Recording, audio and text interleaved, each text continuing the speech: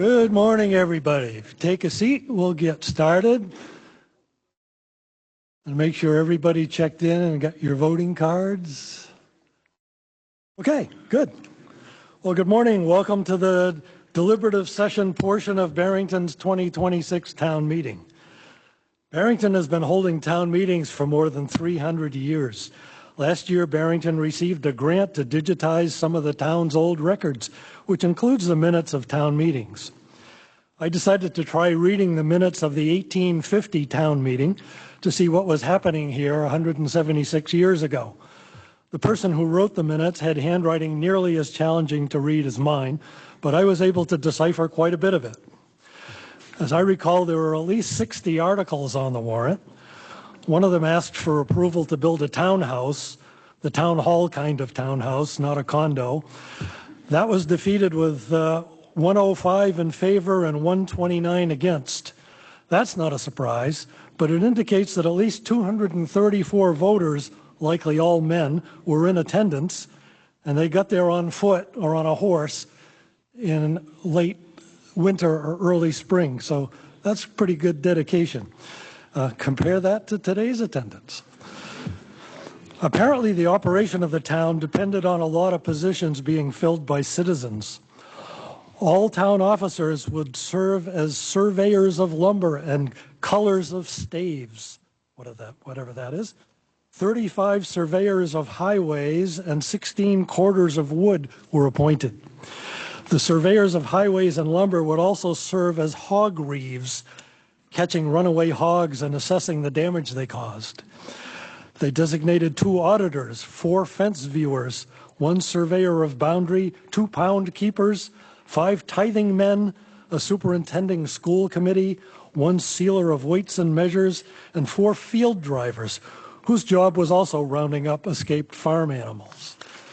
Apparently that was a common thing, and the fence viewers were evidently not fence fixers or gate closers. This was all too much for the voters to finish in one day, so the rest of the meeting was postponed until May. When they did reconvene, someone moved to cancel the rest of the meeting. That motion failed. Today, as in 1850, the town still relies on citizen participation. Being a fence viewer sounds like the ideal position, but there are a lot of other opportunities to serve on boards and committees, to help on voting day, by coaching a team, by doing a roadside cleanup, all kinds of things. All of our citizens' good work contributes to writing the history of our town. So feel free to volunteer for something. Okay, I'd like to introduce the people up here. I'm Ron St. Jean, the town moderator, if you didn't guess.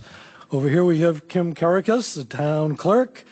Rebecca Smith, hiding behind the TV, the deputy town clerk. Over here on this side we have Tracy Hardikoff, chair of the select board. Joyce Capiello, select board member, and Alexandra Samaco, select board member. Jim Sakosha and Dan and Mantrek of the select board couldn't be here today.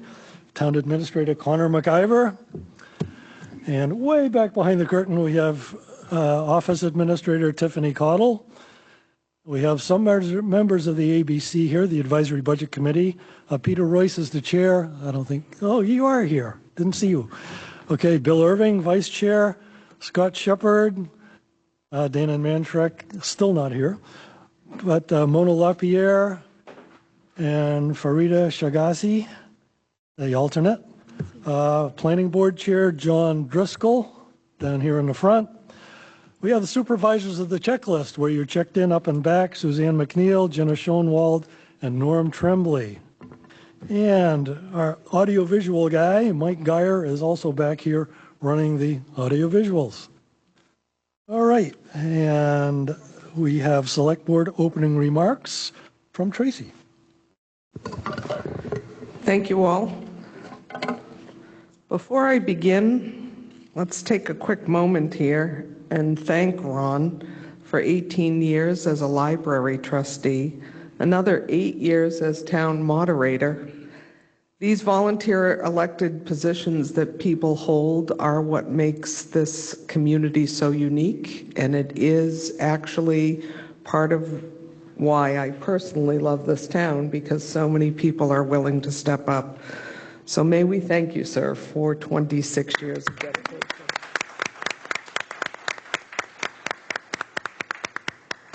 On behalf of the entire Select Board, I'd like to welcome you all. Thank everyone for being here. But before we begin, for those of you that choose to, please stand with me and join me in the Pledge of Allegiance. I pledge allegiance to the flag of the United States of America and to the republic for which it stands, one nation, under God, indivisible, with liberty and justice for all. Thank you. As your elected Select Board, we're responsible for setting the policy direction for our municipal government. There are many elected and appointed volunteers and staff members who support that responsibility. Two of our Select Board members are absent today, one for a family trip planned well in advance and one for a medical reason, unfortunately. They share their regrets in having to miss this meeting. Strategic planning and goal setting is critically important as part of an open and transparent approach to local policy. In April of 2025, the Select Board was very proud to have established a comprehensive strategic plan which outlines priorities for the next 5 years. This strategic plan has 12 goals organized in 4 key focus areas. These focus areas are organizational excellence, preservation of rural character, planned investment, and community engagement. Among the 12 goals are 67 specific action items which contribute to the goal and key focus areas. This is not a plan that sits on the sidelines. We review the plan, we track the progress at every Select Board meeting. It is a live, living document to us that guides our work. Over the 8 months since we adopted the strategic plan, 30% of the action items are complete or substantially on their way to being complete. With support from the community, we've all worked together to make important progress in many areas. We want to take a moment to highlight our goals and recent progress. In the key focus area of organizational excellence, efficient service delivery, succession planning and continuity, and workforce investment were key areas of progress in 2025. This includes completing the transition to a public works model, completing a total compensation and benefits study, and exploring fire regionalization. Another key focus area was preservation of rural character. This was a hard one. It's kind of hard to define what that means to each of the people in our community. But the preservation of rural character goals relate to our town center vision, the strategic commercial growth in the area, land conservation and stewardship, and adaptive land use planning. Progress in 2025 includes more than 500 acres of new land being conserved, using funding from our conservation fund. Grant-funded initiatives to update the town center vision. We sat for a full day learning about what it was, once again, that people of Barrington wanted and how we could work with specific builders and businesses to bring forward that town center. We studied the intersection of community and economic development using the UNH Cooperative Extension Partnership, and we carefully crafted 9 zoning amendments to be considered at town meeting. Thank you to our planning board and our land use office for that. Key focus areas, planned investment. The planned investment goals relate to asset management and maintenance and capital planning transparency. Progress in 2025 includes opening the new library on time and $64,000 under budget. Replacing 5 essential vehicles, including an ambulance and plow truck. Development of a communication plan for a 2027 infrastructure bond. Installation of a bridge on Old Settlers Road that was 80% state funded. Starting critical projects at the Swains Lake Dam that was 90% FEMA funded. And finalizing the $1 million grant-funded renovations of our community center. Another key area of focus has been community engagement. The community engagement goals relate to effective communication, civic education, and resident participation. Progress in 2025 includes the tax bill inserts with important details about government and property taxes, engaging residents through information, consultation, collaboration, and empowerment, and providing unparalleled access to information in an electronic budget binder, warrant web page, and the beautiful community voter guide. You can view the entire strategic plan, including executive summary, at a 2025 review of progress on the town's website, www.barrington.newhampshire.gov/strategic plan. Today, the Select Board's glad to present a warrant with broad support from the Select Board and Advisory Budget Committee. This support is not a rubber stamp. It's reflective of dozens of meetings and negotiations to settle on proposals which can be unanimously supported. Printed copies of the voter guide, white, salmon, and gold, and budget, green and blue, can be found at the registration table, and all warrant and budget details are available online. Again, barrington.newhampshire.gov/2026 warrant. The 2026 budget process started last summer with department heads and the town administrator developing a proposal. Beginning in October, the Advisory Budget Committee reviewed, discussed, and deliberated each line item of that budget. We'd like to thank all involved for their work and their dedication through the budget process. In addition to the operating budget, we're also supporting many annual contributions to capital reserve accounts to responsibly plan for future capital expenditures. Thank you again. We look forward to your questions and discussion this morning. On Tuesday, March 10th, 2026, all articles will be voted on at this Barrington Middle School from 8 a.m. to 7 p.m. Spread the word. Finally, we'd like to thank the many volunteers and employees of all of the service that takes place in our community.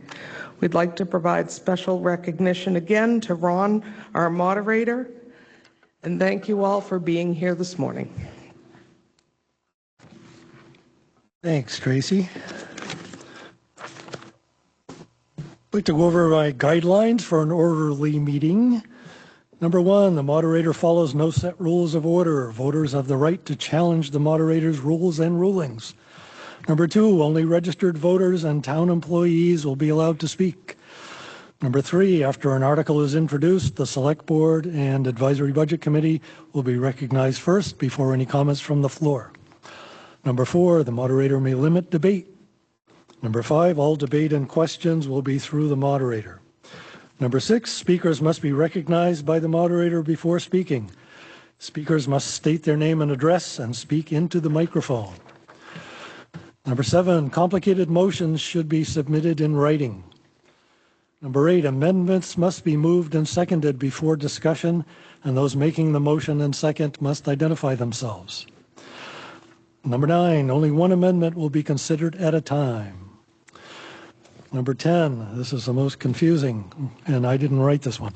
To request a secret ballot, 5 or more voters in attendance must make the request in writing before a hand vote is called for. Immediately following a hand vote, 7 voters may request a vote by secret ballot. And number 11, voters may move to restrict reconsideration of an article after discussion of that article is complete. If the motion passes, there can be no further discussion of that article. And please silence your electronic devices unless you're a first responder. Okay, Article 1 is the election of officers. We do that on voting day, not today. Happily, we do have somebody running for each office, and none of these are contested. There's one person running for each position. So you won't see many campaign signs out this year, but I'm sure everybody, even though it's not contested, would appreciate your vote. All right, so we'll start. Typically, you'll see in your packet that the zoning articles are listed first. we typically talk about those. We can't amend them. We typically discuss them after we've discussed the regular warrant articles. And if anybody would be willing to move, make a motion to that effect, to move Articles 2 to 10 to be considered after Article 33. Make that motion, moderator. Tracy makes that motion. Anybody second? Second. Joyce makes that second. All those in favor, raise your little pink cards. Beautiful. That passes. All right. We'll consider those all later. We'll start with Article 11. To see if the town will vote to raise and appropriate as an operating budget, not including appropriations by special warrant articles and other appropriations voted separately, the amounts set forth on the budget posted with the warrant or as amended by vote of the first session for the purposes set forth therein, totaling $10,354,643. Should this article be defeated, the default budget shall be $10,186,851, which is the same as last year with certain adjustments required by previous action of the town or by law. Or the governing body may hold one special meeting in accordance with RSA 40:13, Roman numerals 10 and 16, to take up the issue of a revised operating budget only. This article is projected to add 0 cents per $1,000 of assessed value to the 2026 tax rate, or $0 to the tax bill on a $425,000 property. This article is recommended by the Advisory Budget Committee 4-1 and the Select Board 5-0. And Town Administrator Connor McIver will speak about the operating budget. Thank you, Mr. Moderator. Thank you, everybody, for being here. So before I get into a description of the operating budget, which is the most significant article on the warrant each year, I just want to make sure everybody's familiar with the materials that are up at the table, and hopefully you all have a copy of. If you have a friend or a colleague or a neighbor that isn't here and you think they may be interested, please grab an extra copy, bring that to them. But there are also links available on the slide here and on all of the materials where these materials can be accessed online. And they will be updated after today's session following any changes which may happen. The first document, and certainly the most comprehensive, is the Community Voter Guide. For the second year in a row, this includes not only the town warrant information, but also the school warrant information. It's color-coded the same way that your ballots will be color-coded on March 10th, with the town ballot pages being white, the zoning amendment pages being salmon, and the school budget pages, the school warrant pages being gold. So the Community Voter Guide includes not only the information which will appear on the ballot, in addition to an objective explanation of what that article does or doesn't do, but most importantly, and the biggest piece of feedback we've heard from residents, is it includes a recommendation narrative, not just the vote, but a recommendation narrative from your select board and budget committee. So they spend a tremendous amount of time through the process digging into each one of these issues, and at their meetings, typically at the end of the process, they discuss and deliberate what they like or don't like about these articles. And we record that in the minutes and copy that in the Community Voter Guide, so you have a one-stop shop to get into the weeds on what these articles mean to the community, the select board, and advisory budget committee. So like I said, this has deliberative edition at the top. That's important because if there are any changes, this will be updated. Last thing I want to point out on the Community Voter Guide, and there's also separate sheets up at the table. This is the second year now that we've done a reference sheet included in with the voter guide. So the idea here is there's 33 articles on the town ballot and 6 articles on the school ballot. It's a lot to keep track of. State law says you all get to make these decisions, and so we want to empower you to be able to make informed decisions and not feel overwhelmed by voting on almost 40 articles on March 10th. So the idea is you can use this reference sheet, go through the voter guide, call your friends and neighbors, call a select board member, call a school board member, decide how you plan to vote on election day, and you can track how you plan to vote on the reference sheet. Bring that with you on voting day and use that to expedite your voting process on the 40 articles. First time ever this year, included on the reference sheet is a listing of the estimated tax rate impact. And that's really important. We want all voters to be able to make decisions eyes wide open when they go in and pull the curtain closed on March 10th. Most of the decisions that voters will make on March 10th have some financial impact. up or down.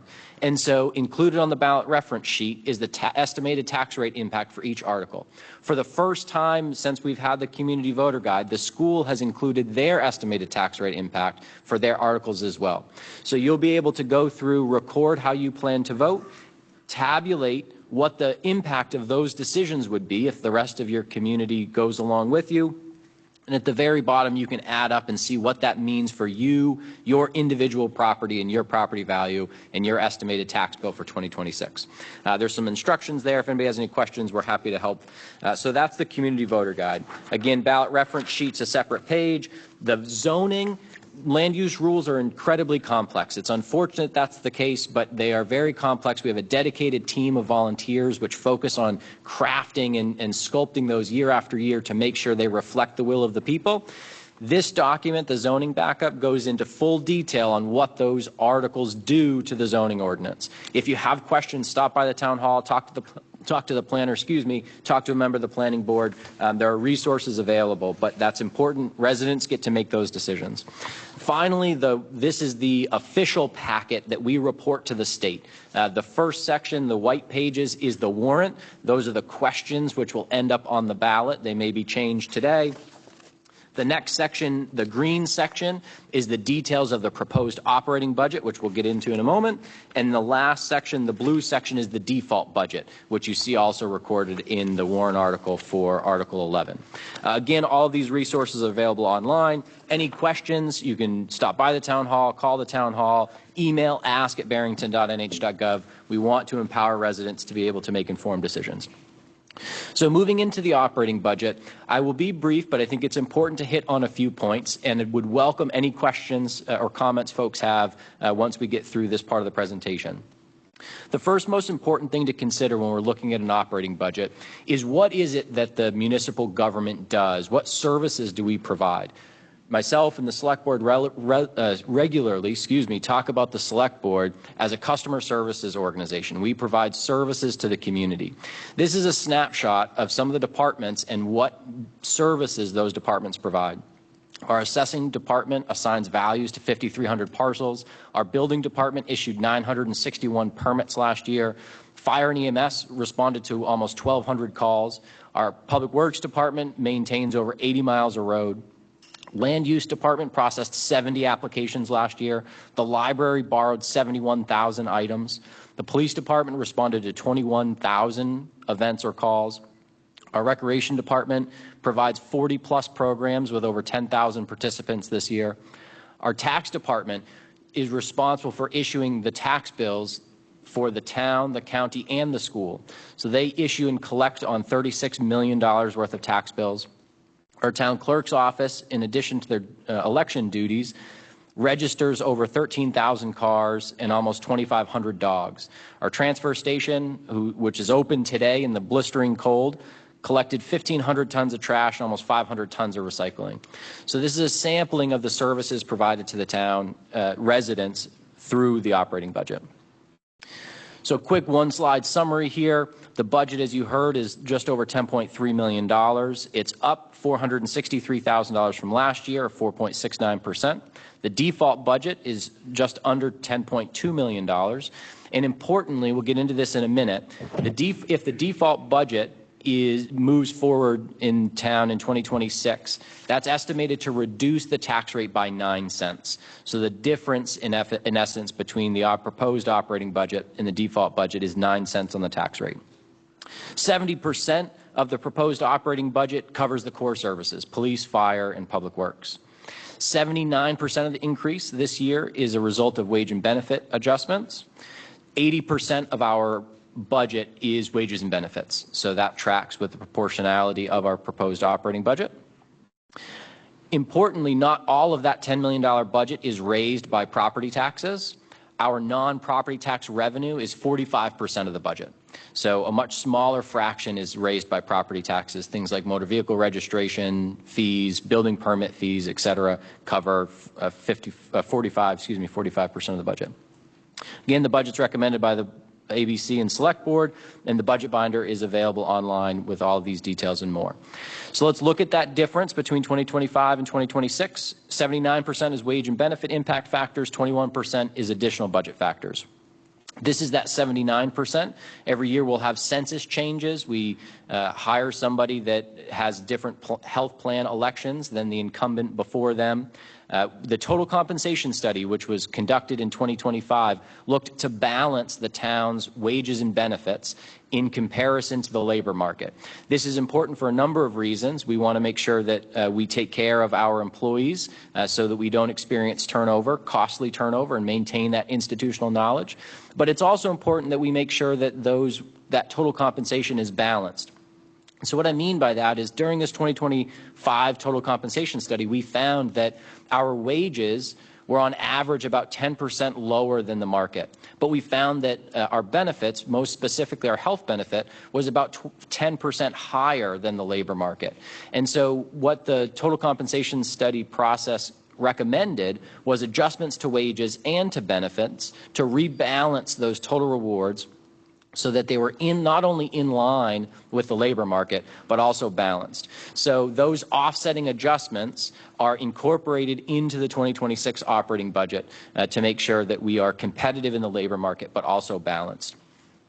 There were a decision in the 2025 budget added some fire EMS staffing, and so we're seeing the second 25% of that decision that went into effect in April. And then the library trustees made some staffing changes which had an impact on the 2026 budget proposal as well. Moving on to the 21% of the increase. Inflation was a big category. Materials like road supplies and gravels, transfer station supplies and waste disposal, other highway department supplies, police and fire supplies increased due to inflation. So we're buying the same amount of supplies, but the cost is higher. In 2026, we will need a revaluation. Our assessed values are about 80% of the market value. We have a responsibility to keep that plus or minus 10%, so between 90 and 110%. General government buildings contracts is up. We have facilities that we need to take good care of, and so it costs a little more to do that. Electricity, as I'm sure you all have experienced, rates have increased for not the supply but the distribution.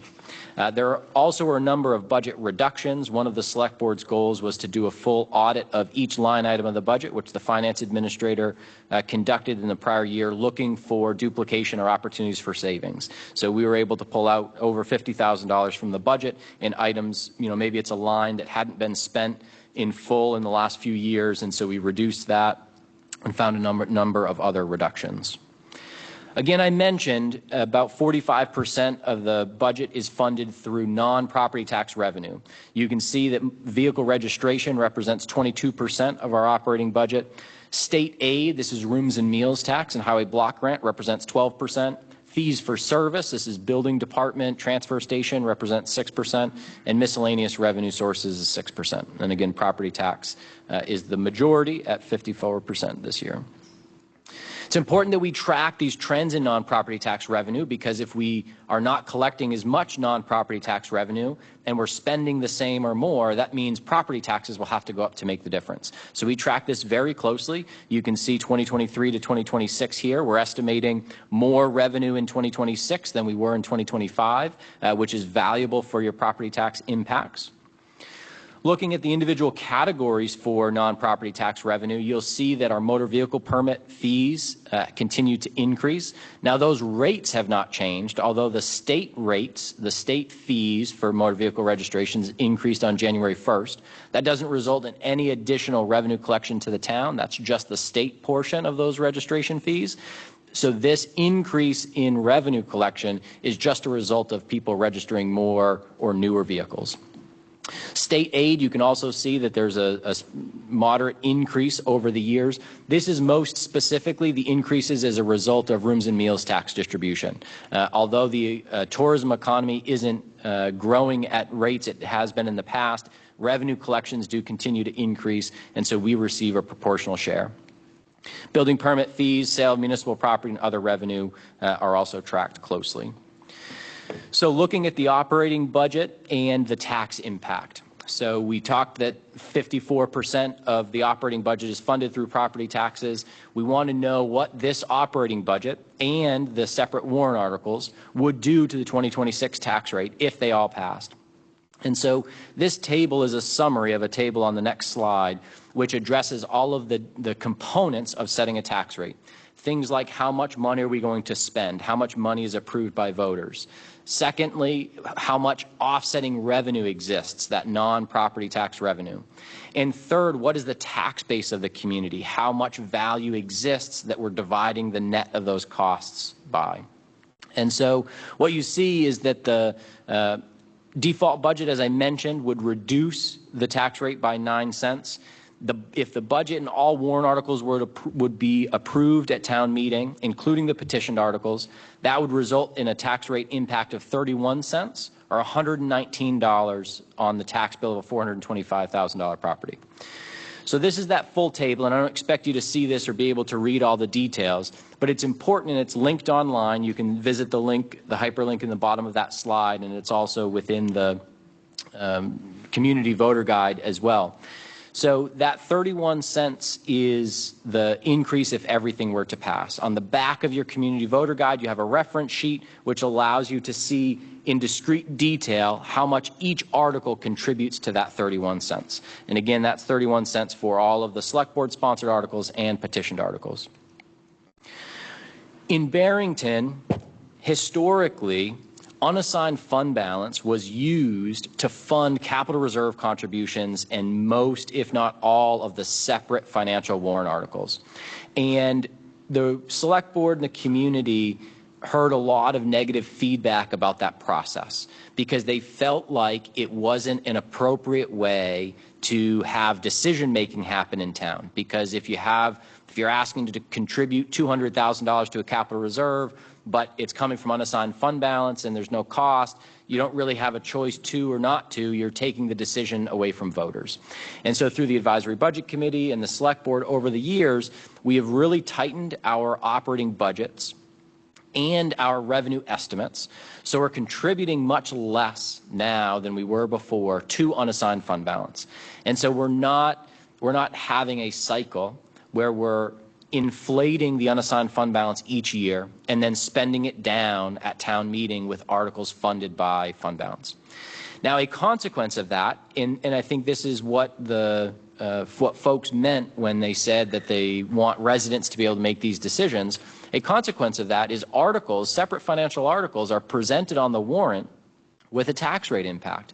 So you see for each individual article that you're considering supporting or not, what the financial impact of that article would be. And that's important so you can weigh, it's your decision to make, so you can weigh whether or not to support that article. So last year was the first year this happened in full. So every single article on the warrant was listed with the full tax rate impact, including the operating budget. And so as we look ahead, this is now the first time in Barrington where we have a large portion of those separate financial warrant articles which are already included in the tax rate as it exists now. Now, we have a responsibility in state law approved by voters in Barrington to include an estimated tax rate impact statement on the warrant. So we are required to provide a tax rate impact statement. The reason that's important is because we need to communicate to you all what the difference would be between the current tax rate and the tax rate if you vote a certain way on these articles. And so now to this chart that you see up on the screens and been up there for a minute. So the 2025 tax rate was $3.39. The blue portion of that tax rate is the budget. It cost $3 on the tax rate to fund the municipal operating budget last year. The orange is the separate financial warrant articles. That 39 cents funded the separate financial warrant articles from 2025. There was about almost $800,000 in separate financial warrant articles. So now looking at the 2026 proposal, the proposed operating budget is estimated to require a tax rate of $3.21 in 2026 to fund the full proposed operating budget. The default budget is 9 cents less than that, right? The orange is the amount of separate financial warrant articles, and that 49 cents is what's required to fund those separate financial warrant articles. So the 31-cent difference, right? So that 31 cents in the tax rate to fund all of the financial warrant articles and the operating budget is the difference between last year's rate of $3.39 and what would be required to fund the 2026 rate of $3.70. So what that means in effect is that the current tax rate, because we have so many articles last year funded by the tax rate, the current tax rate not only covers the full proposed operating budget, but it also covers 37% of the proposed separate financial warrant articles. So what you see in this table, which is also in the printed community voter guide, so you can see the details, and that's on page 7, is you can see each financial article, the total appropriation amount in the first column, the portion of the estimated 2026 tax rate, the estimated increase to the tax rate, which is the impact, and that's what appears on the warrant article, the estimated increase to the tax bill, and the estimated 2026 tax bill for each article. And so, again, it's our responsibility to provide you all with the information so you are empowered to make an informed decision. It gets really complicated because there are so many components of setting a tax rate. We work to simplify these details as much as possible, but I'll tell you that we're available. The Advisory Budget Committee, the Select Board, myself, staff of the Town Hall. If you have questions or concerns, or you really want to make sense of this so you can make an informed decision, come see us. We've made a tremendous amount of information available electronically, but we don't expect you to be able to sift through it all, and if you have questions, come see us. But this is the basis for the tax rate impact on not only the operating budget, but all of the separate financial warrant articles. So looking at that 2025 tax rate, 73% of the $19.56 tax rate goes to the school, 17% is retained by the town, and 10% goes to the county. I want to point out an important comparison of, that 17% that goes to the town, the $3.39.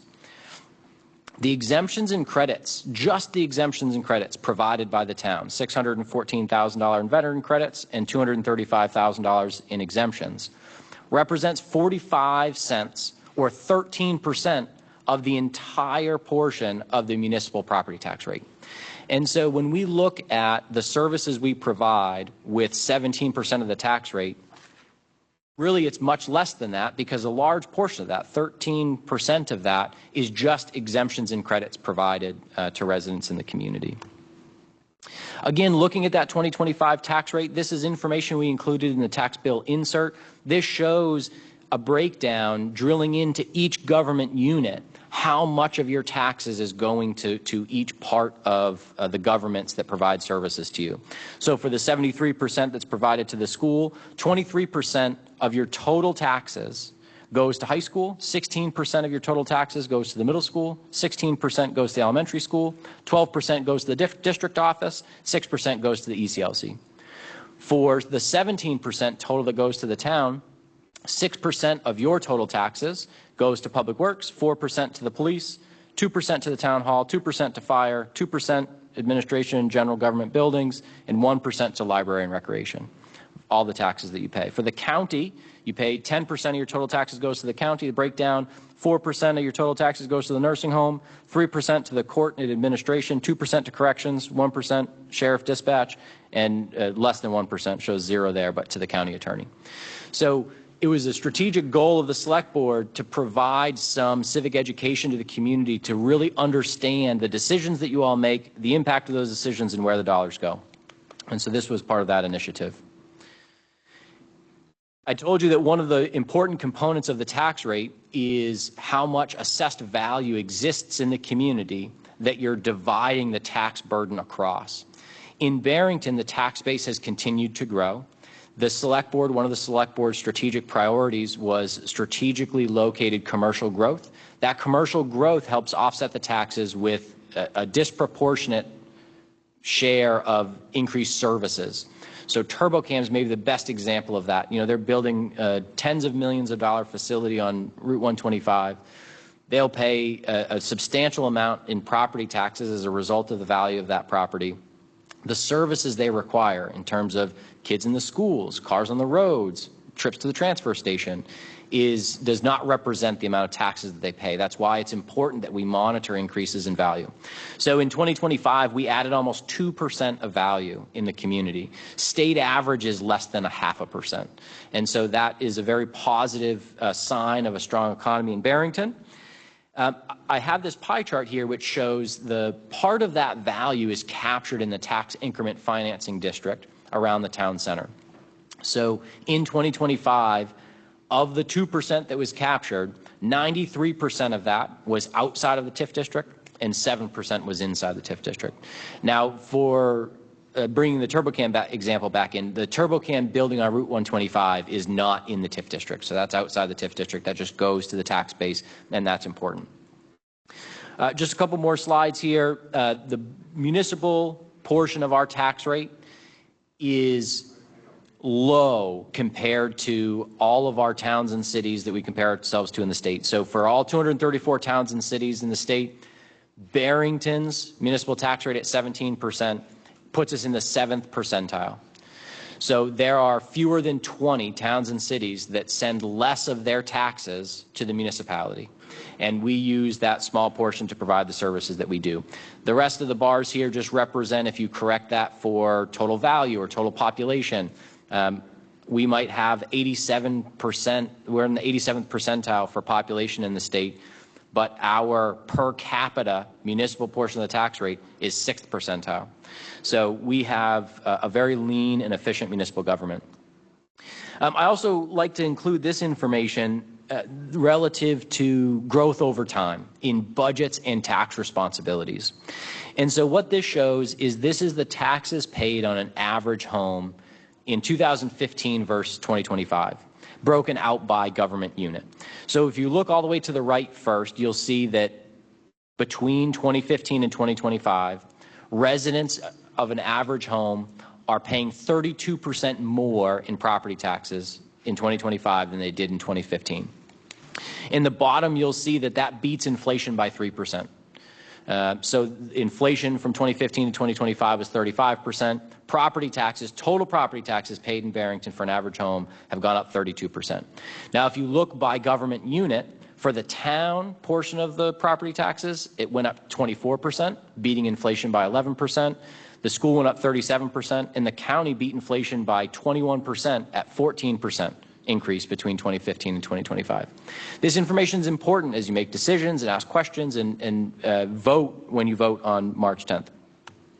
As I said, I welcome any questions about the operating budget. You're certainly welcome to ask questions of the Select Board or Advisory Budget Committee. And if you have questions but you don't want to spend time today asking those, stop by the Town Hall, see me, give me a call, send me an email, and we'll make sure that you can be an empowered voter when you vote on March 10th. Thank you, Connor. Any comments from the Select Board? Just a quick thank you to Advisory Budget Committee for bringing to the Select Board what was almost a completely finished project for us to review. And I know hours and hours of work go into that on the part of the volunteers, so thank you all. Any comments from the ABC? Okay. All right. Any comments from the floor?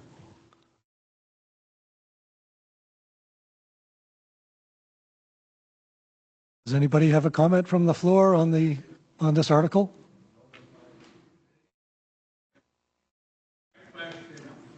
I'm sorry, you have to come to the microphone. Can somebody bring on the microphone? It's wireless. Again. Oh, thanks, Jack.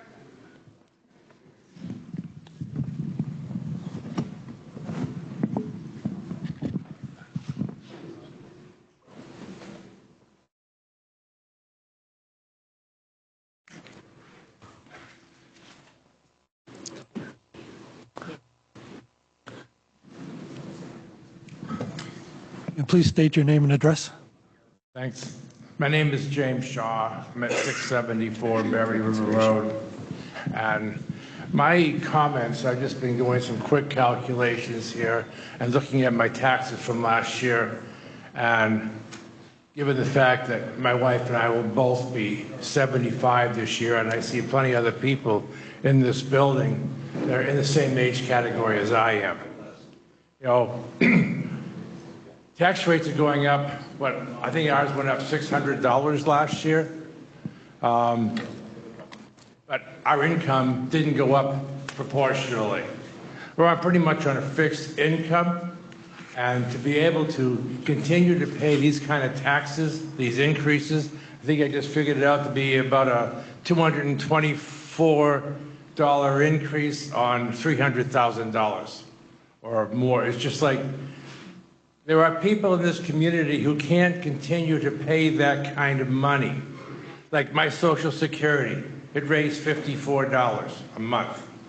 You know, my wife's raised a little bit like that, but then all of a sudden you look at Medicare Part B and it goes up $64. So we got a net loss.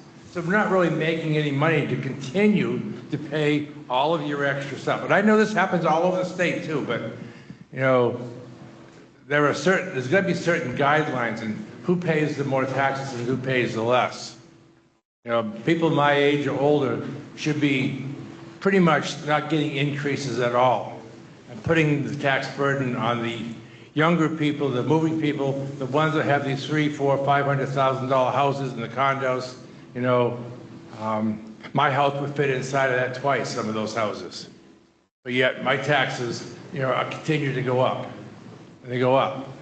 I do get a discount because of a veteran, but still, it's constantly going up because you know you start looking at the warrant article. You know, it's going to go up 4 cents per 1,000. You add those all up, and it comes up to $150, $200. So people don't add that when they're in there voting.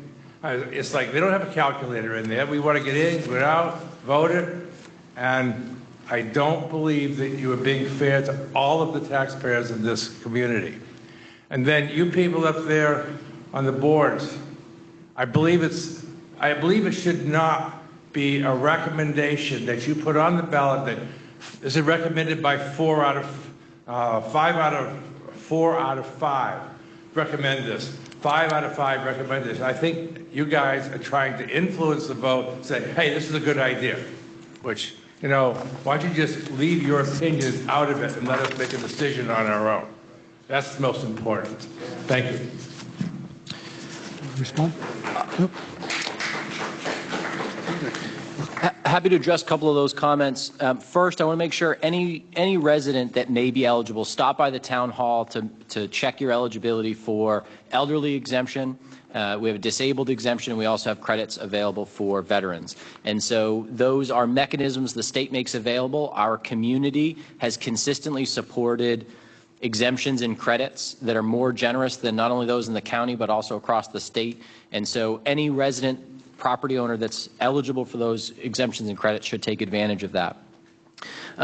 The topic of recommendations, we've heard this a couple of times. It was in town meeting in 2009 voted to require that the numerical tally recommendation be included on the ballot. So the statute is RSA 40:13, Roman numeral 5-A.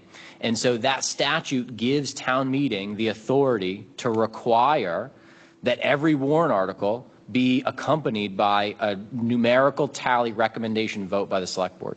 There are separate statutes that require it for certain articles like bonds and others, but that statute allows town meeting to vote.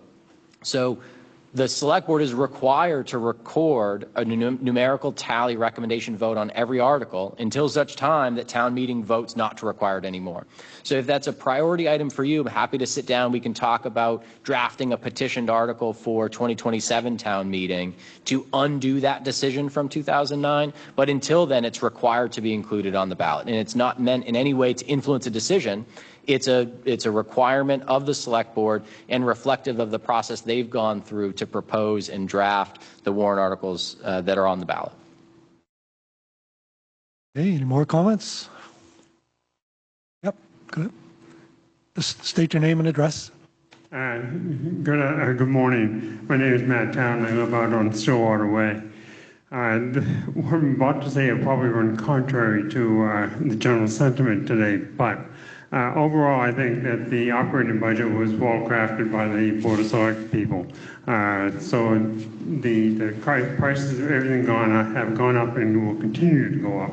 And that operating budget reflects, I think, a good faith effort at keeping costs down. Having said that, like everybody else, I'm not particularly pleased about my taxes going up nearly $2,000 in 1 year.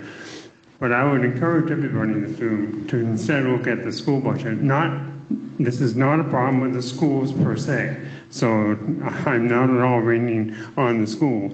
I am raining on the state's response to the various court decisions over the last decade or more, where the state's contribution to our educational system has really dropped off a cliff. That's where the problem lies. So we need to get on to our representatives, and we need to hire and elect people who actually attend to what the state's responsibility, stated in the Constitution, it's a state responsibility to fund education. That's where the problem with our taxes really lies, and our method of collecting the money. It takes a certain amount of money just to run a town and buy fuel and all the other odds and ends.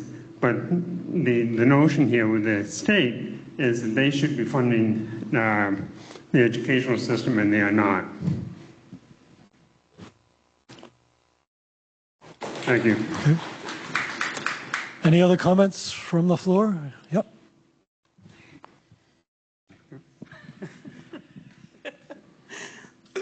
Carolyn Robbins, Chesley Drive. Probably going to get some flack for this, but I'm going to say it anyway.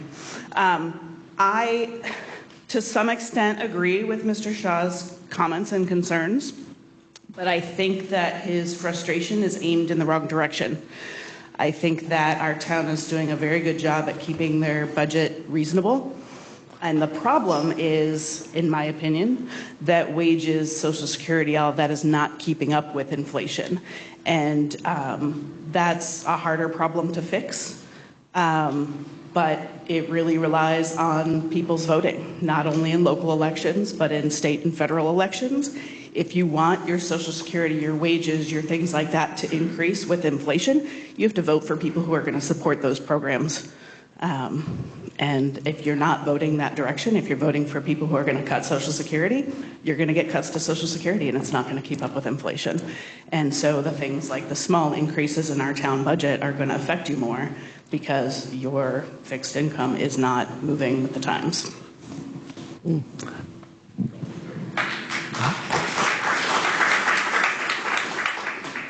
Anybody else want to comment on Article 11?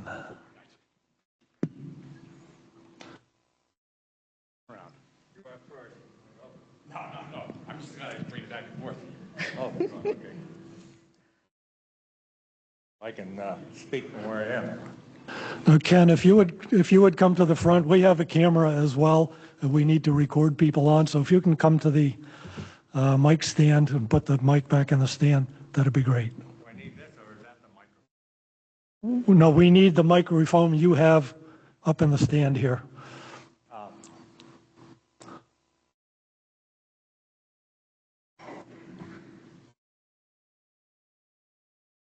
Okay, so You can hold it there if you want. That's good. microphone. You can hold it if you want, Ken, if it's easier. Well, I think I'd like to put it in here, Okay. if I could.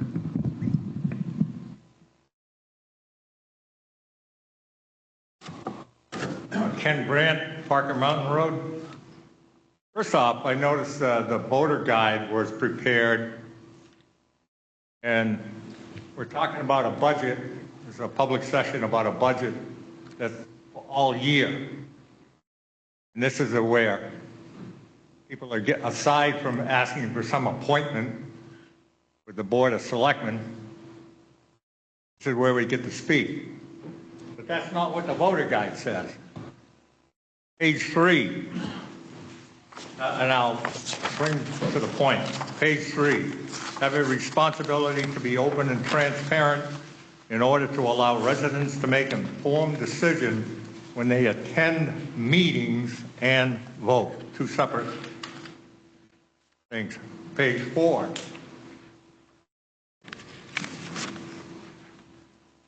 embracing innovation, enhancing organizational performance, and responsiveness to residents' needs and expectations. Page 5, then I'll get to my point. Please do. Ensure consistent access to accurate and transparent information across all 3 entities. For residents to connect with select board members and participate in open, productive dialogue on key community issues.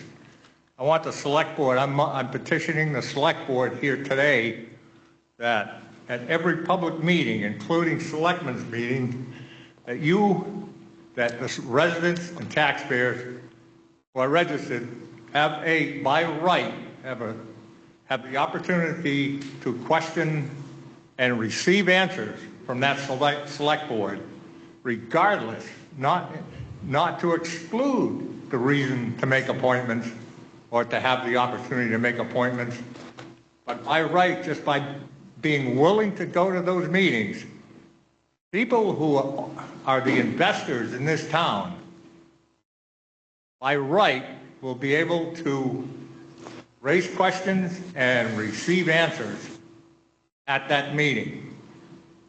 I petition and I ask the select board, the selectmen, to commit to that and to do it without saying, oh, it's last for one meeting. This will be something that is and will take place. It could be done by petition, or it could be done by a special election. Maybe the thing to do is have a special election, but rather, I would like to see the commitment made by the people who are elected to head the town. And I think you need to keep in mind that we would exist without you. We are not here for you. You are here for us. So that was my comment about that part of the budget. And the operating budget, the questions that I have. Questions that I have on the operating budget. Where would I go to find a source for this zero impact for this $10 million? Where does that money come from? The existing tax rate. So the existing tax rate is $3.39, and the impact of the proposed operating budget is $3.26. You're saying is $10 million. It's zero impact on the tax rate. It's those special warrant articles last year which were funded by the tax rate. And again, that's new in Barrington because typically they've been funded all or in part by unassigned fund balance. And so there's a table on page 7 of the voter guide which has most of the details you're looking for. Okay.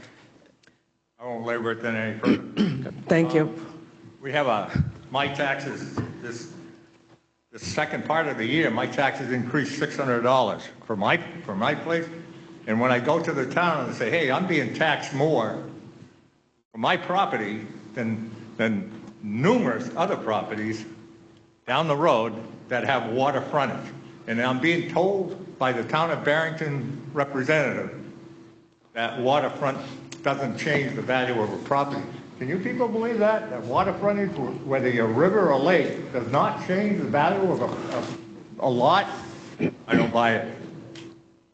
The reason, and other reasons for a $2 increase in this tax rate. One, you pay the town to have professionals represent us. Take one item, take for instance, septic system down at the public safety building. How this type of stuff happens is waste, fraud, and abuse.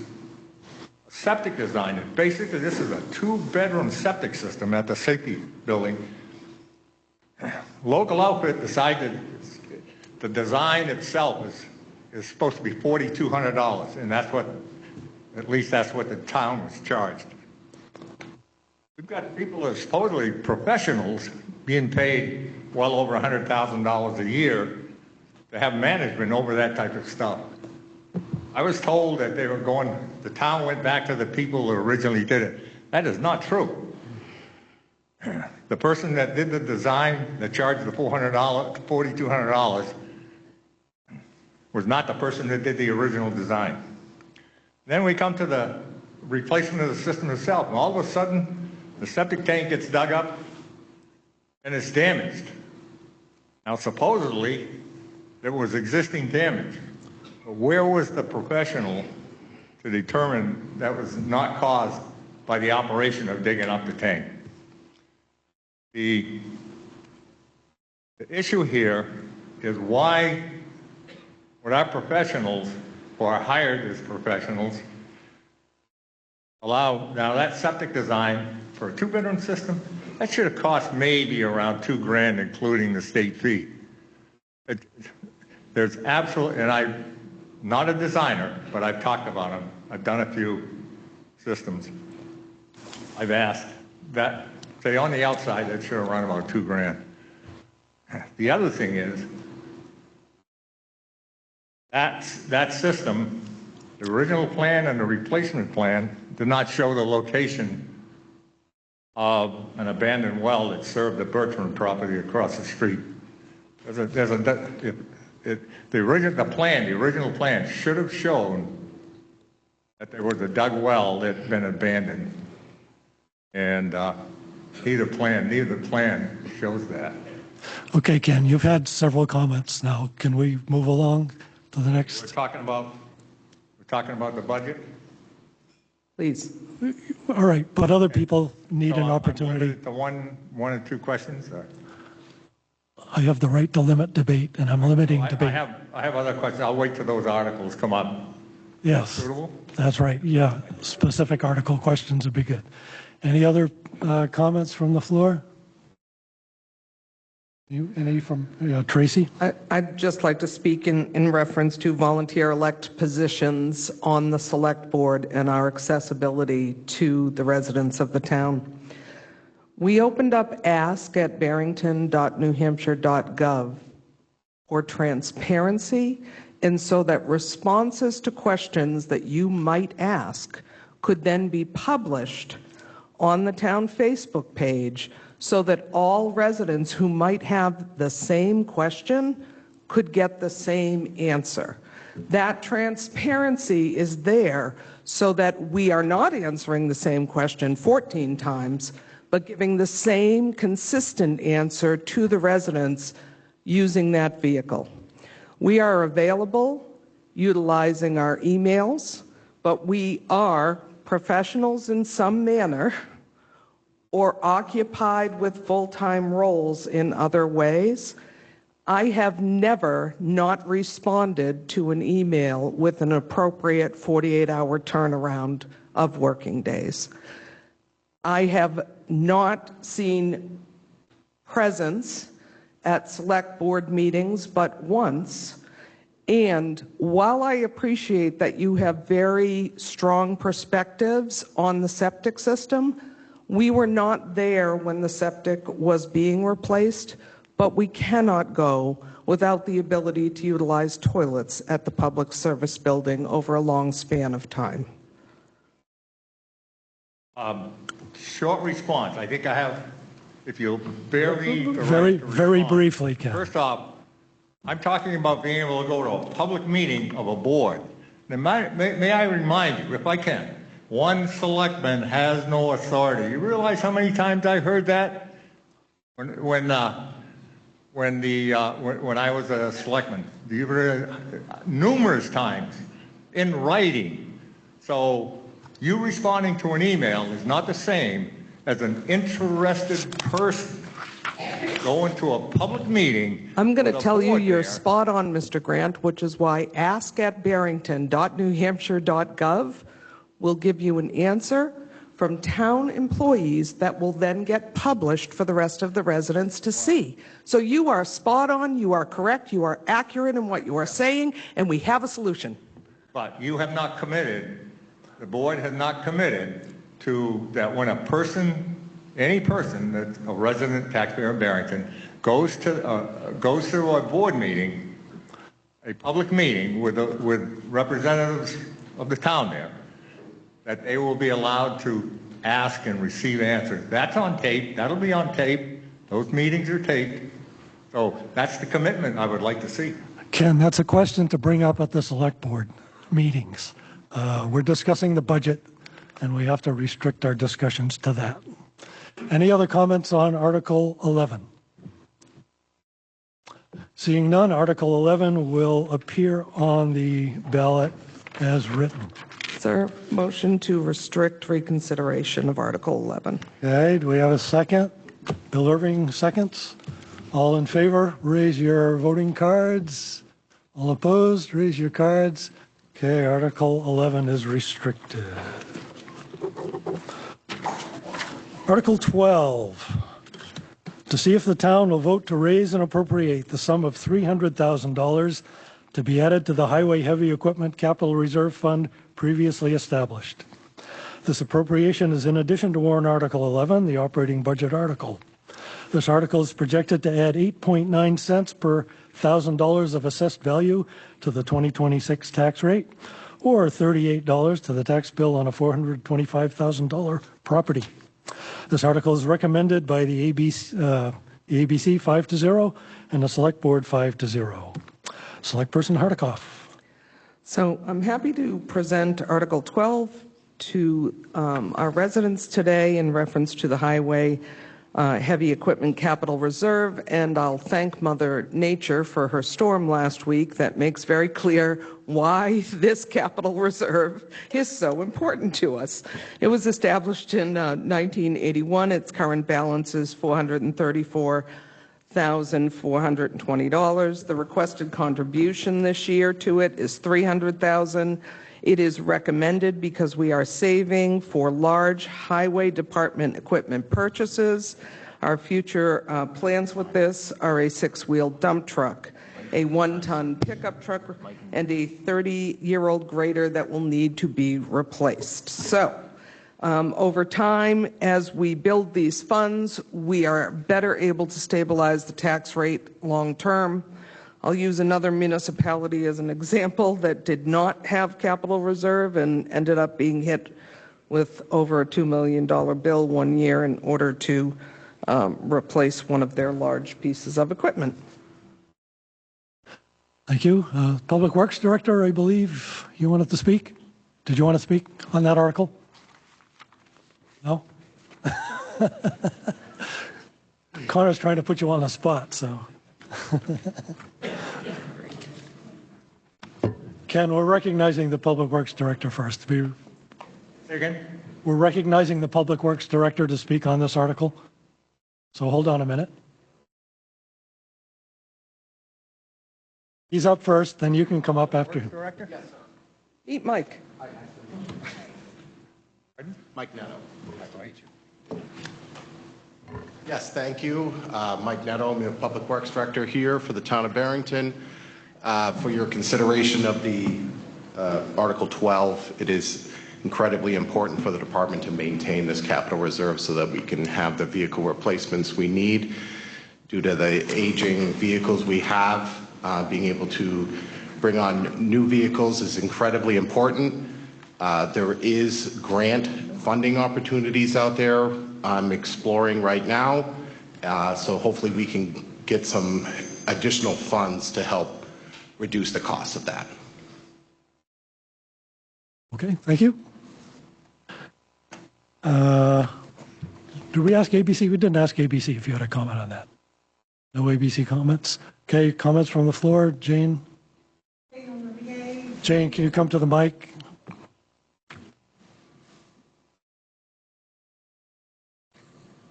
Jane Olivier, Beauty Hill Road. I just want to commend the Highway Department. It's amazing. In the morning, they're there. The roads are good. It's freezing cold. I just want to thank them and commend them. This should pass.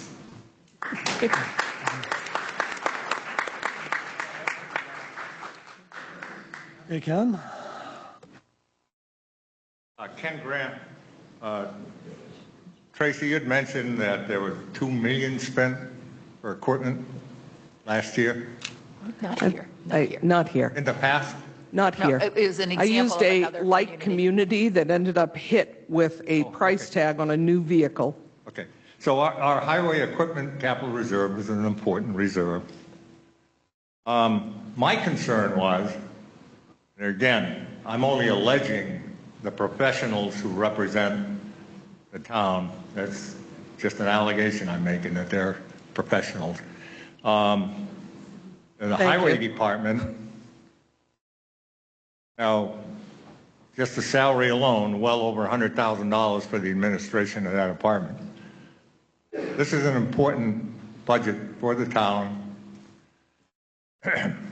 One day I was at a selectman meeting, and the highway department administration came to the selectman and asked he needed to be relieved of going out and getting bids for vehicles, and the selectman granted that wish. Now, is that still a policy that's being held? I don't know of any town where you have professionals in that type of administration that don't go out and get bids to represent to the taxpayers' treasury that they're getting their dollars worth.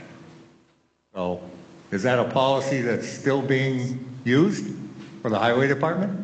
The town has, the select board sets a purchasing policy, and if that purchasing policy is ever to be waived, they have to go before the select board. So we have asked the select board to waive the purchasing policy for good cause in certain circumstances. One recent example, I don't know specifically what you're talking about with the truck, but one recent example is we bought a cruiser down in Massachusetts at a price lower than state bid. So part of the purchasing policy allows our departments to buy vehicles at state bid pricing. So the state goes out, gets competitive bids, and we can take advantage of those as municipalities in the state. And so our leadership in departments sometimes are able to source vehicles at a price lower than the state bid pricing. I'm on the highway article corner. I'm trying to think in the highway department. There was a time during COVID when there was a spec vehicle up in Rochester that was on the lot, and that we could get a 1-ton that we could get at state bid pricing. And to buy a new one would have required like a 24-month lead time. That was when lead times for vehicles. So I think we asked the select board to waive the purchasing policy that time so that we could get a piece of equipment that was on the lot. But that was at state bid pricing. You have a bid policy in effect. We do. Yep. Purchasing. I'm happy to get you a copy. You use it. You actually buy it. The select board has a purchasing policy it utilizes. Cases that you say. Correct. Okay. Thank you. Of course. Okay, any other comments on Article 12? Seeing none, Article 12 will appear on the ballot as written. Article 13, to see if the town will vote to raise and appropriate the sum of $150,000 for road paving and reconstruction.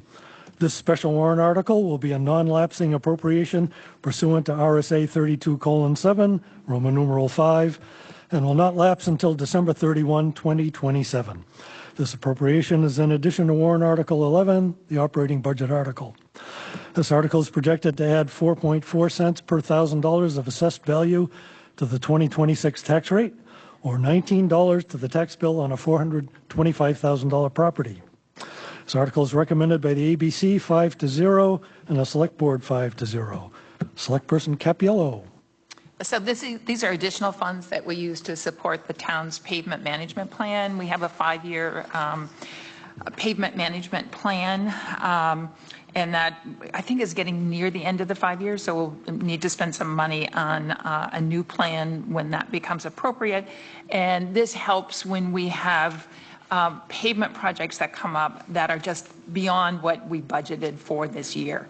And so sometimes when we're doing a project, we find something that requires additional money. So this helps us to maintain those roads and things like top coat, wear coat, crack sealing. So just supporting those good roads we've all come to expect. Thank you. Any ABC comments? Any comments from the floor? Okay.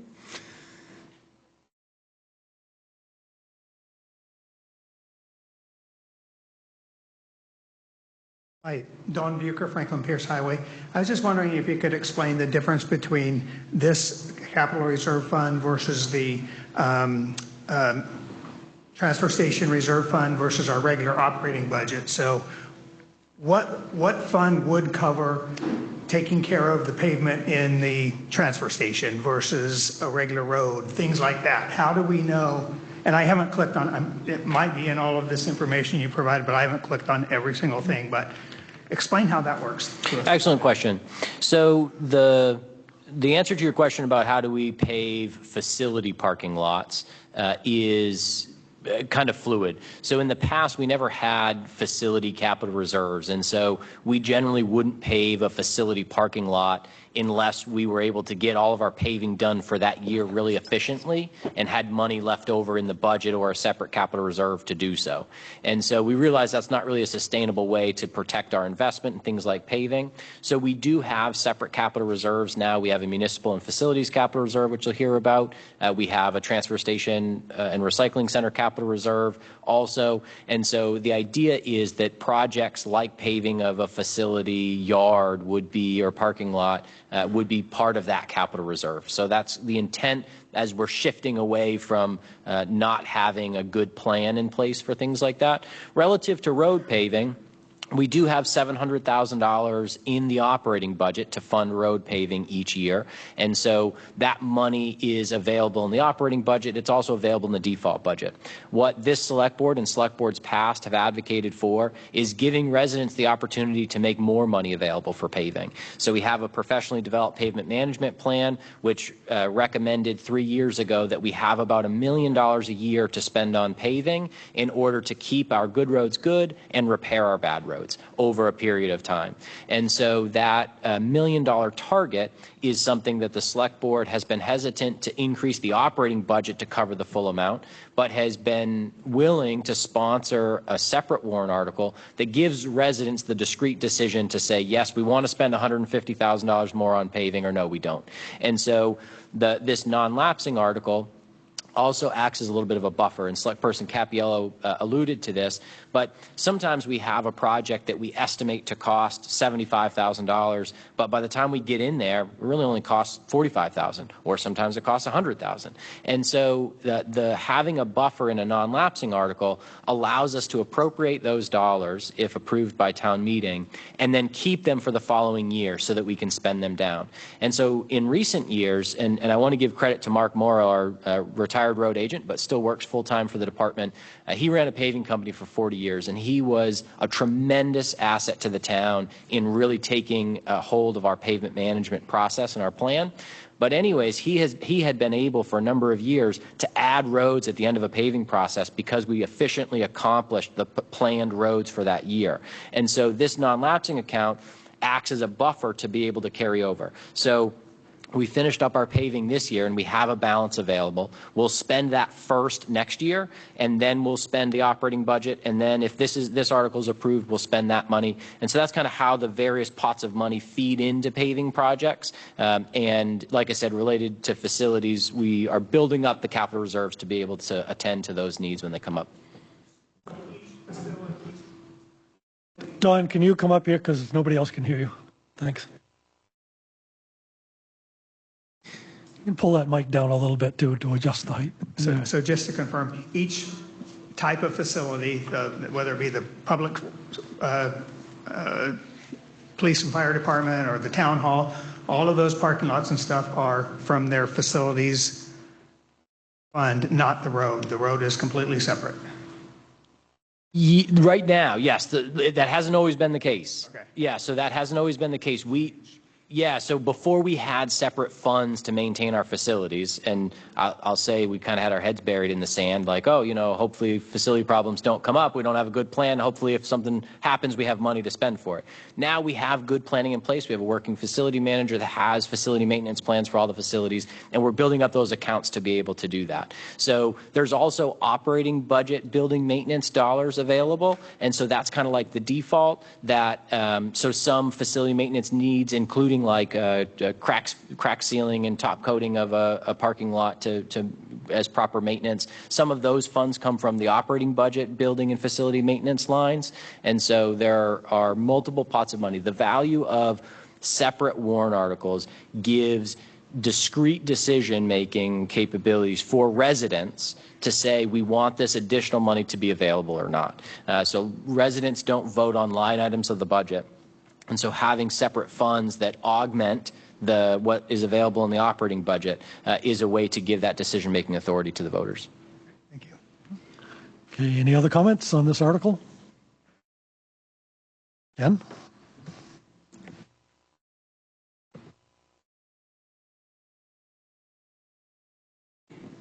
This is certainly related to this article. Ken Grant, Parker Mountain Road. In 2012, a petition warrant article was put to the voters, and it's still in effect, charges $5 per registration that supposedly goes toward the maintenance of roads. Does that impact this? Does it reduce the amount that the highway is asking for? The other part of that, so that's that part. It generates, I guess, about $50,000 or $60,000 a year. The other part, the town clerk, and that is collected. That highway fund is collected by the town clerk. So one department collecting money for another department, because we got professionals running the highway department. That works. The other thing is, every vehicle is charged $1 for supposedly covered postage and printing approved by the selectmen. 2024 collected $14,000. The clerk's printing and postage was reported at $9,650. To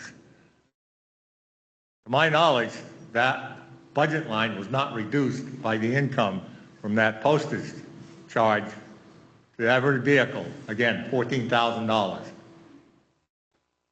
Ken, let's keep the comments to this article.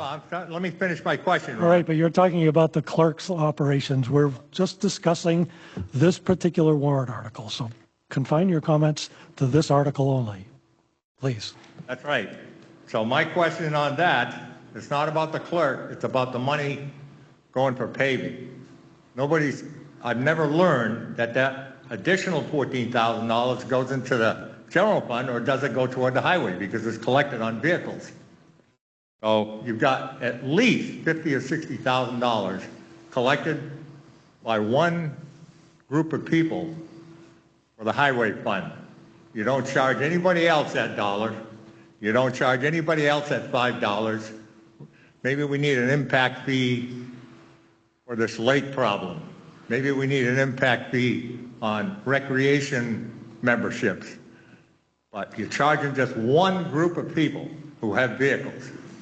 So my question, leave it to, do both of those items reduce the highway paving budget?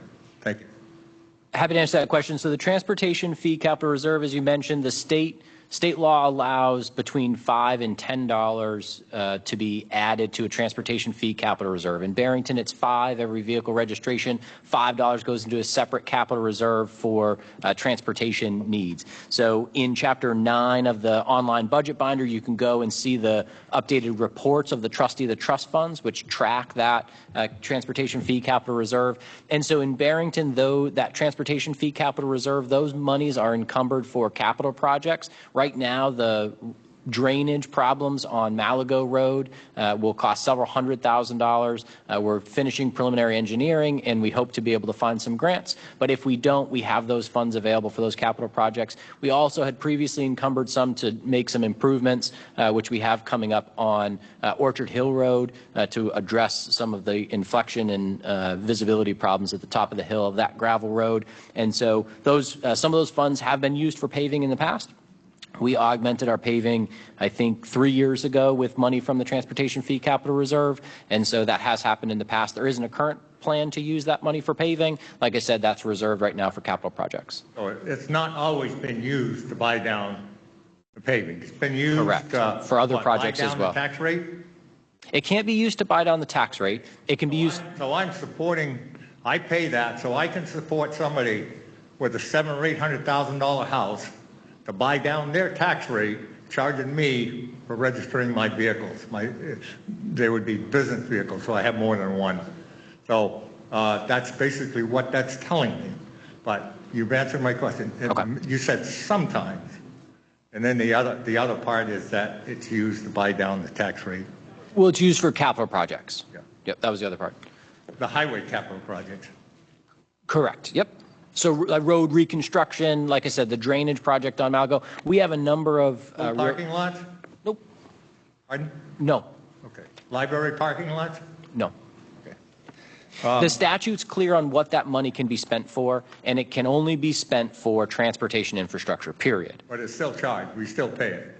We still pay that $5 per vehicle since 2012, which was a petition warrant article. Yes, and that can't change unless town meeting undoes that action, just like the recommendation. We got one department collecting the budget for another department. You'll have to take that up with the state. That's the mechanism in state law for the transportation fee capital reserve, that $5.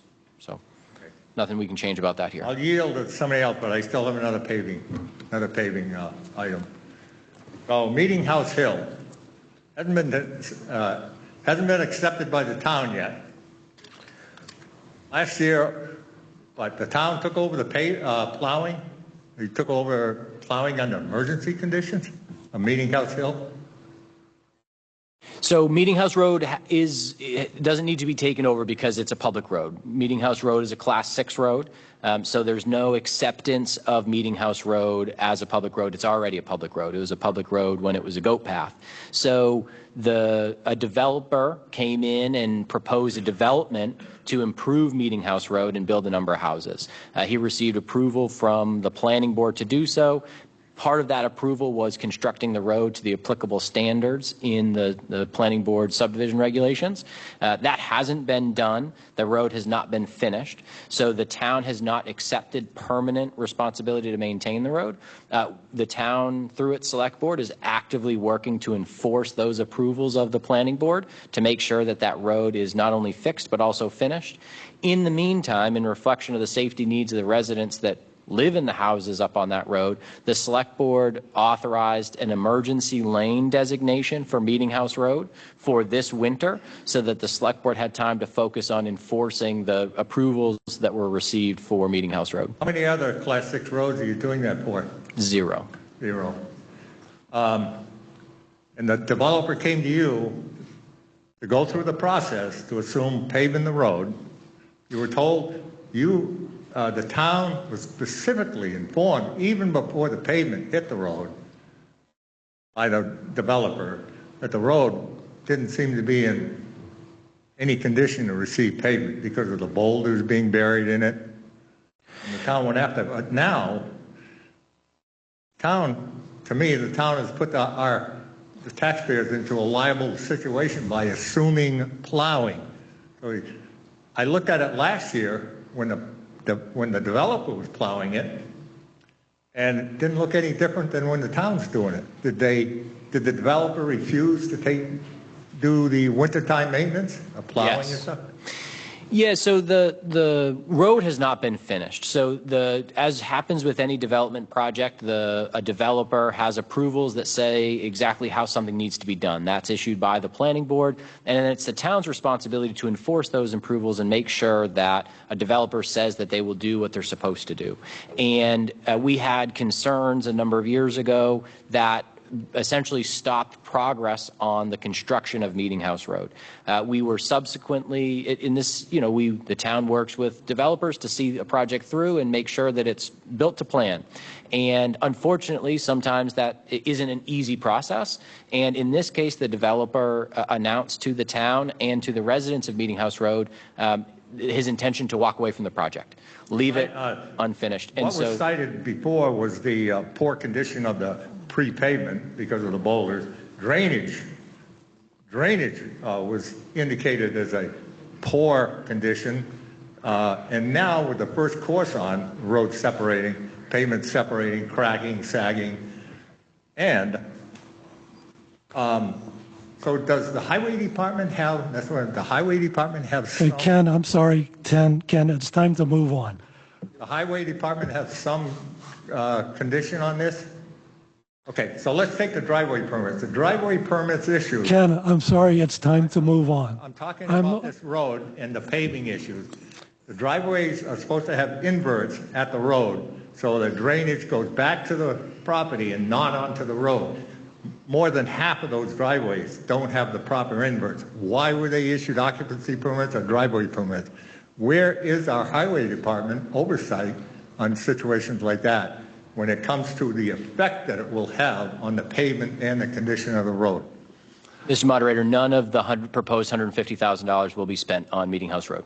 Okay, thank you. Ken, please sit. How much is it going to cost to take care of this project, and who is going to bear it? If you could tell me that, I'd be happy to know. Hey, Ken, your time is up on this article. I think I have a right. Let me remind you of something. Without you, we would still exist, but it's not the other way around. So I think I've asked a fair question. That's good to know. How much is it going to Ken, cost? please. I think I'm asking a fair question. Please. I'm a taxpayer. I know. Ron, I'm asking Ken, listen, please. Some of these issues are reasonable to discuss at a select board meeting. You're not. You don't seem to be advocating. But I'd like to have an answer. You don't seem to be advocating for or against this I article. have an answer. Mr. Grant, would you be willing to connect with me after the meeting or stop by the town hall so we can talk in detail about the Meeting House project? I said, would you be willing to connect with me after the meeting or at the town hall sometime to talk in detail about? We've talked about it at a number of select board meetings. There's a lot of information publicly available. The select board's position is all publicly available. All the backup documentation is connected to town administrator reports. There's no secrets. But I think we want to focus on the meeting now. So if you'd be willing to. It doesn't mean that this investment is not failing us. That there needs to be better representation. Thank you. Okay. Any other comments on this article? Mr. Moderator, motion to restrict 12 and 13 for reconsideration, please. I haven't stated that it's done yet. I'm sorry. So seeing no other comments, Article 13 will appear on the ballot as written. Okay, we'll entertain that motion. Motion to restrict for reconsideration 12 and 13 out of respect for everyone's time. For Article 13? 12 and 13. 12 and 13. Yep, please. okay. Who seconds?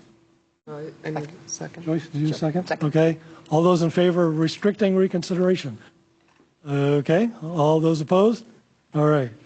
12 and 13 are restricted. Okay, moving on. Article 14. To see if the town will vote to raise and appropriate the sum of $150,000 for public safety building space needs, site selection, engineering activities, and to fund a public safety facility impact fee study. The special warrant article will be non-lapsing appropriation pursuant to RSA 32:7, Roman numeral 5, and will not lapse until December 31, 2027. This appropriation is in addition to warrant Article 11, the operating budget article. This article is projected to add 4.4 cents per $1,000 of assessed value to the 2026 tax rate, or $19 to the tax bill on a $425,000 property. This article is recommended by the ABC 5-0 and the Select Board 5-0. Select Person Samako. Yes, thank you. So, as much as we debate what we think the bare necessity services that we as a town provide to our residents, I don't think anybody would debate that adequately supported emergency services are at the core of what we need to provide. And at this point, the building that our police and fire operate out of is insufficient for them. They've outgrown it, and for what we need as a town. So this warrant article is to fund a study to take a look at where can we put something that is more adequate for now and for the future, as well as selecting the site and the feasibility of using that site, engineering an impact fee study, and looking at where we can also fund a new building if that is what the assessment decides is necessary. And when I was elected last year, I was lucky enough to be able to tour the building with retired Chief Walker as well as Chief Joy to really see firsthand what they're working with, and they're out of space, both fire and police. There's concerns about the adequacy and legality of storage of evidence. If the police take in a large piece of evidence like a vehicle, which has happened before, they lose their last bit of available space, available flex space. They're out of space. Our fire department is out of space. And I think everybody recognizes that if you call for emergency services because you're having a medical episode or your house is on fire, you want to know that the people there are ready and available to you. And this goes further than that because around the region, there are more jobs open than there are people to fill them. And we need to be able to show people who we are trying to hire to fill our needs that we can adequately support them as a town. So this is recommended by the select board, and I'm sure we have our emergency services personnel available also to speak. Any comments from the ABC? Okay, Chief Joy, would you like to speak? Yep.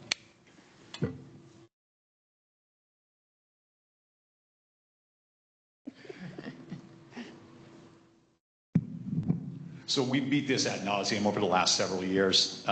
You've heard me speak, you've heard me present, well, maybe you've heard me present, maybe you've seen it, maybe you haven't. We've presented a number of times. The bottom line is we thought a renovation would be the best choice several years ago. We put that on the ballot, it failed. I kind of expected that. We don't know what the best option is right now. And you don't want to hear your police chief and your fire chief tell you what the best option is because we're not subject matter experts. I'm really good at my job. I'm really good at crime prevention. I'm really good at administration. I don't know anything about building. You can look at the deficiencies, and I'm not going to go through them. A couple of the big ones, juvenile space. Eventually, we're going to find ourselves in the jackpot. If you came to the tour, there is not a single spot in my police department that you can stand and have sight and sound separation if I have a juvenile and adult in my facility at the same time. It does not exist. So that's a big one. And the Sallyport storage for evidentiary vehicles, we in the last month, Deputy Chief, that truck, we in the last month have seized one truck 2 times. It's a larger work truck. Both times we took what I will term as a distributor amount of narcotics out of that vehicle. Both times that truck went into the exterior garage, which is not secure. Let me repeat that. It is not secure. We put evidence tape on the truck. We secured it as best we could. It's kind of on a camera, but there may be evidentiary issues there for 2 distribution level drug cases. If that was a rape, you can see the problems. So those are our big ones. Evidentiary file storage, all that stuff, locker rooms, all that it is what it is. You can come in anytime and we'll show you around. You can take a look at what we're at. We don't have the correct answer right now as far as renovation versus a new building. I would prefer to stay on campus with our Smoke Eater brothers. I'm not sure that's an option anymore.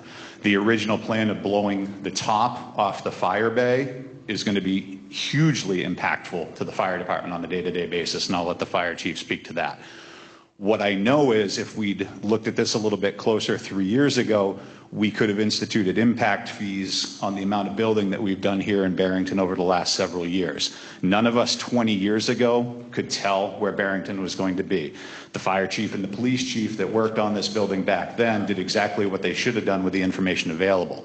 None of us sitting in this room knew where we were going to be in 2026. None of us know where we're going to be in 2046, but we need to build a building that's going to accept the level of staff for both the fire and the police at that 20-year level.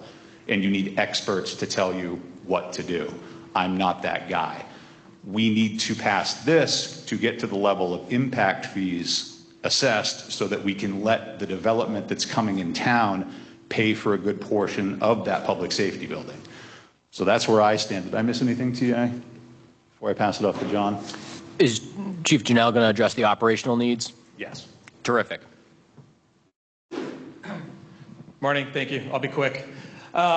Just on the fire side, when that building was built 25 years ago now, we were a 100% volunteer fire department. Didn't get a ton of calls. Since this meeting started, we're running 3 simultaneous EMS calls in Barrington right now as this meeting's going on. So a lot has changed. Now we have full-time staff. We need more bunk space because we run 24-hour shifts. We have 1 shower So when we come back from fires or calls that involve carcinogens, hazardous materials, that sort of thing, we need a place for folks to take showers. We have limited decon capabilities in the building, so every time we go to a fire, we need to wash our gear. The tank that's separate from the septic system, we can wash 4 sets of gear. The tank gets filled. We have to spend $200 and something to get that pumped out. So, looking down the road, are we asking for a brand new fire station? No. If Chief Joy, if the study comes out that, a new police station will be the best option, we can take over the PD. It's going to last us for many years, do great things for the town, save the town some money. We could phase in renovating that space, but to do a renovation to that building would definitely be a hamper on our operation. We'd have to move apparatus out, all of our equipment to go up with that plan that was proposed last year. So, thank you. So to that point, prior to 2019, when we did the last renovation, when Chief Williams was standing here, from an operational standpoint, we worked out of our Sallyport. The rest of our PD was under construction, and we tucked into the Sallyport. We had the booking room in the Sallyport completely for operations. That was a headache for us. We worked around it. I'm not sure how we blow the top off of the bay with apparatus there and continue work. From an operational standpoint, I'm not even a hose dragger, and that doesn't make any sense to me. So. Okay, any comments from the floor on this article?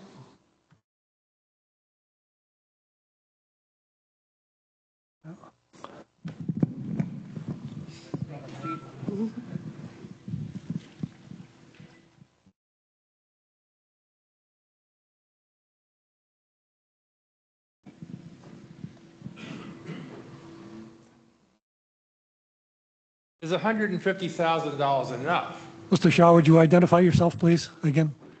State your name and... Oh, James Shaw. Oh, I'm sorry, I didn't hear you. James Shaw, once again, Berry River Road.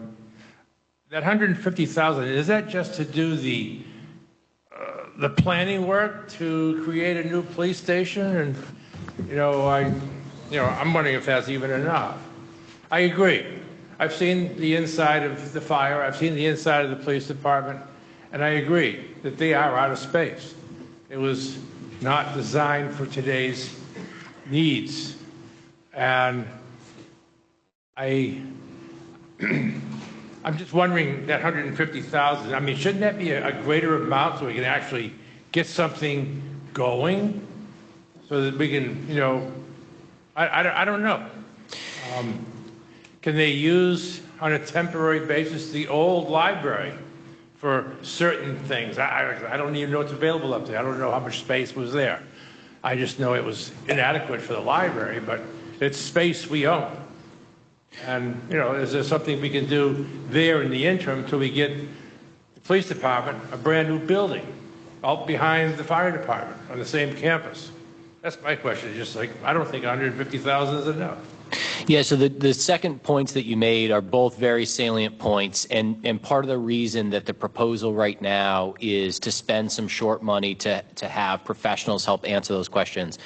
Relative to $150,000 being enough, we're in the process right now of going through a competitive proposal process for the various stages of what we're looking for information, so that by the time March 10th comes around, not only do residents have copies of the full scope and fee of where that money would go and what would be accomplished with that money.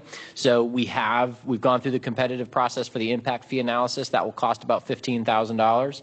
And relative to the balance of the $135,000, we don't expect that we will be able to have a fully engineered and ready to be constructed building for that amount of money. But we also need to balance the cost to taxpayers and the need for moving the project forward. So this is the article that in 2024 is the only article on the ballot that failed. And that's the same year that the library was approved and the tax increment financing district was approved by voters. And so myself, the select board, our public safety leaders are sensitive to the needs of voters. And so we expect that these $150,000 are enough to be able to bring residents a specific plan that might not be fully designed, but a specific plan with a site and space needs requirements to a vote in 2027. And part of the bond that may be proposed in 2027 would include the final design funding. Relative to your point about operational needs during any construction or renovation, certainly we will adapt and overcome the challenges that a renovation or construction project would have. If the police department is a separate off-site facility, which is entirely possible, and that's part of what we're exploring, then they can stay operational in the building they're in until it's time to move into the new building. And like you heard from Chief Janelle, if addressing the fire department needs are taking over the police department space, then once the police department moves out, the fire department can continue operating from their side of the building while the police side is renovated to limit the operational needs. And so this $150,000 starts us down that path. It gets us enough money to bring a confident article to voters in 2027 asking for the full project funding. Okay, any more comments on Article 14? Ken?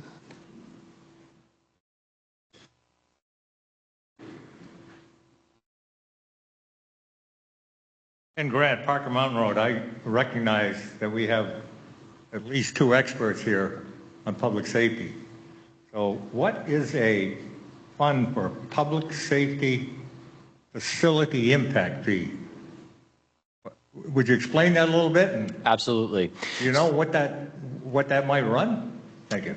Yeah, sorry, I explained that the impact fee study part is $15,000, so that's how much it will run. We went through a competitive process. That was the low bid. So impact fees is a mechanism in development planning that is allowed in the state of New Hampshire, where you take the potential future cost of new development and new homes, and you require that those new homes or the new development share in the cost of upsized facilities to meet those needs.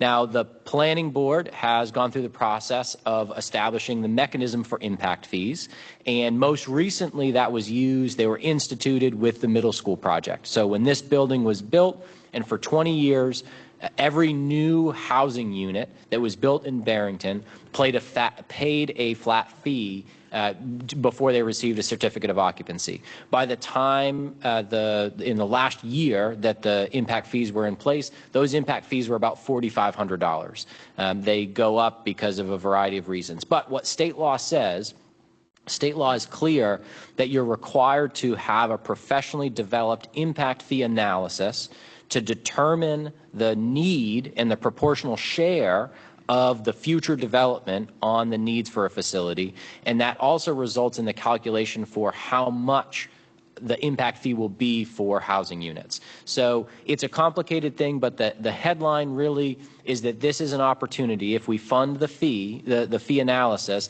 this is an opportunity to share some of the burden of the cost for a new facility or updated facilities on the development of new housing units in Barrington, which we have limited control over, and we know that Barrington is a desirable location. So housing units that are built in Barrington, if an impact fee is in place, would pay a flat fee towards the buy down of a bond, for example.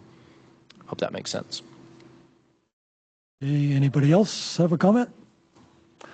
Seeing none, Article 14 will appear on the ballot as written. Article 15, to see if the town will vote to raise and appropriate the sum of $100,000 to be added to the fire truck capital reserve fund previously established. This appropriation is in addition to warrant Article 11, the operating budget article. This article is projected to add 3 cents per $1,000 of assessed value to the 2026 tax rate, or $13 to the tax bill on a $425,000 property. This is recommended by the ABC 5-0 and the Select Board 5-0. Select Person Hardikoff. So this particular capital reserve fund has been in existence since 1988. As always with these capital reserve funds, the goal is to provide the services needed by the residents of our town while also helping to stabilize tax rates. So in future use for this, for large apparatus, the first planned replacement would be a pumper, then a rescue truck, and then another pumper. And the requested contribution would be $100,000 this year.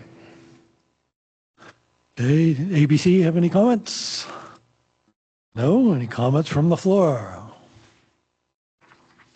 Seeing none, Article 15 will appear on the ballot as written. Article 16, to see if the town will vote to raise and appropriate the sum of $80,000 to be added to the Municipal Facilities and Maintenance Capital Reserve previously established. This appropriation is in addition to Article 11, the operating budget article. This article is projected to add 2.4 cents per $1,000 of assessed value to the 2026 tax rate, or $10 to the tax bill on a $425,000 property. This article is recommended by the ABC 5-0 and the Select Board 5-0. Select Person Smocko. Yes, thank you. So this fund was established in 2025 and it has a current balance of $81,398. The requested contribution is $80,000, and this funds projects funded by the Capital Reserve and advised by the Capital Improvement Program. So some of the planned future use would be a pad at the fuel depot, boiler replacement at the public safety building, parking lot maintenance, highway garage facility improvements, and facilities maintenance equipment. Okay, thank you. Anything from the ABC? Comments from the floor? Julian?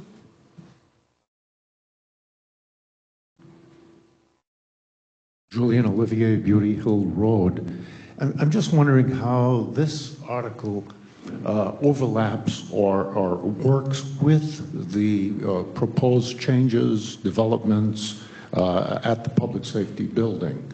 If we replace the boiler, if we make other repairs, what if the planning comes in and says, no, we ought to tear the whole place down? You know, what's going on there?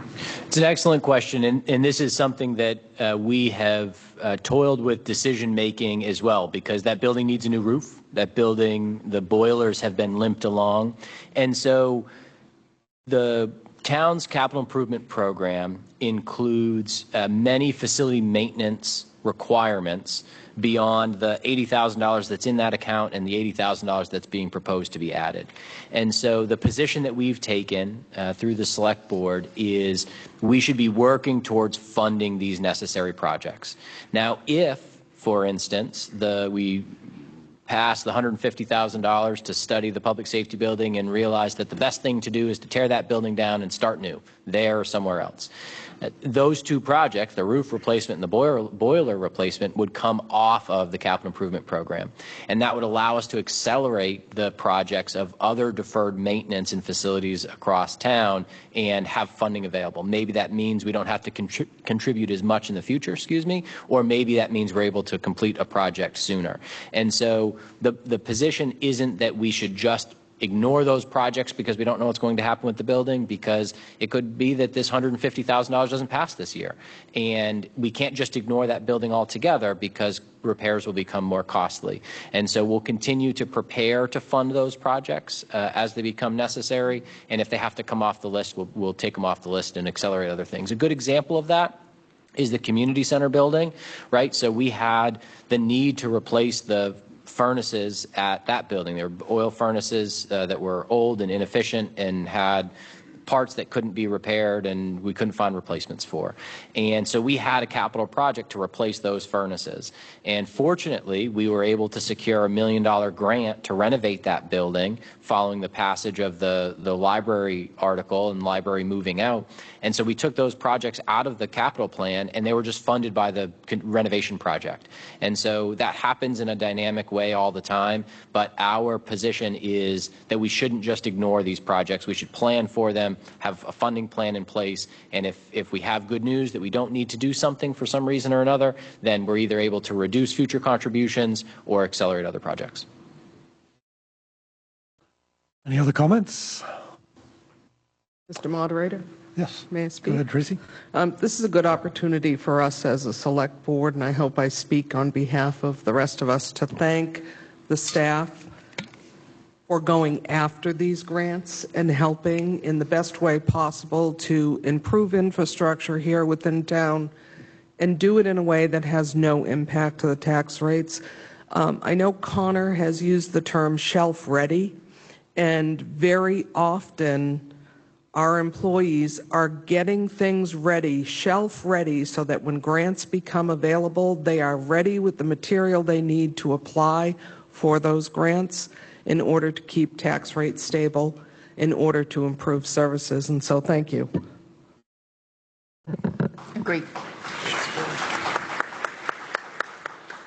Okay, seeing no other comments, Article 16 will appear on the ballot as written. Article 17, to see if the town will vote to raise and appropriate the sum of $30,000 to be added to the Police Equipment Capital Reserve Fund previously established. This appropriation is in addition to warrant Article 11, the operating budget article. This article is projected to add 0.9 cents per $1,000 of assessed value to the 2026 tax rate, or $4 to the tax bill on a $425,000 property. This article is recommended by the ABC 5-0 and the Select Board 5-0. Select Person Cappiello. Thank you. So again, this is saving for large equipment purchases so that we can avoid budget spikes. And most of the things that we see listed here are technology related, cruiser data equipment, body cameras. So the police department was pretty ahead of the curve with body cameras starting in around 2020. Some of those are nearing the end of their life. We also had a new policeman come on board.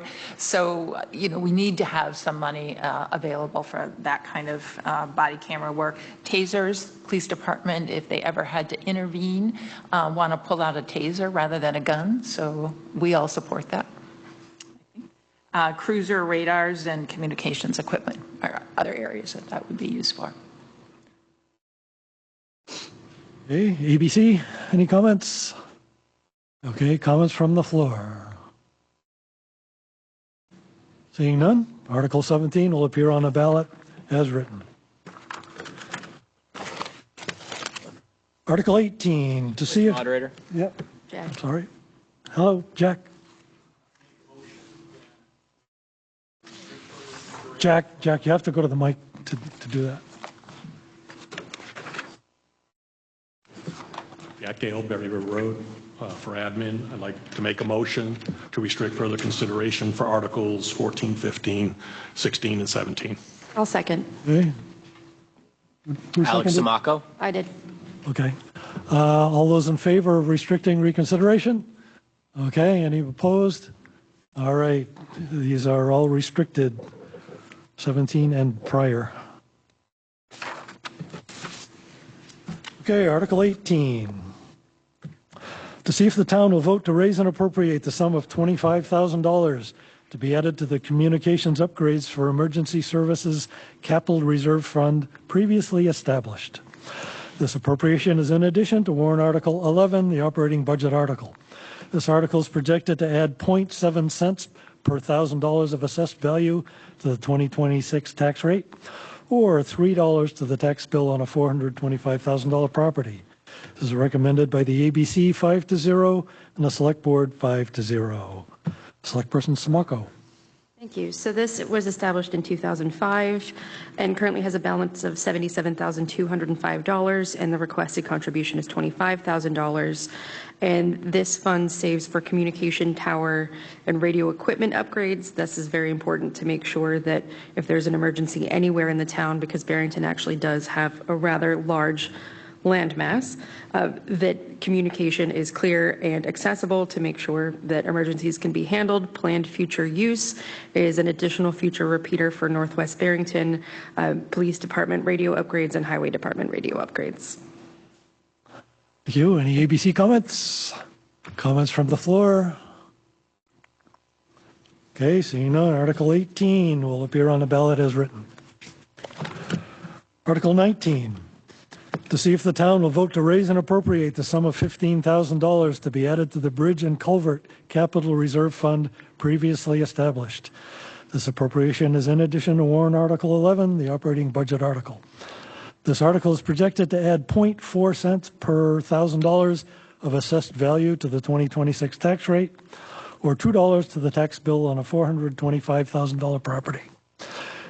This article is recommended by the ABC 5-0 and the Select Board 5-0. Select Person Hardikoff. I'm going to have a talk with our town administrator. He gave me the most boring article to present, but an important one.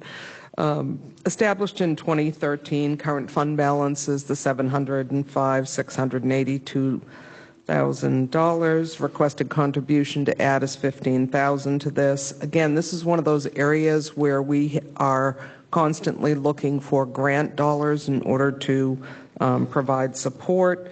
But the money would be saved for bridge and culvert projects. We are required, even with grants, to provide portions of matching funds. Future planned use in the capital improvement plan is Young Road and Pond Hill Culvert. I think we all know that we like to drive on our roadways and we like them to be safe, and it is an important article to present to residents. Thank you, Tracy. Anything from the ABC? Nope. Any comments from the floor on Article 19? Seeing none, Article 19 will appear on the ballot as written. Article 20, to see if the town will vote to raise and appropriate the sum of $10,000 to be added to the Transfer Station and Recycling Center Capital Reserve Fund previously established. This appropriation is in addition to Warrant Article 11, the operating budget article. This article is projected to add 0.3 cents per $1,000 of assessed value to the 2026 tax rate, or $1 to the tax bill on a $425,000 property. This is recommended by the ABC 5-0 and the Select Board 5-0. Select Person Cappiello. Thank you. This was established in 2022, so somewhat of one of our newer warrant articles. There is a volunteer transfer station and recycling center committee, and they've been working with the transfer station to really look at future needs of the transfer station. And they have recommended that we start doing this planning and have a contribution of $10,000 to help us with future needs at the transfer station. Thank you. ABC? Nothing? Comments from the floor? Seeing none, Article 20 will appear on the ballot as written. Article 21, to see if the town will vote to raise and appropriate the sum of $10,000 to be added to the Fire and Rescue Equipment Capital Reserve Fund previously established. This appropriation is in addition to Warrant Article 11, the operating budget article. This article is projected to add 0.3 cents per $1,000 of assessed value to the 2026 tax rate, or $1 to the tax bill on a $425,000 property. This article is recommended by the ABC 5-0 and the Select Board 5-0. Select Person Cappiello. Thank you. So this was established in 2012, so we've been adding to this for a number of years and spending from it. Current balance is $21,879. We're asking for a $10,000 contribution. It's recommended by both ABC and Select Board. And this would be used for the large equipment purchases, things like an exhaust event system for the apparatus bay. Now, obviously, if the design should show that we need a new building, we would perhaps not be doing this because that might be part of a redesign. But things like cardiac monitors, which need to be improved and upgraded, and power cot would be separate from that equipment. And I think every year I say power cots are really good because back issues in emergency people and healthcare providers is a big issue. So anytime you can use an electric transfer to move up and down, it's better on everyone's backs. Thank you. Thanks, Joyce. Any ABC comments? No. We'll get you up here eventually. Okay. Any comments from the floor on Article 21? Seeing none, Article 21 will appear on the ballot as written.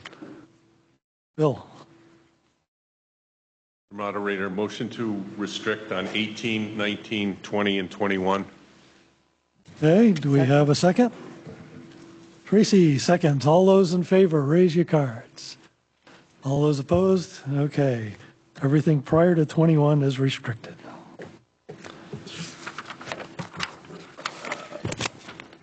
Article 22, to see if the town will vote to discontinue the library and community center capital reserve fund. Said funds and accumulated interest to date of withdrawal are to be transferred to the municipality's general fund.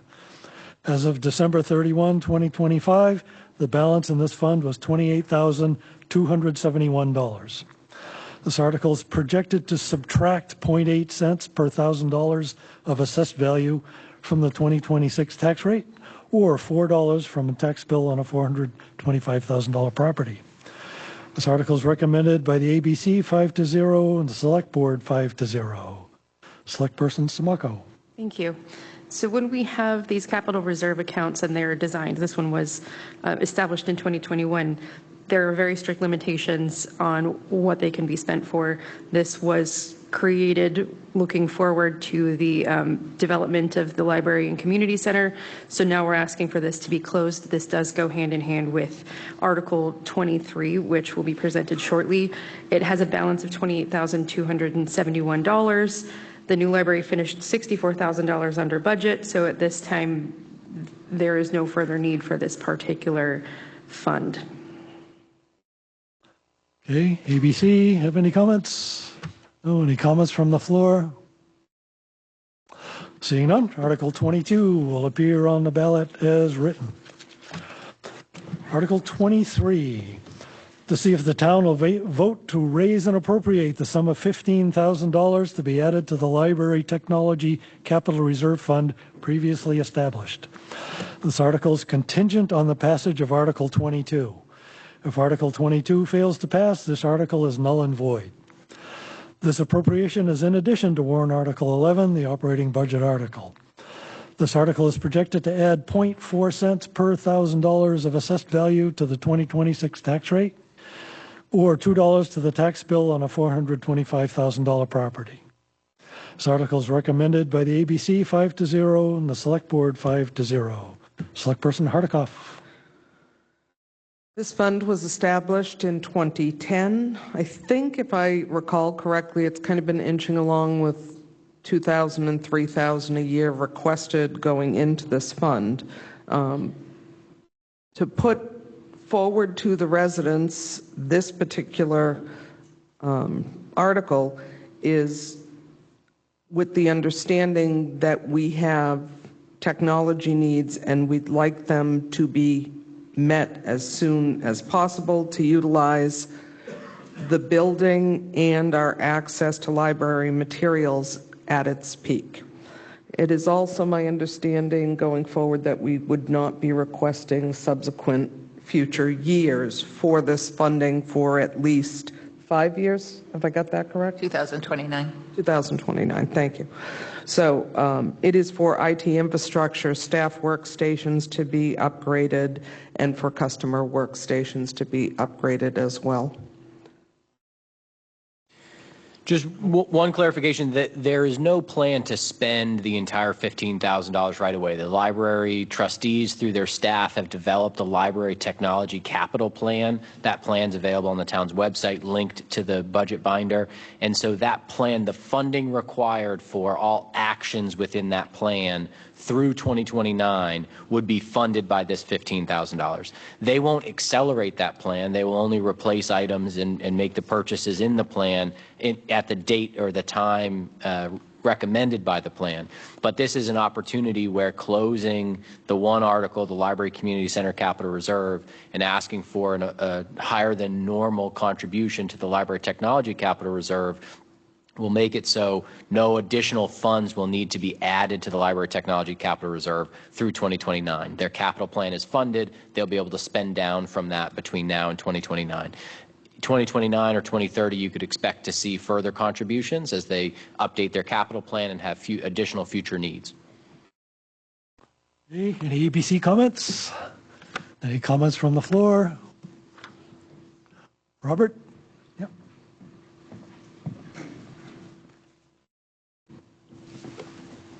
Robert Drew, Parker Mountain Road.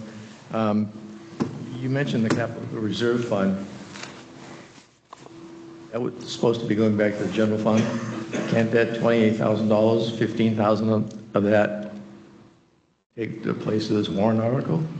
No, it doesn't work that way. You're not allowed to take those exact dollars and use them to fund a separate capital reserve.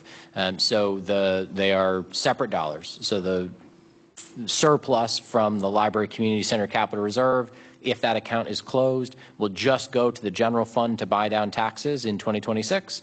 And this warrant article, funded by taxes in 2026, will require $15,000. So there will be an offsetting effect, because one will lower taxes by, the amount in the warrant article, and one will increase taxes by the amount in the warrant article, but it's not the same dollars, and that's an important differentiation. That's why they're separate articles. The Select Board, when they were presented with this proposal through the Library Trustee Chair, that's one of the reasons they put the articles contingent on one another, so that if that capital reserve to close the Library Community Center capital reserve fails, and there isn't that surplus of $28,000 going into the general fund revenue to offset taxes, then the Select Board does not support a $15,000 one-year contribution. It's only because there is going to be a surplus going to buy down taxes that they're supporting a larger than normal contribution this year.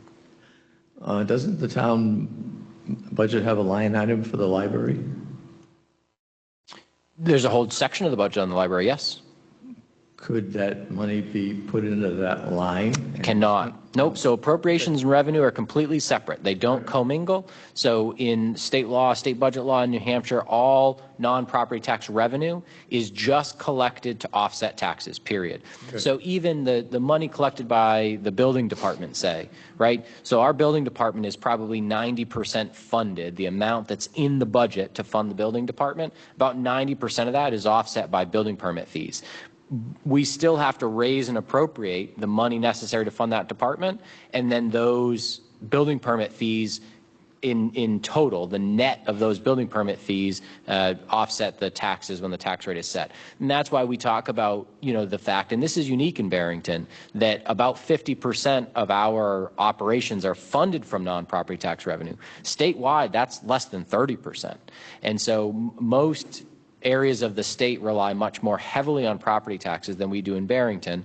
A combination of lean operations and operations like the transfer station being a pay-as-you-throw, where that generates revenue there, helps with that dynamic. But no, you cannot take the surplus from a capital reserve and add it to an operating budget line. I just thought we could eliminate that warrant article, but either way, the town's saving some money, because there's be 15,000, but we're getting 28, so that's good. Thank you. It's good questions. Any other comments on Article 23? Seeing none, Article 23 will appear on the ballot as written.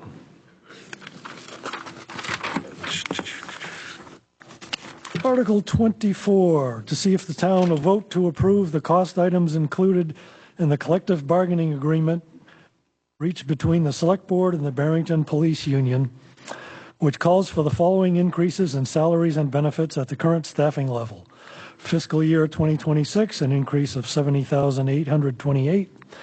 Fiscal year 2027, an increase of $42,938.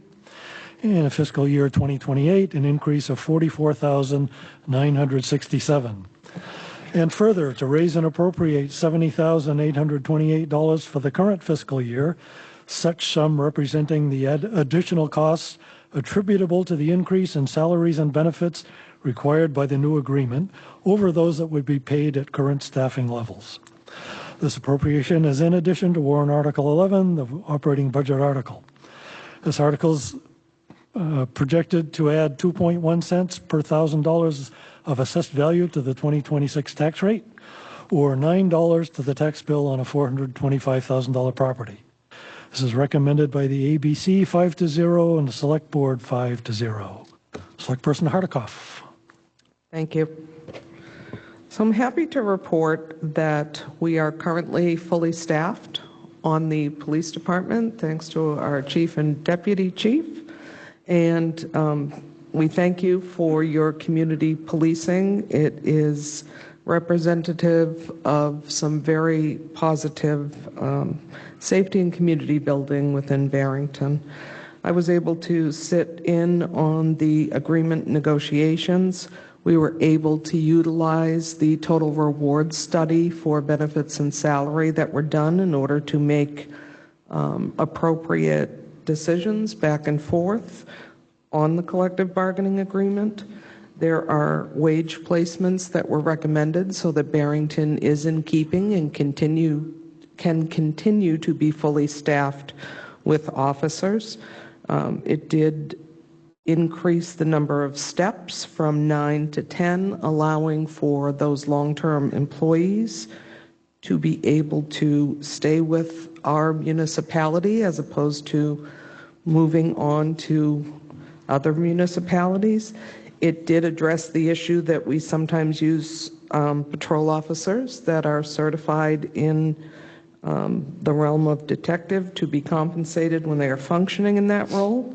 It did make appropriate changes. Part of the study for total rewards indicated that other municipalities were covering 75% of dental premiums, so that recommendation is in there. So we are in keeping with what external municipalities are doing so we can remain competitive.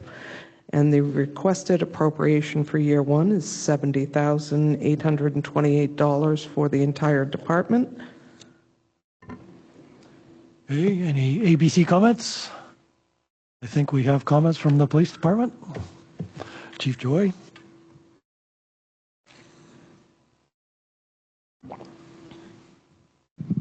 So I don't remember who started the session off saying that you voters were going in and not doing totals when you're voting. I have 3 articles in front of you. If you're going to go into the voting booth and you're going to do totals, please vote for this one instead of my other 2. That's what I can tell you. Wants versus needs. Building space is a need. I don't care about my building if I don't have the people to staff it. I can't keep my people if we don't pass a contract. This is dollars and cents, and it's based on factual information provided to you by not me. MRI did the study. MRI did a fair study. They did a total compensation study. They're telling you that your police officers are underpaid. That's what this reflects. I was lucky enough, I guess is the word, to hire Officer Cameron Berry just as we came into January of 2023? 2022 maybe, 22 or 23. Because of that, I was able to get a baseline figure on what it cost just in wages and benefits for Cameron before he left the academy. The price tag on that was in excess of $50,000. That's not even to outfit a new cop. That is just the money that you as taxpayers are going to put into a new officer to go to the academy, get out. Factually, they're useless on the street to me for 12 weeks after the academy. So 16 weeks of the academy, 12 weeks of field training, $50,000, folks. We're asking for 76 in the first year. If you lose 2 cops, you're in the hole. That's easy math to me. We keep cops by paying them proportionately to the surrounding communities. We are not Portsmouth, we're not Rochester, we're not Dover. We're not asking for money for those communities. We're asking you to pay your officers appropriately to the town of Barrington. So this is the one that if you think, well, the police are asking for a whole bunch of money, this is the one where it matters, folks. Pay your cops appropriately so they don't leave, they don't put us in a hole. We're gonna lose. It's a fact of life in this police environment. We had 3 applicants for 2 spots the last round. Thankfully, they were all 3 phenomenal applicants, and I was able to get 2 of them. That's not generally how hiring is going lately. The applicants are not there. We're having a real hard time hiring. I hired the deputy chief in 2024. My deputy chief's position was open for a year because I didn't have the right applicant. I'm not going to put a body in a uniform. That's not the way I operate. Shortly after deputy chief came on, we lost Officer Morse to the town of Wells, Maine. That position remained vacant for over a year, if my memory serves. TA, am I correct? Because I didn't have the right applicant. I'll leave a spot open for a year until I've got the right body that's not going to cause problems in the town. It's a whole lot easier to keep the people you do have than having open spots. Julian?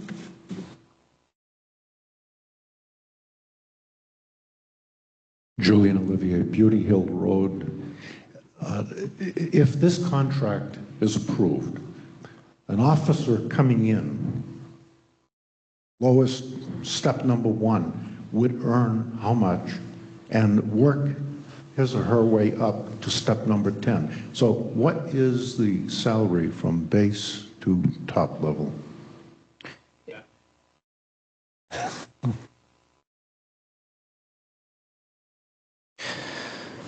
I'll take this opportunity to also point out that the entire compensation study is available online that recommended the wage ranges for each position in Barrington. So the proposed patrol salary range, first step $29.23 an hour, and the new 10th step is $39.83 an hour. And those are for full-time positions. Okay, any other comments? Seeing none, Article 24 will appear on the ballot as written. Article 25, to see if the town will vote to approve the cost items included in the collective bargaining agreement reached between the Select Board and the Highway and Transfer Station Union, which calls for the following increases in salaries and benefits at the current staffing level. Fiscal year 2026, increase of $22,612. Fiscal year 2027, an increase of $13,859. And fiscal year 2028, an increase of $15,804. And further, to raise and appropriate $22,612 for the current fiscal year, such sum representing the additional costs attributable to the increase in salaries and benefits required by the new agreement over those that would be paid at current staffing levels. This appropriation is in addition to warrant Article 11, the operating budget article. This article is projected to add 0.7 cents per $1,000 of assessed value to the 2026 tax rate, or $3 to the tax bill on a $425,000 property. This is approved by the ABC 5-0 and the Select Board 5-0. Select Person Cappiello. Thank you. So our staff at the Highway and Transfer Station are also unionized, and we've negotiated a 3-year contract with them based on the 2025 total compensation study that you've heard about. So the requested appropriation of $22,612 would look at wage placement, so steps in wages, changes to health benefits, and increases to dental premium coverage for 50 to 75%. So that's what that contract entails. That needs to be approved. Okay, thank you. Anything from the ABC? Not. Any comments from the floor? Yeah, come on.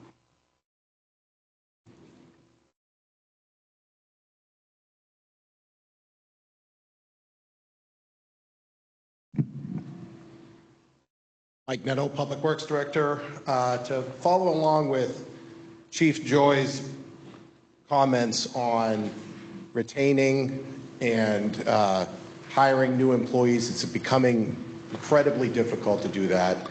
They are skilled.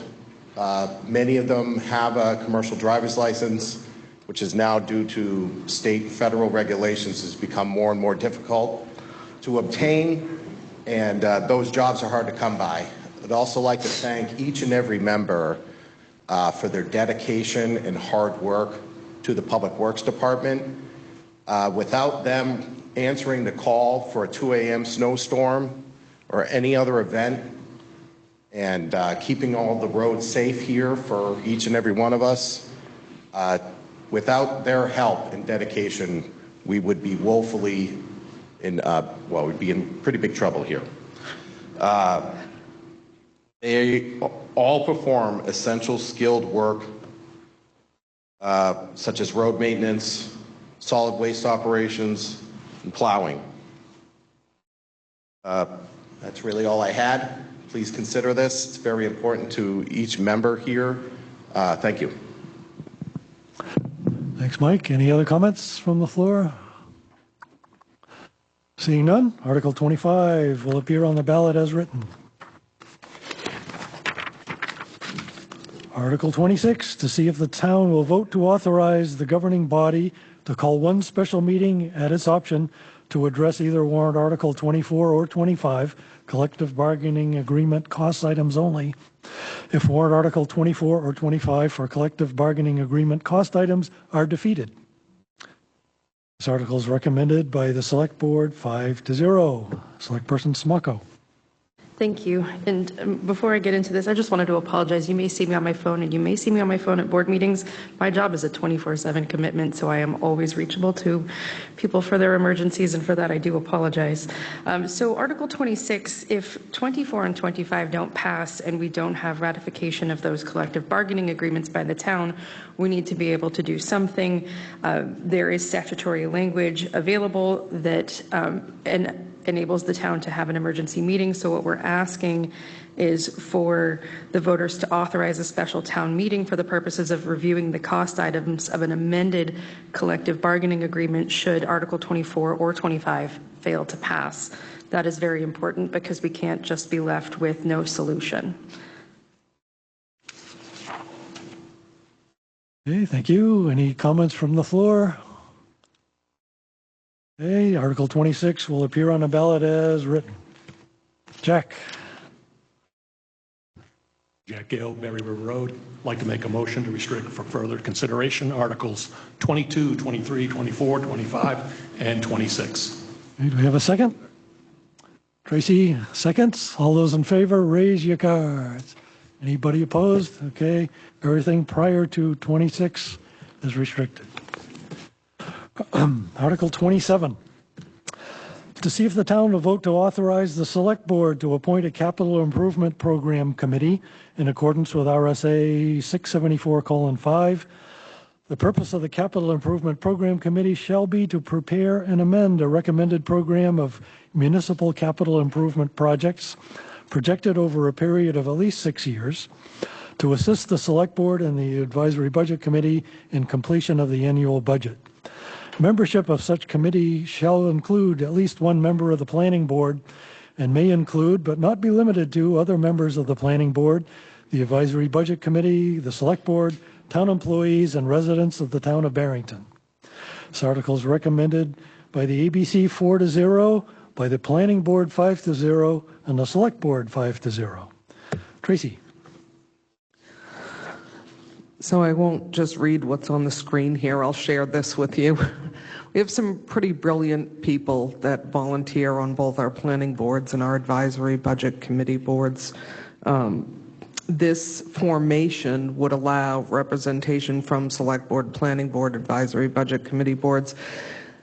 While we have a CIP, this will allow them to dig deeper into that CIP. They'll be able to project future costs versus addressing items now versus later.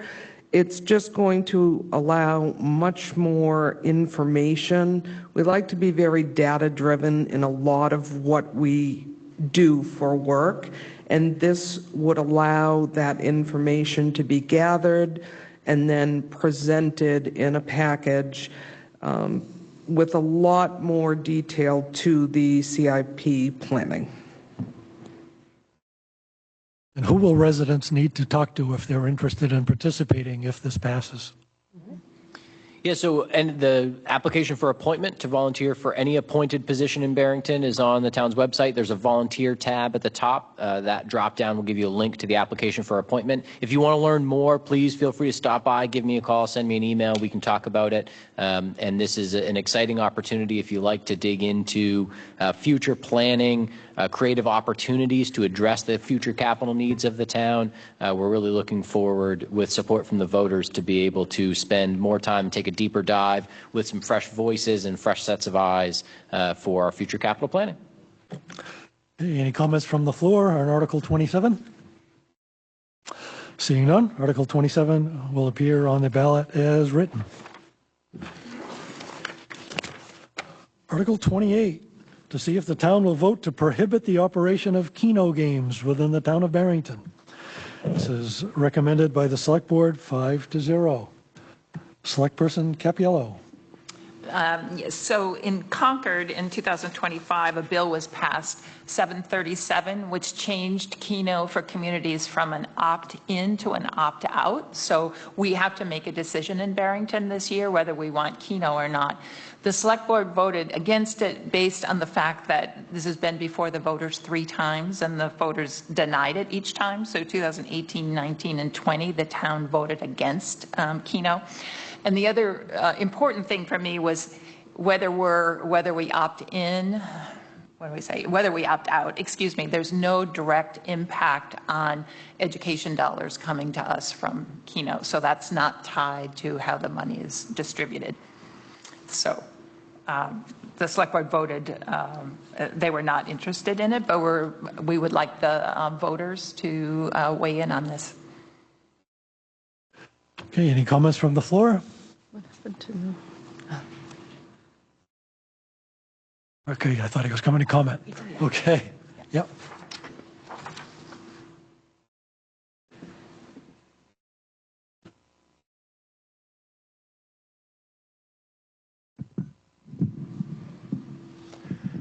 Hi, I'm Ken Grossman, Scruton Pond Road. I'm Joyce Capiello's neighbor. And Fine neighbor. And I'm going to disagree with you on this one. And I'm not going to play Keno. And I also don't drink, well, occasionally, maybe. But you're right that the voters in Barrington voted against Keno. But to endorse this on the basis of a previous vote is basing it on polling rather than what you believe in your core. If you really think that somehow Keno is going to be terrible for Barrington and do us harm, then you should say that and tell us that's why you're doing it. Personally, I don't think that's true, but that's me, and that's how I'm going to vote. My thought is, for once, I agree with those libertarians in Concord that it's something that the market should decide. And that's how I'm going to vote. Thank you. It's okay if you ask me personally, I would say I don't want to fund government on gambling. I know we do at the state level a lot, but that's just my personal opinion. I used to occasionally buy one of those dollar tickets, and now I get impatient when I'm behind somebody at the mini mart and they're buying a bunch of them and they're checking all, anyhow. But, that's what I think. Thank you for your comment. Thanks, Ken. Yes, Julian? Julian Olivia, Beauty Hill Road. I'm confused as to why Keno is separated from the gambling in the next item. Keno is part of gambling. Why isn't that all covered in one big item? That would be a question for your state representatives. This is This is a dynamic that is kind of ever changing in the area of Keno and gambling. And so it's important to point out that because of what was it, House Bill 737 in 2025, if the town did nothing by, I think it's July 1st of 2027, Keno would be allowed everywhere in the state. And so irrespective of prior decisions, the select board felt like the voters ought to decide. It shouldn't be something that happens automatically because voters said no 3 times in a row.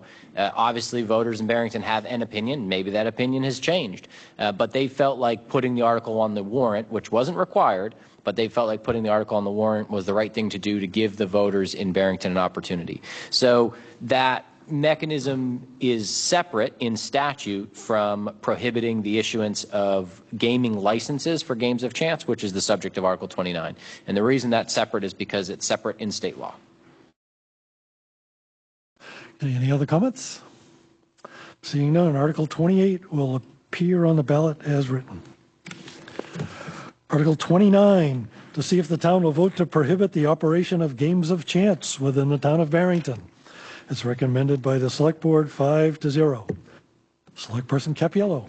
Sure. So this is looking at, the large bingo games that occur throughout the state. So this is the same House Bill 737 to give voters the authority to opt out of allowing the Lottery Commission to issue games of chance licenses in their community. And Connor, I know we talked about how this impacts, a local church group wanted to have bingo, and you might be able to address that a little more succinctly than I can. Yeah, so if any game of chance defined in RSA 647:2, paragraph 2, is required to have a license from the Lottery Commission. There are separate licenses available for a game room, they call it, which is kind of a permanent brick and mortar establishment for something like bingo. And there's a temporary or a one-time license for a game of chance. What was explained to me when I called the folks at the Lottery Commission is the requirements are the same for a game room, the license of a game room, and the license of a one-off game of chance license. And that includes full surveillance, that includes certified practitioners, I don't call them dealers, but practitioners, and a number of other criteria to secure that license. And so she explained to me that in her tenure in the Lottery Commission, she's never issued a one-time game of chance license for a church group to hold a sanctioned bingo at their church, because the requirements are just too high. The state requirements for licensing are too high. She said what's much more common is those church groups would go to a game room, like a bingo hall that has a license, and ask them to host their event there because they already have the license. And so although it would prohibit the one-time issuance of a gaming license for a one-time event in Barrington, my understanding from talking to folks at the Lottery Commission is there's next to zero demand for a one-time license because of the requirements to meet the license. And the Lottery Commission mandates a percentage of profits from these large bingo halls go to nonprofits. Do you know off the top of your head? I think it's 30%. Maybe it's higher than that. But nonprofits apply to get a percentage of that. So they get named for this week. Profits will go to X, Y, and Z. And it's important also to point out that games of chance licenses are different than what the state calls historic horse racing licenses, which has really turned into slot machine licenses. And the state currently has a moratorium on the issuance of any additional licenses for historic horse racing, which again is another word for slot machines apparently. And so that moratorium I think is through 2028 or 2029. That's different than a game of chance, although there's a tremendous amount of overlap in charity gaming of every kind. So it's they generally tend to evolve into additional gaming. But this would include like table games, the prohibition on the issuance of a license for games of chance. So around bigger games of chance in town. Hey, Robert?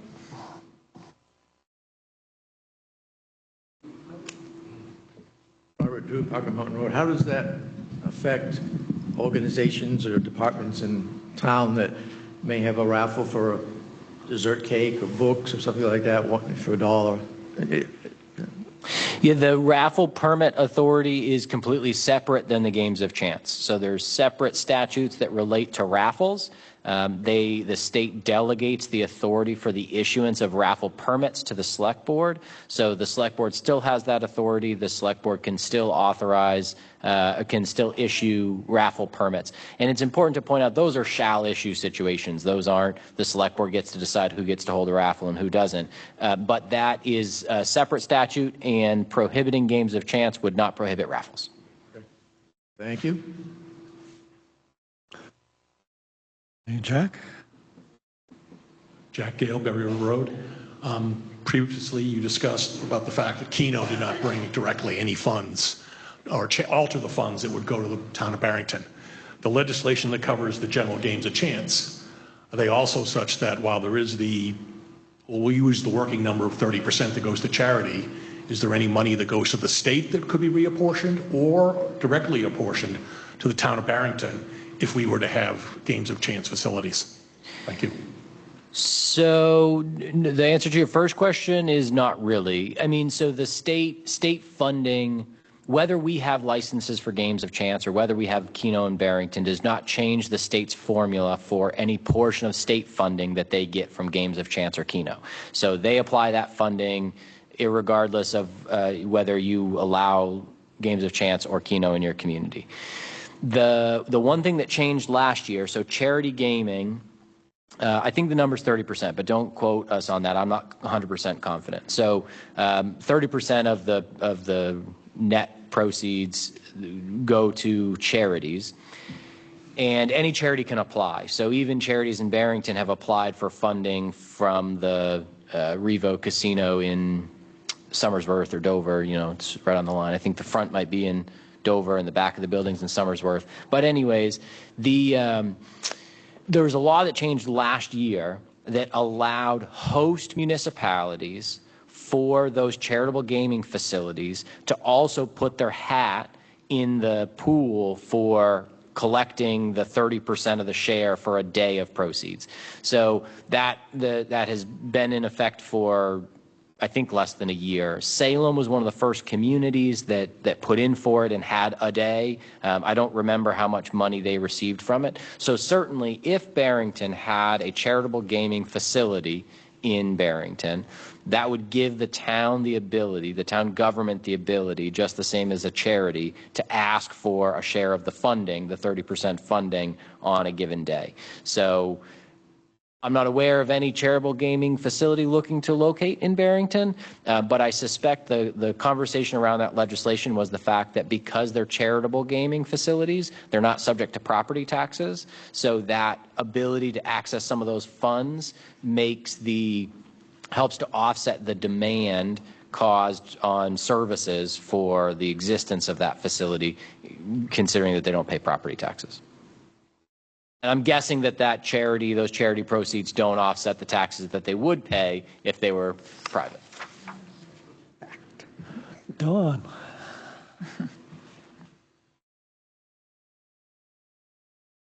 Don Bucher, Franklin Pierce Highway. Thank you, Connor, for that. Pull the mic down a little, Don, so you can talk directly into it. There you go. That better?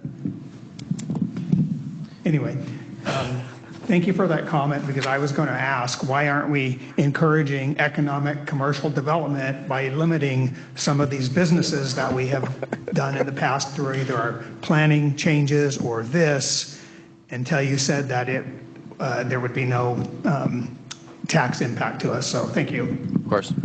I think the microphone will have to be pushed down. There you go. Yeah. Any other comments? Okay, Article 29 will appear on the ballot as written.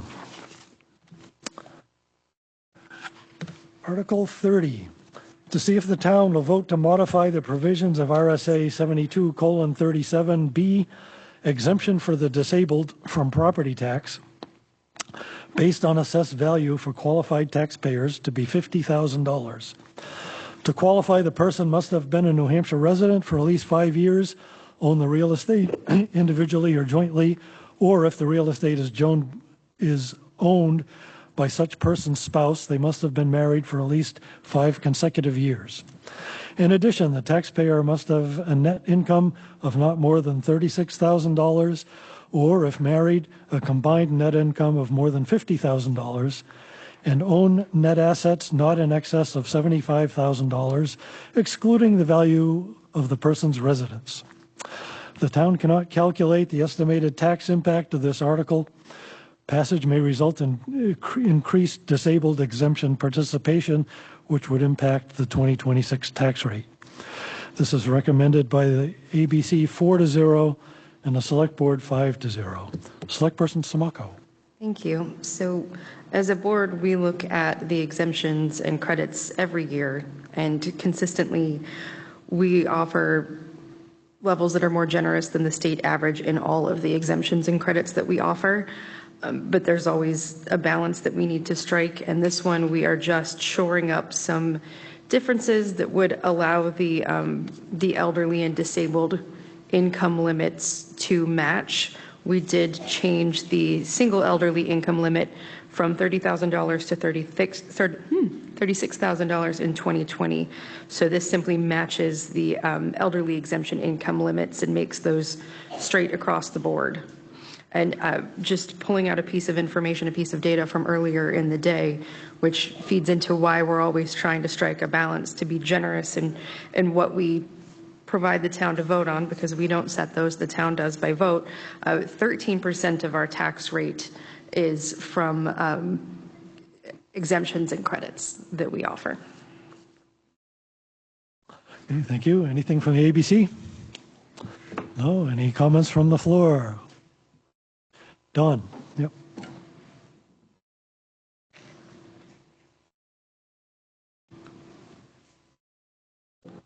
Don Bucher, Franklin Pierce Highway. Just as more education on stuff. So are these stackable credits?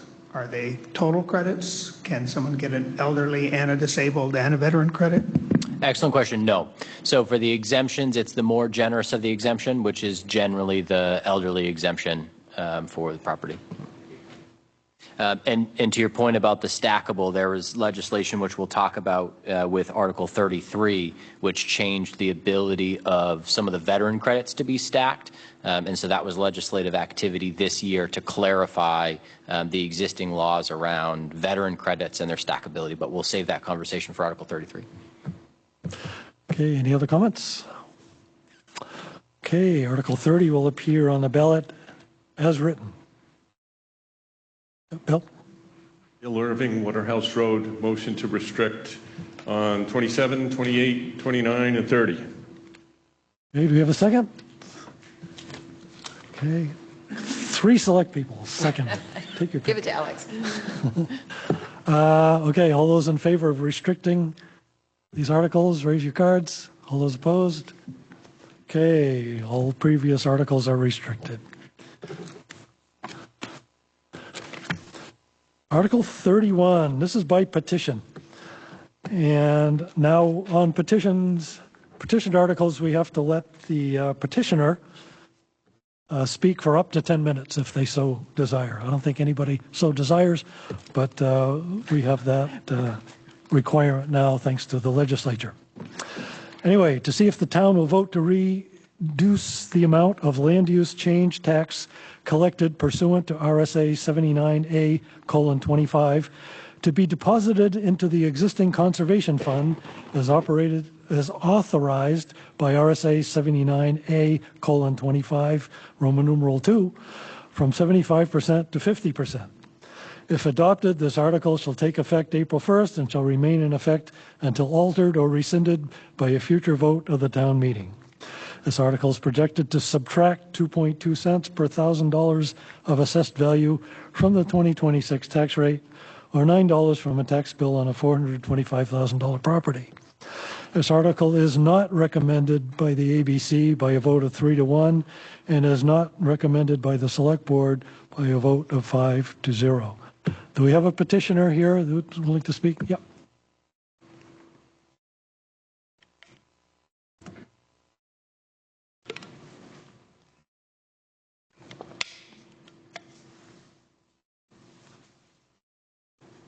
Ron Allard, 143 Baxter Lane. The primary goal of this petition, and actually 32, was to really to focus on required milfoil treatment for Swains Lake. I'm happy to report that the Barrington Conservation Commission and the Swains Lake Authority have gotten together, have gotten together, and the BBC has committed some funding for that purpose. That funding, along with funding from the state and from the Swains Lake Association, will fully cover the required funding for Swains Lake this year. So really, this accomplishes the goal of this petition, and I have amended language to offer. Okay. Language is to see if the town will vote to acknowledge that the preservation of the rural character is a core priority in Barrington, and that land conservation is central to that priority. Further, to acknowledge that continuing to deposit 75% of the land use change tax proceeds into the conservation fund is an effective way to fund land conservation and maintenance. That's the one that we have, right? Yep. Yep, okay. Okay, thank you. Requires a second? Yeah, do we have a second for the? Hang on 1 second. Slide 76.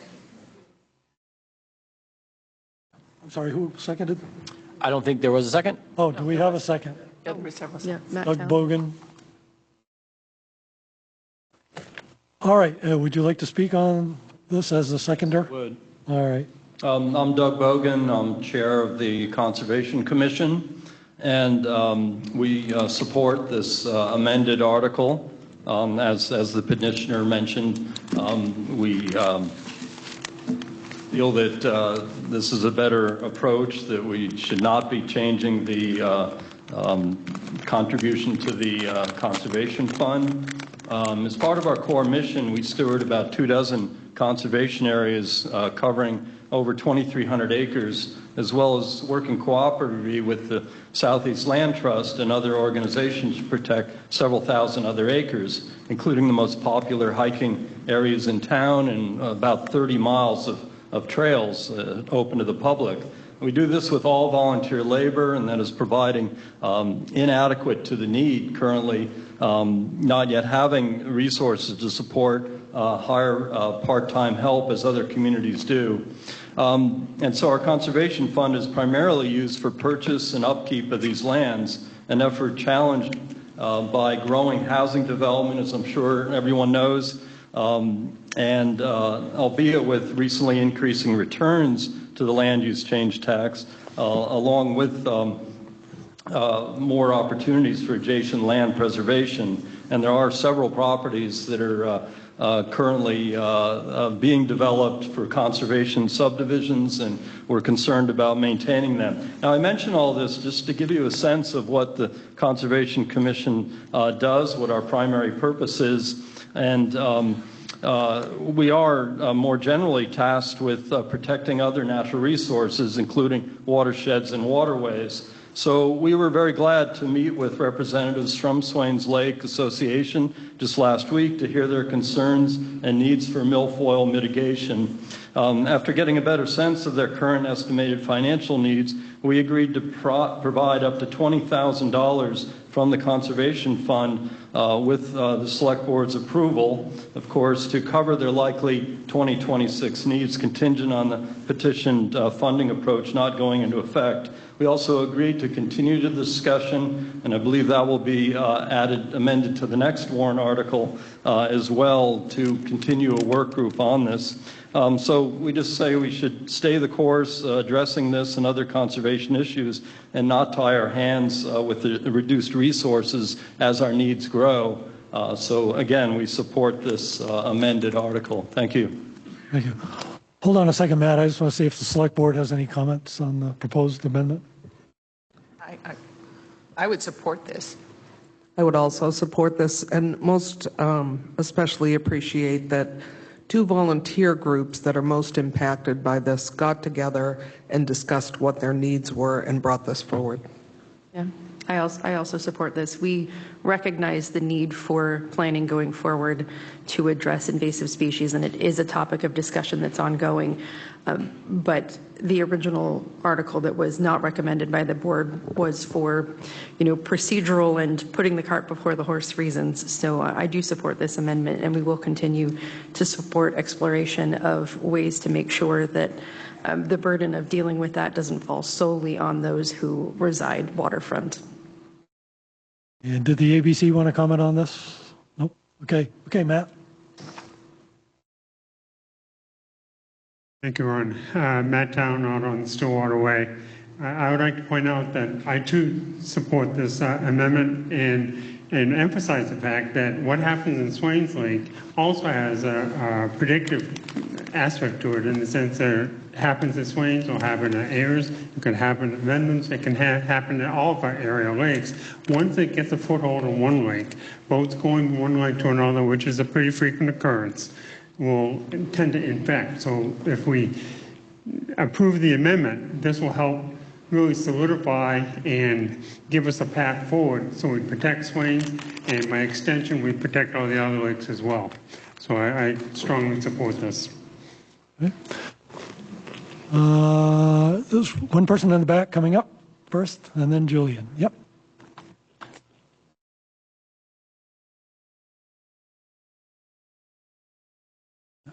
Wendy Tremblay on Norm's Way in Barrington. On Swains Lake, I'm secretary of the Swains Lake Association, and I also support this amendment. I fully respect the mission of the Conservation Commission, and I think it's important that they keep their work conserving land given the amount of building that's been going on. And we've come to a very acceptable agreement between the two parties last week, as Doug mentioned. And I think going forward, it'll depend on, funds coming in and our working relationship. So again, I support it. Thanks. I think Julian had his hand up, Ken, and then you can go. Julian, do you want to go? Julian Olivier, Beauty Hill Road. This is a procedural question, okay? As one who once taught Robert's rules, this amendment does not amend, it essentially nullifies. And I'm curious about that. If the amendment had said, well, let's reduce this to 65%, I would have seen that as an amendment. But I'm curious how this qualifies as an amendment when you're just canceling. Would you like me to address that, Mr. Moderator, or would you like to? Oh, go ahead. Okay. So state law is clear that the topic of an article cannot be amended at deliberative session, but the intent absolutely can be. And so it was actually a Supreme Court case in Barrington. So SB 2, the form of government we have in Barrington, where we have a deliberative session and then a voting session, it's not that old. It's 30 years old, say. And early in the goings of SB 2 forms of government, when the floor of a deliberative session wanted to do away with a petitioned article, or a select board article for that matter, they would amend the article to just say 2C, period. And so that by the time it got on the ballot, there was a question, Article 31, 2C. Yes or no, didn't matter. And so the Supreme Court said, no, you can't do that. And it was a Barrington case that was challenged to the Supreme Court that said that town meeting cannot nullify an article in that way. But the opinion in that court case was clear that the topic remains, but the intent can absolutely be changed. The authority of a deliberative session is very strong. The group of registered voters, which all 7,000 registered voters are invited to attend this morning's meeting, but the 70 or so that are here have a tremendous amount of authority to amend any articles, the intent, the outcomes, and make changes to what people vote on. But the only thing that the thread that has to connect the article to the amended article is just the topic. The intent can absolutely change. So, hope that answers your question. Yeah. So far, anyway, there's a bill in the legislature that would change that again, with regard to intent. But anyway, who knows what that'll go. Well, that's where we are today. Yeah, could change tomorrow. Okay, Ken. Hi, I'm Ken Grossman, Scruton Pond Road. I was also a part of the Conservation Commission for a while. And I want to give a little background on this. Way back, SB 2 didn't exist, and town meetings were town meetings where the group sitting here could actually vote right here and now and decide things and put things in front of it. And at one of those meetings, a former neighbor, Marie Harris, discovered that something like taking funds from the land use change tax and putting them into a conservation fund was possible. And she proposed taking half of that land use change tax and putting it into a fund, and the town approved it. And a number of years later, a group of petitioners, and I was one of them, said, well, 50% is good, 75% would allow us to conserve even more land and do it in a better way, and that's where we are now. Now I want to give a little background on what that all means. Land use change tax is kind of an abstract thing, land use change tax. I mean, there are a lot of ways you can change land use, but what this is specifically talking about is taking land that's open space, meaning woods, streams, lakes, meadows, wetlands that a landowner has owned and not built things on. And as a reward for doing that, the landowner has been able to pay taxes at a lower rate. And that's good. But then the landowner or their children or their grandchildren come along and they've got this chunk of land and they decide, nope, it's time to put some housing on it. And believe me, I'm in favor of housing. You know, people need a place to live. But when that happens, what happens is that open space, that thing that gives Barrington that rural character that we know and love, and it's on some of the literature you have away, that goes away. It becomes something different. A 2-acre lot with a nice lawn is not really open space. It's not really rural character. Keeping some land in conservation for those trails, for wildlife, for a million other things is why we need to fund that. And the way in which we're funding it is, you know, the land use change tax, somebody sells some land, $100 worth of land, $10 comes back in the land use change tax. And it could go into the, you know, town treasury. But what we decided to do is we've lost that big piece of land. Let's take a bit of that money, and it really is a bit of that money, and do something good with it, something that keeps, well, basically that keeps, it is the secret sauce that keeps Barrington rural. And that's why it's important to, and I'm so proud of the Conservation Commission and the others who got together and shook hands and made something work. And let's keep doing that. Thank you. Okay, yep. We got one from over there, and then thank you. Zach Downing, Oxbow Lane. I'm also the Vice President of the Swains Lake Association. We just wanted to come up here and thank the Conservation Commission for stepping up. We've had quite a battle over the past few years. We're now approaching over 100,000 that we've had to put into the lake for this milfoil mitigation. So we're just very appreciative that we have an open line of communication, and we're looking forward to the future together. So thank you. You done? Yep. So Don Bucher, Franklin Pierce Highway. I came here very much in support of the town, whether that be through the select board or the Conservation Commission or whatever, helping Swains Lake with this problem. I think that between this article and the next one that's proposed, I really just came up here to, now at this point, to encourage the town to include our lakes and bodies of water in our conservation somehow, not just the physical land that's not covered by water, but our lakes, our rivers, and everything, because these problems are going to continue to grow, like they said.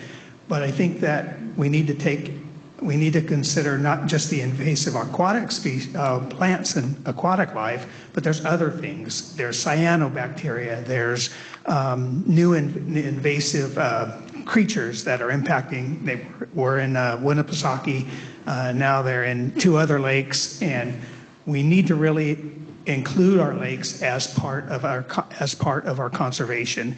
And if something came up in another lake right now, and we have to take years to get through a bureaucratic type process between the state, the local association, and the towns, it's just going to keep us from solving the problem. And the longer we wait, the worse it's going to get. So congratulations to all of you that took care of this. Thanks. Any other comments before we vote on the amendment? There's one over there. Yep, Linda.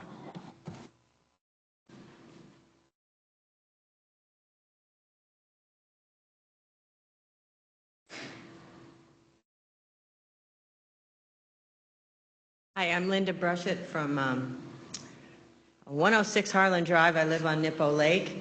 And I just have a couple of questions about this.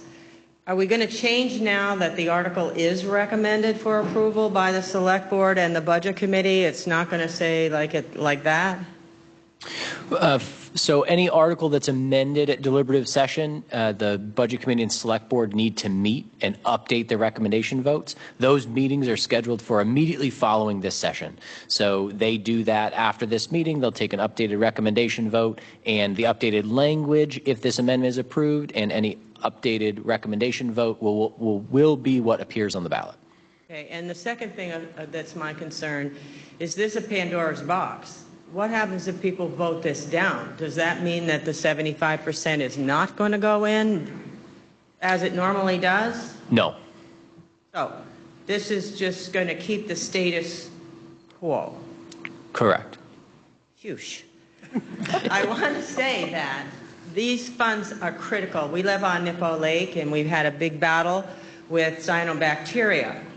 And we did a watershed management plan, and to your comments, there's a lot of other things that impact lake, but it does take time, and it does take studies. It took us 10 years to get in the hole of the problem, and it took us another 10 years to get out of it. So fixing these problems takes time, and these funds were critical in helping us protect the watershed of Nippo Lake. 1/4 of our watershed was preserved thanks to these funds, and they are used to leverage $100,000 of town's money, leveraged another $900,000 that protected our watershed. So these are significant funds that we need to maintain for lots of various reasons. So thank you. Thanks, Linda. Any other comments before we vote? Ken?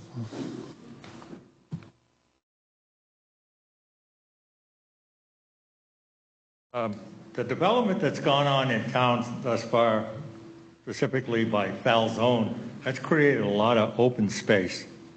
What we've heard here is the 2,300 acres or so that I heard in conservation. That certainly does a number of things. One, of course, it restricts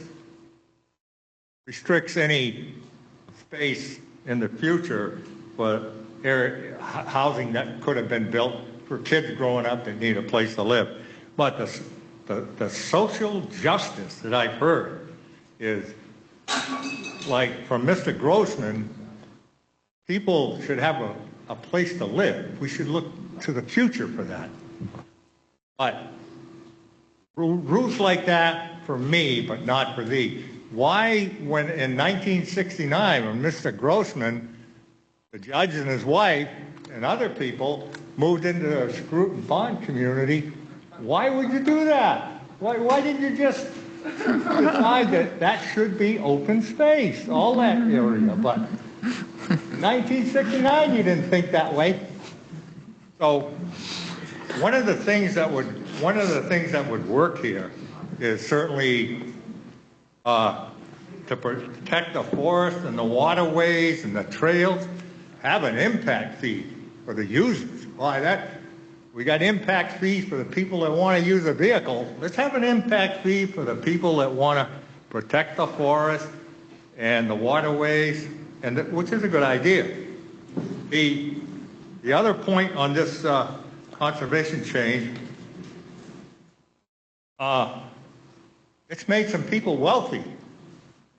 Mr. Brodachuk, Mr. Bedford, and the Scruton Pond community, they got $200,000 or $300,000, and not only that, for conserving the land, they got their survey paid for by the taxpayers of the town.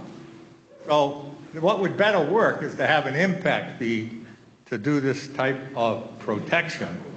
And I don't see any reason if such protection wants to be made and done, that it couldn't be done that way. So I think this should stand. I think it should go forward. Thank you. Ken, one more comment, and then we're going to take a vote.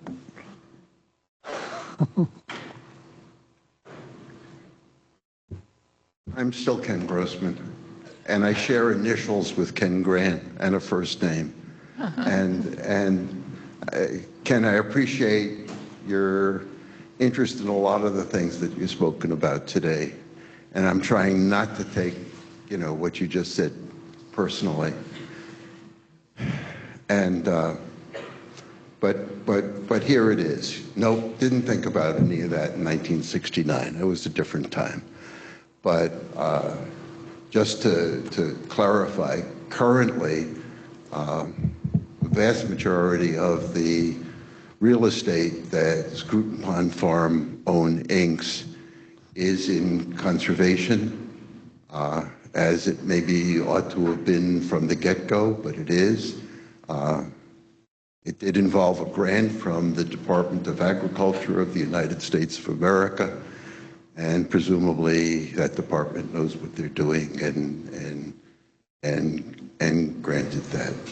And I'm glad you can agree with me that housing is important also, and that you share my personal social justice goals, that towns think not only about conserving land and preserving their rural character, but about housing, and particularly it would be lovely if we had some way of getting to affordable housing in Barrington, New Hampshire as well.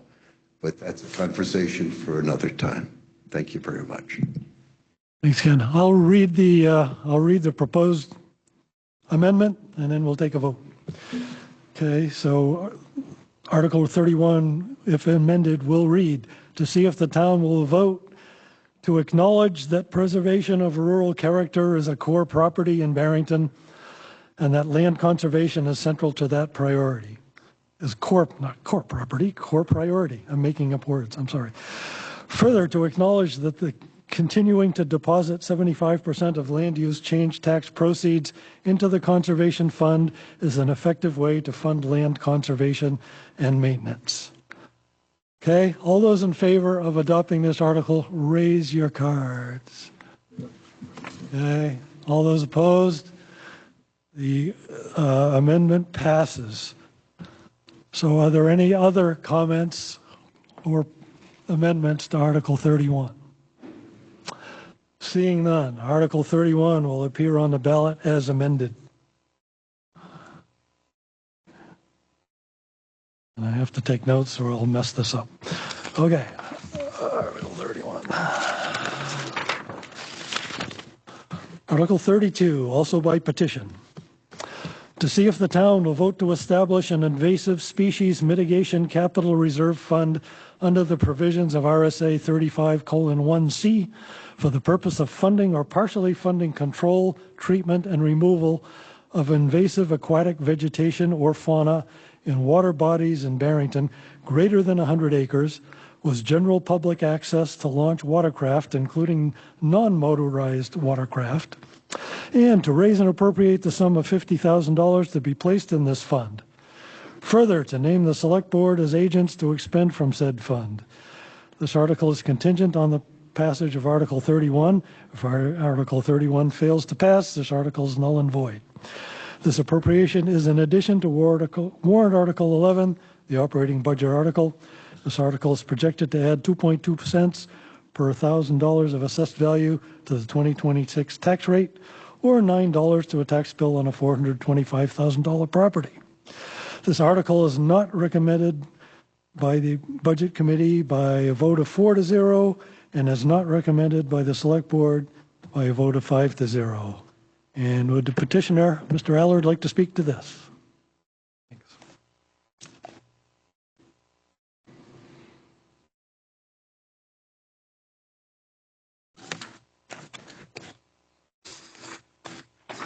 Ron Allard, 143 Baxter Lane. I know I have 10 minutes, but I'm going to take maybe 2. For the same, a little closer to the mic, please, so we can. The same reasons we talked about before, that we think we've effectively accomplished these goals. So I'd like to offer amended language to see if the town will vote to establish a joint working group to best address funding options, criteria, and methods for prevention, testing, control, treatment, and removal of invasive aquatic vegetation or fauna in water bodies in Barrington. Okay. All right, thank you. Any comments from the Select Board on the proposed amendment? Mr. Allard? What you said is a little bit different than what you said before. Can you give me a copy of what you read so that I can update the amendment? Joint? Yeah, I heard joint, and then there's another word. Yeah, basically the same, he says. All right. Well, no, this does, okay, wait, so.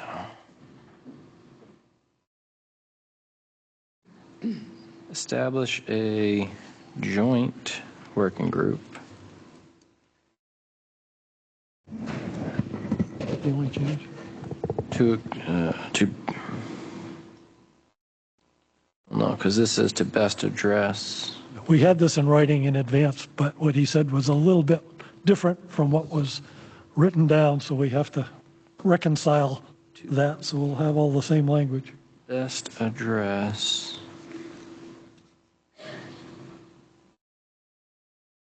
Funding option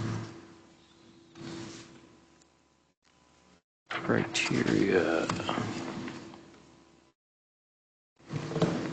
and methods for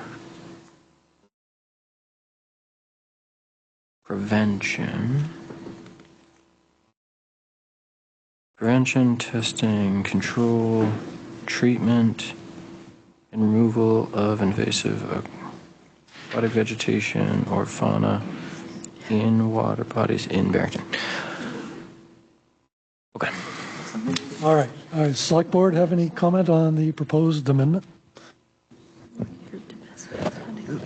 I appreciate, again, the two groups working together in reference to this. I will tell you, and this is just my perspective, that there was concern about how this would be approached. And I think putting together a working group, being aware of how many properties are on each body of water, the size of each body of water, which of those have access to bringing external boats into those bodies of water. I think there's a lot that needs to be talked about and done when we're talking about ensuring that water quality and bodies of water remain healthy. And we were just talking about whether you should add something about looking for grant opportunities. I think that Yeah, funding just hold on one second. I'm sorry, we didn't get a second to that amendment. Would somebody second that? Doug Bowden? Funding options, yeah, okay. Seconded. Okay. All right. Thank you. All right. Yeah, go ahead. That was just knowing that there would be grant opportunities in this working group would be important, and we see that in the funding. You're not on your mic. I'm sorry. Just knowing that there would be grant opportunities available with using the information from this working group, and that those funding opportunities, how to best address funding options, is in here and something to be considered. Any other comments on the proposed amendment? Yeah.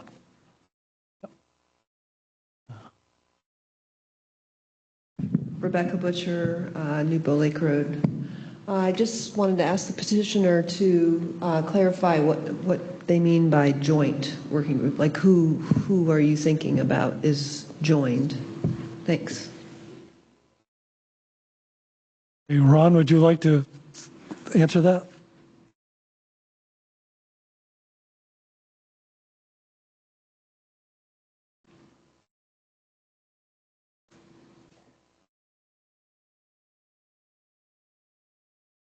Ron Allard, 143 Baxter Lane. I mean, I think it's really not for me to decide the joint group, but I think the Conservation Commission, I think the Lake Associations clearly are the main stakeholders here and should be the ones included.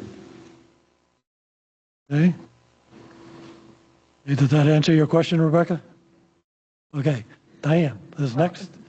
And someone from the town, select board representative. Diane St. Jean, Small Road. I'm just wondering, as amended, if this wording that comes after the title of the article, contingent on Article 31, does it need to remain contingent on Article 31?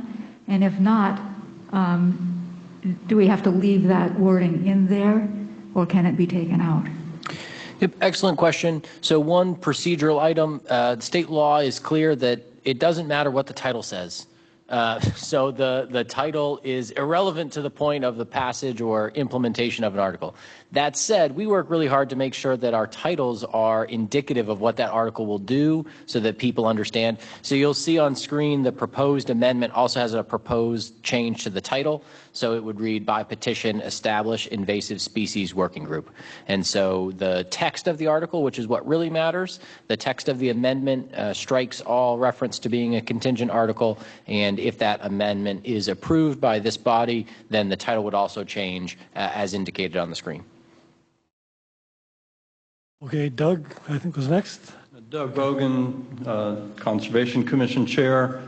Just say we support this amendment, and we appreciate the flexibility of the petitioner in addressing this as is. You know, again, we met with the Swains Lake Association and determined that the amount that we've offered for funding this year is more appropriate to the immediate need. In future years, there likely will be more funds, more effort needed to address this ongoing problem. But again, it's best addressed as a inter-organizational group, and we look forward to working with the other likely parties in doing that. Thank you. Yep.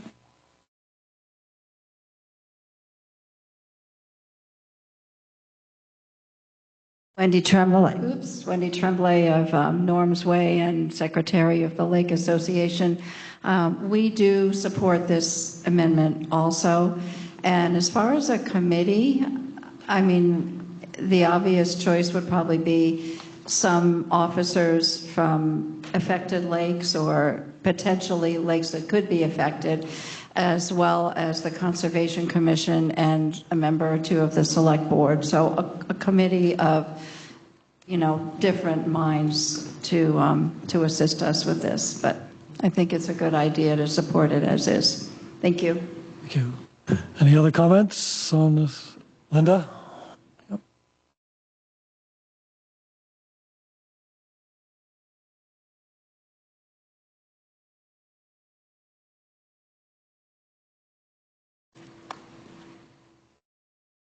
Again, I'm Linda Brushett, 106 Harlan Drive, and I also, am I okay? Lift it up a little bit. Just, it bends. There you go. I'm also the president of the Nippo Lake Association. And what I want to do is I just lost my train of thought. Oh, I'm up here because I want to add to, if we could, the other problem that's affecting our lakes are cyanobacteria. And I know they're related in many ways. The kinds of nutrients to support milfoil when it gets in the lake, you know, it's a little different nuance here, but it's clearly a problem. I know our lake had, like I said, a 10-year battle to deal with cyanobacteria, and it cost hundreds of thousands of dollars. And I think to be forward-thinking, we need to add cyanobacteria blooms and so forth to this as one of the problems that is affecting our lakes and will continue to affect our lakes. So I'd like to somehow add that as another word. I know it wasn't in the original thing. Cyanobacteria exists naturally in lakes, so it's not an invasive. It only gets invasive when it gets fertilized by septic systems and, you know, that kind of stuff. Nutrients, nitrogen, phosphorus. So I don't know. All right, well, we can vote on this amendment, and then you can propose another amendment to add that language if this passes. Okay? A complicated way to do a simple thing. M.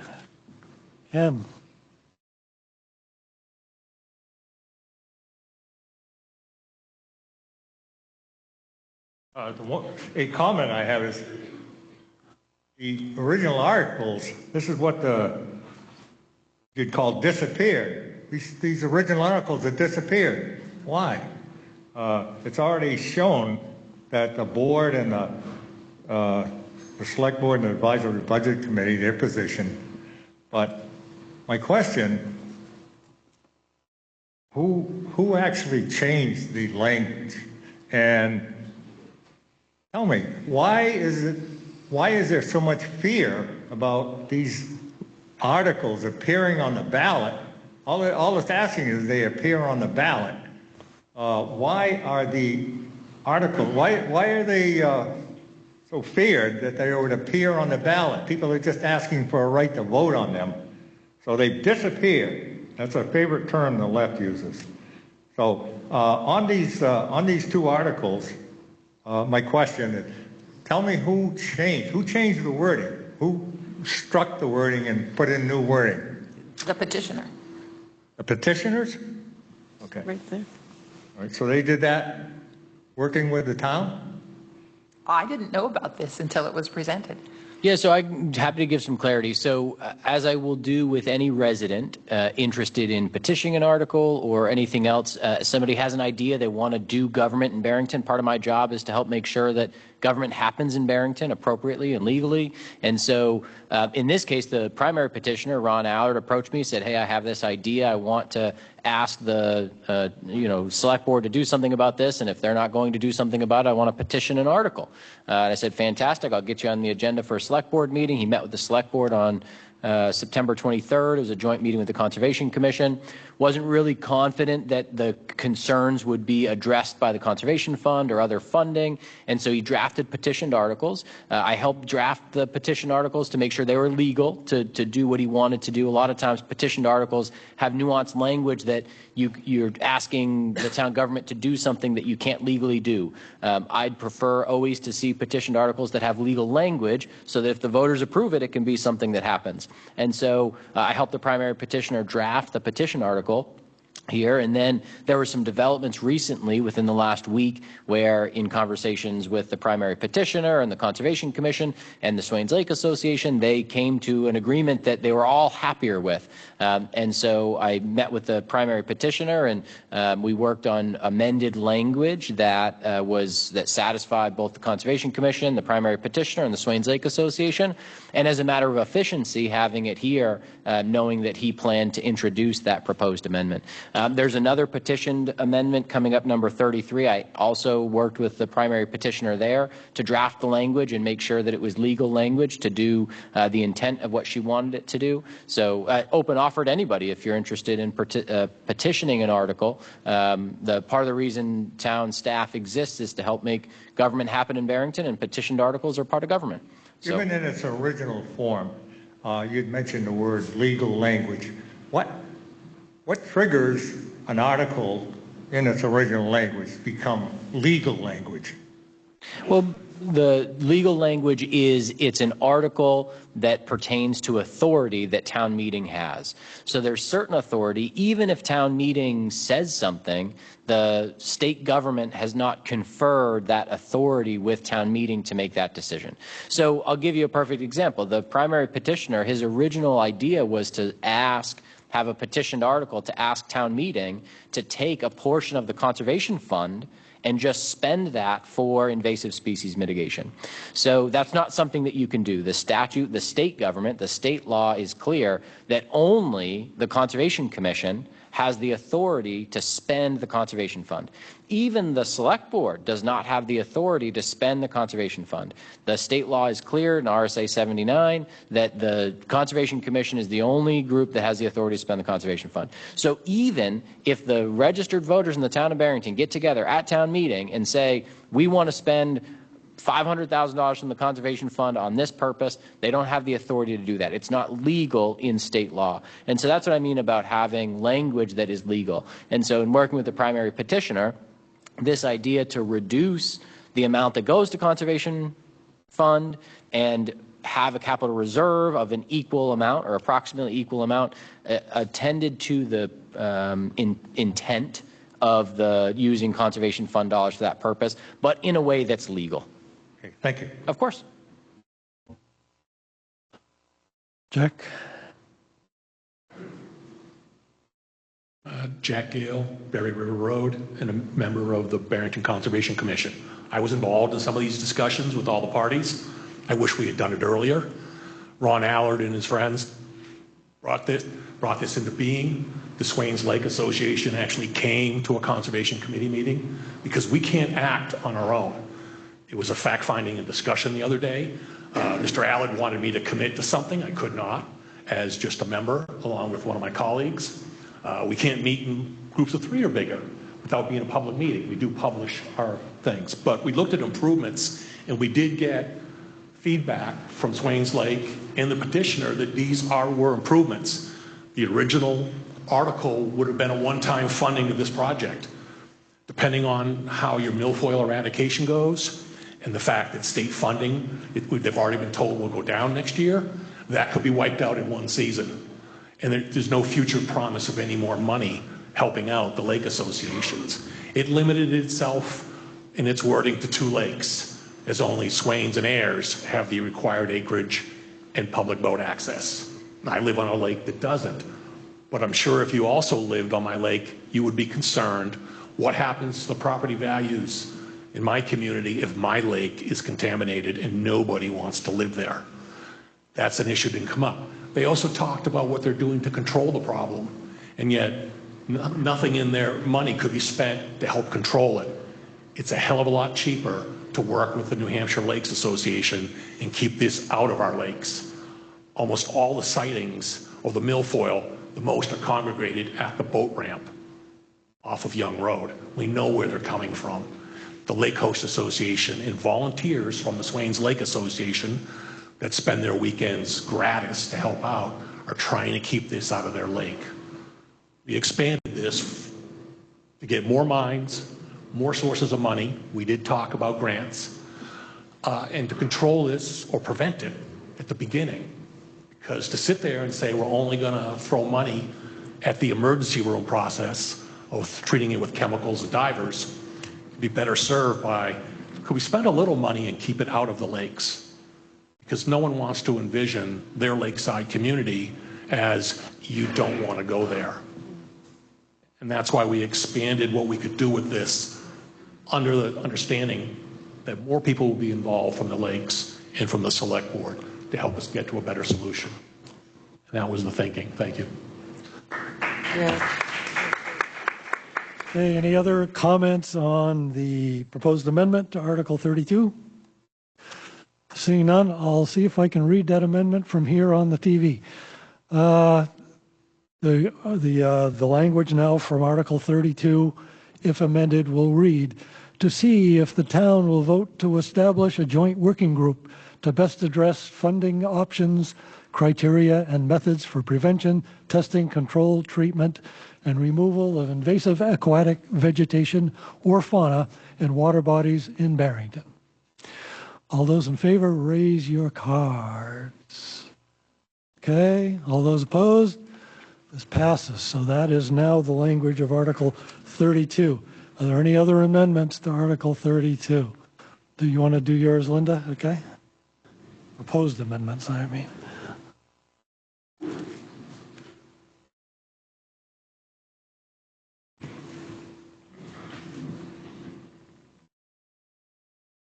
Given the legal conversation you just had, I don't know if this is possible, but it would seem to me that it would be helpful to lakes if you could add the cyanobacteria. Cyanobacteria is not invasive, except that when it blooms, it becomes invasive. But I don't believe it's technically called an invasive species. And I don't even know if any other lakes in Barrington have that problem. Maybe this is something we could leave for another day. But it is a concern of lakes, and there are things that lakes can be doing now to ensure that they do not have cyanobacteria outbreaks, which they probably will eventually have. So I'm just concerned. I don't know legally, language-wise, if we can put cyanobacteria in there, or we can among ourselves say that the working group will look at that as well. So Certainly, Put it any better than that. cyanobacteria could be added if you were interested in proposing an amendment. That amendment could look like a joint working group to best address funding options, criteria, and methods for prevention, testing, control, treatment, and removal of invasive aquatic vegetation. Maybe we'll do fauna. We put it right after the. And then I would probably use And bacteria. or I mean, there may be Bacteria. other cyanobacteria. Because it could be E. coli too. That's the other thing that happens at boat launches and beaches, is that you get E. coli outbreaks that have to be figured out as well. So that's. So you want to say bacteria in your amendment? Why don't you just say bacteria? And how about other contaminants? Well, cyanobacteria is not a bacteria, so we It's an need organism. to separate. Shows you what I know after Separate that 10 out. years of dealing with this stuff. Is it for? So you want to say cyanobacteria?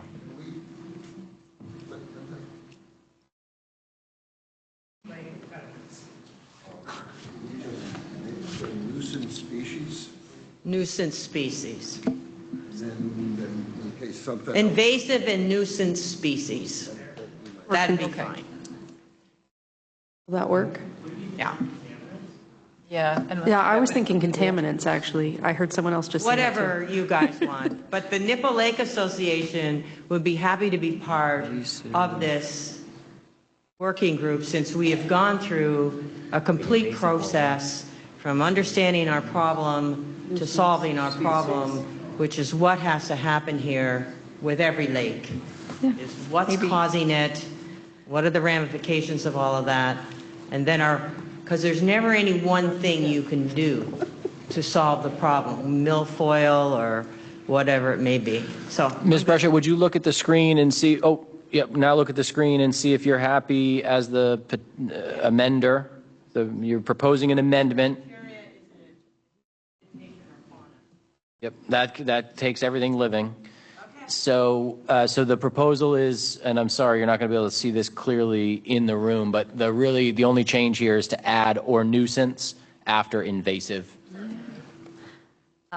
Did you want to put contaminants? Hey, any other comments on that That's good enough. proposed amendment to the? Has it been okay. seconded? All right, yeah, go ahead, Wendy. Has it been seconded, Wendy Ron? Tremblay. Oh, I'm sorry, yeah, we need a second for that proposal. Do you want to second her amendment while you're Or there? did you want to speak to this? No, okay. Who wants to? Somebody want to second the amendment? Okay, Roger Gingrich seconded the amendment.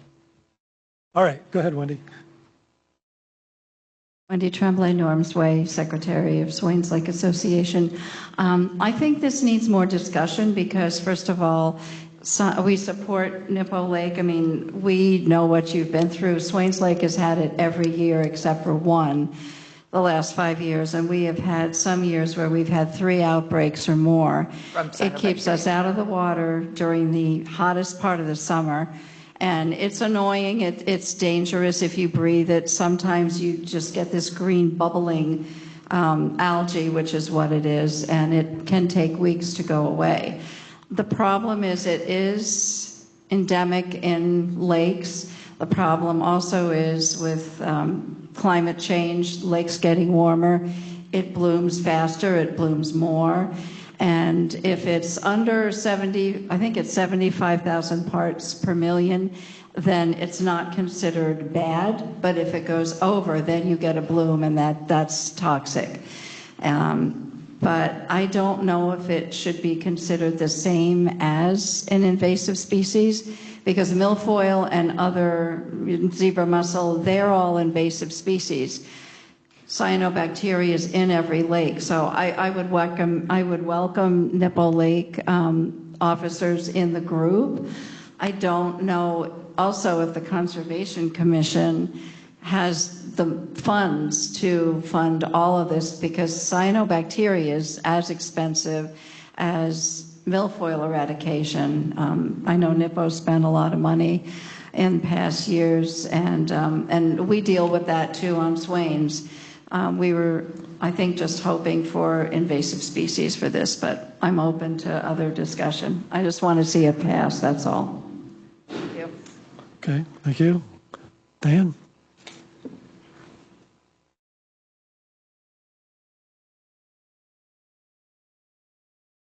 Diane, St. Jean, Small Road.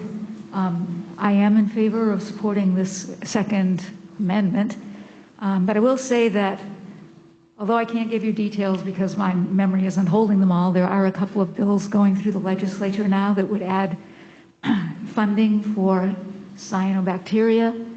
However, we can't count on those passing, so I think it's reasonable to include the words "or nuisance," which could include cyanobacteria. But there are a couple of bills going through, and they are going to add to certain fees, for instance, mooring fees in the bigger lakes, which would be added to a cyanobacteria remediation fund. So are you proposing that we change the wording of this amendment? No, I think she was supporting. She doesn't listen to me. Okay. Are you proposing that we change the wording of Linda's proposed amendment? I thought she said she liked it. Diane St. Jean, Small Road. No, I'm in favor of keeping Linda's amendment because we don't know what's going to happen with the state legislature, and if it does happen, then it gives us something to apply to for possible grants. Good point. Okay. All right. Any other comments on this? Yeah, Ron. And as Mr. Allard approaches the microphone, I'll point out, and Mr. Allard's a member of the planning board received a grant to fund a project to explore a possible septic ordinance in Barrington to help protect our lakes. One of the primary issues with cyanobacteria is phosphate loading from either old or failing septic systems that are leaching into the lake. So that project is ongoing, and right now the target is to have a proposed zoning amendment in 2027 with a proposed septic ordinance to try to address what the town can do through its authority. Sorry, Mr. Allard, go ahead. Yeah, Ron Allen, 143 Baxter Lane. To give you the original intent of why we focused on invasive, in Swains Lake, the milfoil problem didn't happen from lakefront residents. It happened from, day boaters putting in, probably fishermen. So that's why we felt that it was fair to look for other sources to resolve the problem. Individual lake cyanobacteria is basically within the control of the lakefront residents. I mean, state studies show clearly that it's from nutrient runoff from lawn, fertilizers, things like that, and septic systems are not of snuff. So I don't know that adding this scope, I think a more focused approach is better. I think the lake associations have within their power to deal with this problem on their own, with their own specific lake and their own specific problems. So I don't know why I don't think that a broad approach to this issue is appropriate here. I think we should keep it focused. In my mind, when you have scope creep, things don't get done as well. So I would I would agree with Wendy and keep it more focused on just invasive species. Hey, Don?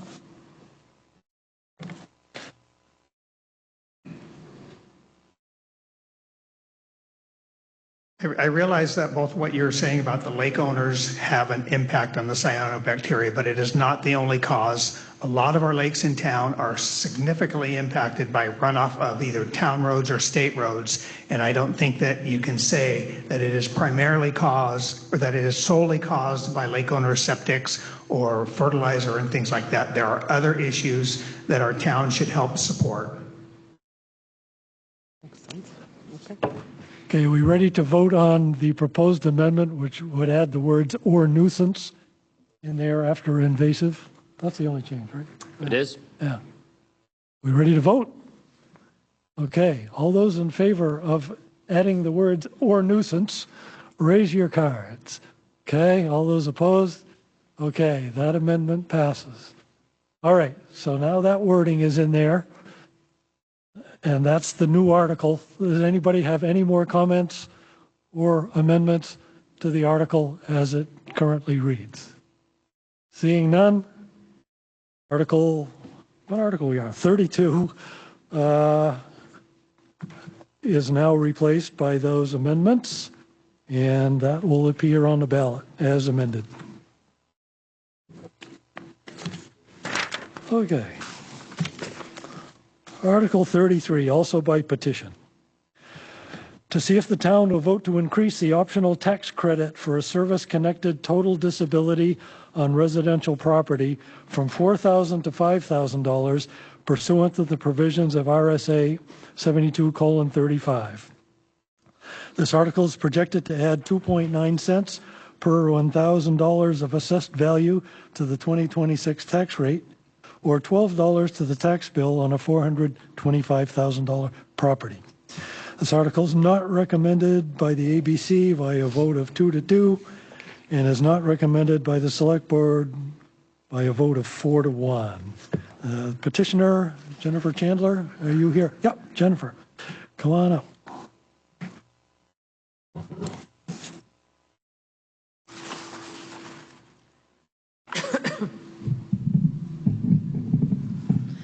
Jennifer Chandler, 33 Eastern Ave. So I'm submitting a statement to inform the town of Barrington about the real and immediate impact of the House Bill 99, which was passed this year. This bill eliminated the ability for disabled veterans to stack the regular veteran tax credit with the disabled veteran tax credit, something that veterans have been able to stack this exemption in the past. While House Bill 99 was passed this year, the state legislature simultaneously increased the maximum disabled veteran tax exemption from $4,000 to $5,000 to allow towns to adapt and help veterans with this change. Barrington has not yet elected to do so. For years, disabled veterans in Barrington relied on that additional $750 tax credit as part of their financial planning. That credit is now gone. This loss was unexpected, and for many veterans living on fixed incomes, it represents a real financial burden, one they must now absorb and adjust to without warning. At the same time, Barrington's tax rate has increased to $19.56 per $1,000 of assessed value, nearly a $2 increase per $1,000 from the year prior. This compounds the impact of losing the $750 exemption and further strains disabled veterans who are already facing rising costs of living, medical expenses, and limited earning capacity due to service-connected disabilities. To help offset these combined changes, I'm proposing that the town of Barrington increase the disabled veteran tax credit from $4,000 to $5,000, aligning with the state's new maximum and reaffirming Barrington's long-standing support for its veterans. I ask you to consider who these veterans are and what they have given. Veterans did not serve for recognition or reward. They served because their country asked them to. They left behind families, careers, and normal lives. Many went to war as young men and women and returned forever changed. Some carry visible wounds, many more carry injuries that cannot be seen, chronic pain, PTSD, loss of mobility, and the quiet weight of memories that never fade. These are sacrifices that do not end when the uniform comes off. I may not look like what some imagine to be a disabled veteran, but I am one of them. I have paid my dues, and I have given parts of myself that I can never recover. Like many others, I continue to live with the consequences of the service every day. Barrington has historically been a town that supports and respects its veterans, and I'm asking that it not stop here.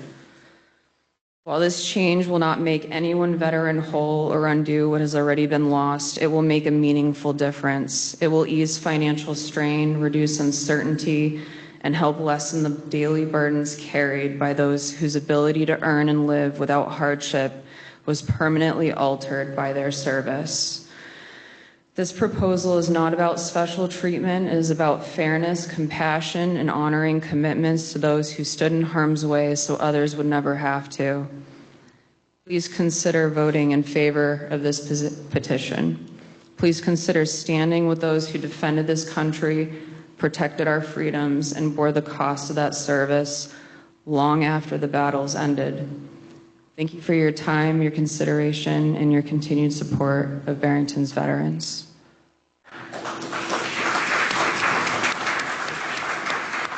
Thank you. Any comment from the select board?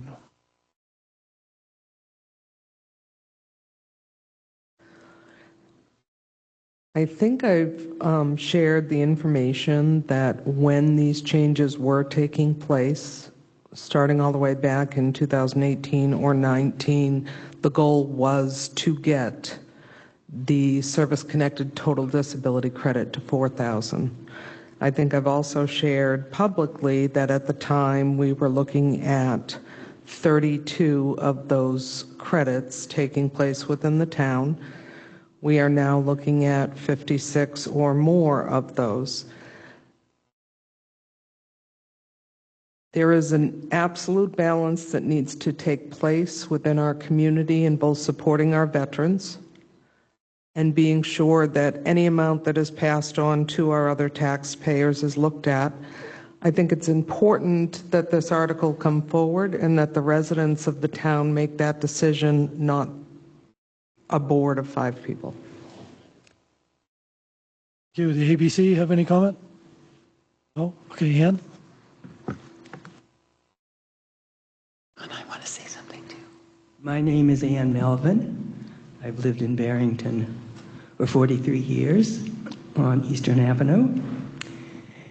And I worked 22 years at the VA as a licensed clinical social worker working with combat vets. The major diagnosis I worked with was post-traumatic stress disorder, but I also worked with a lot of veterans with chronic pain. I ran a support group for 20 years, of those 22, for people with chronic pain. And we're talking about people with a pain level of 7, 8, 9, 10 at times. I was very disappointed at the board's not recommending this because they must not understand the impact of being 100% service-connected. This is not for all veterans. This is for those who suffer severely chronic pain or chronic depression, anxiety, whether it's the emotional side, the PTSD side. They have nightmares, daymares, where they see the situation that caused their 100% service-connected disability constantly, night and day. When it comes to chronic pain, a lot of the pain was caused by chemicals, Agent Orange type chemicals, which left neurological problems that were life-shortening.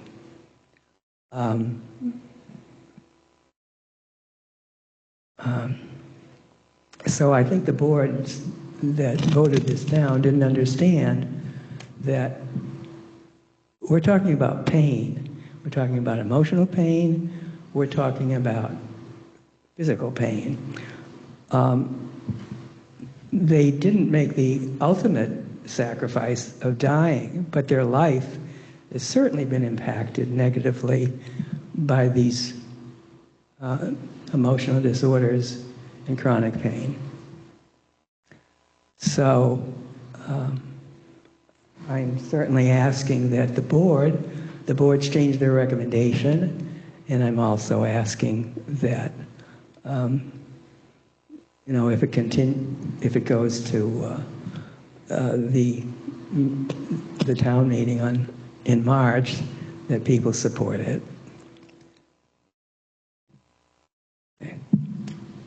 Thanks, Ann. Yep.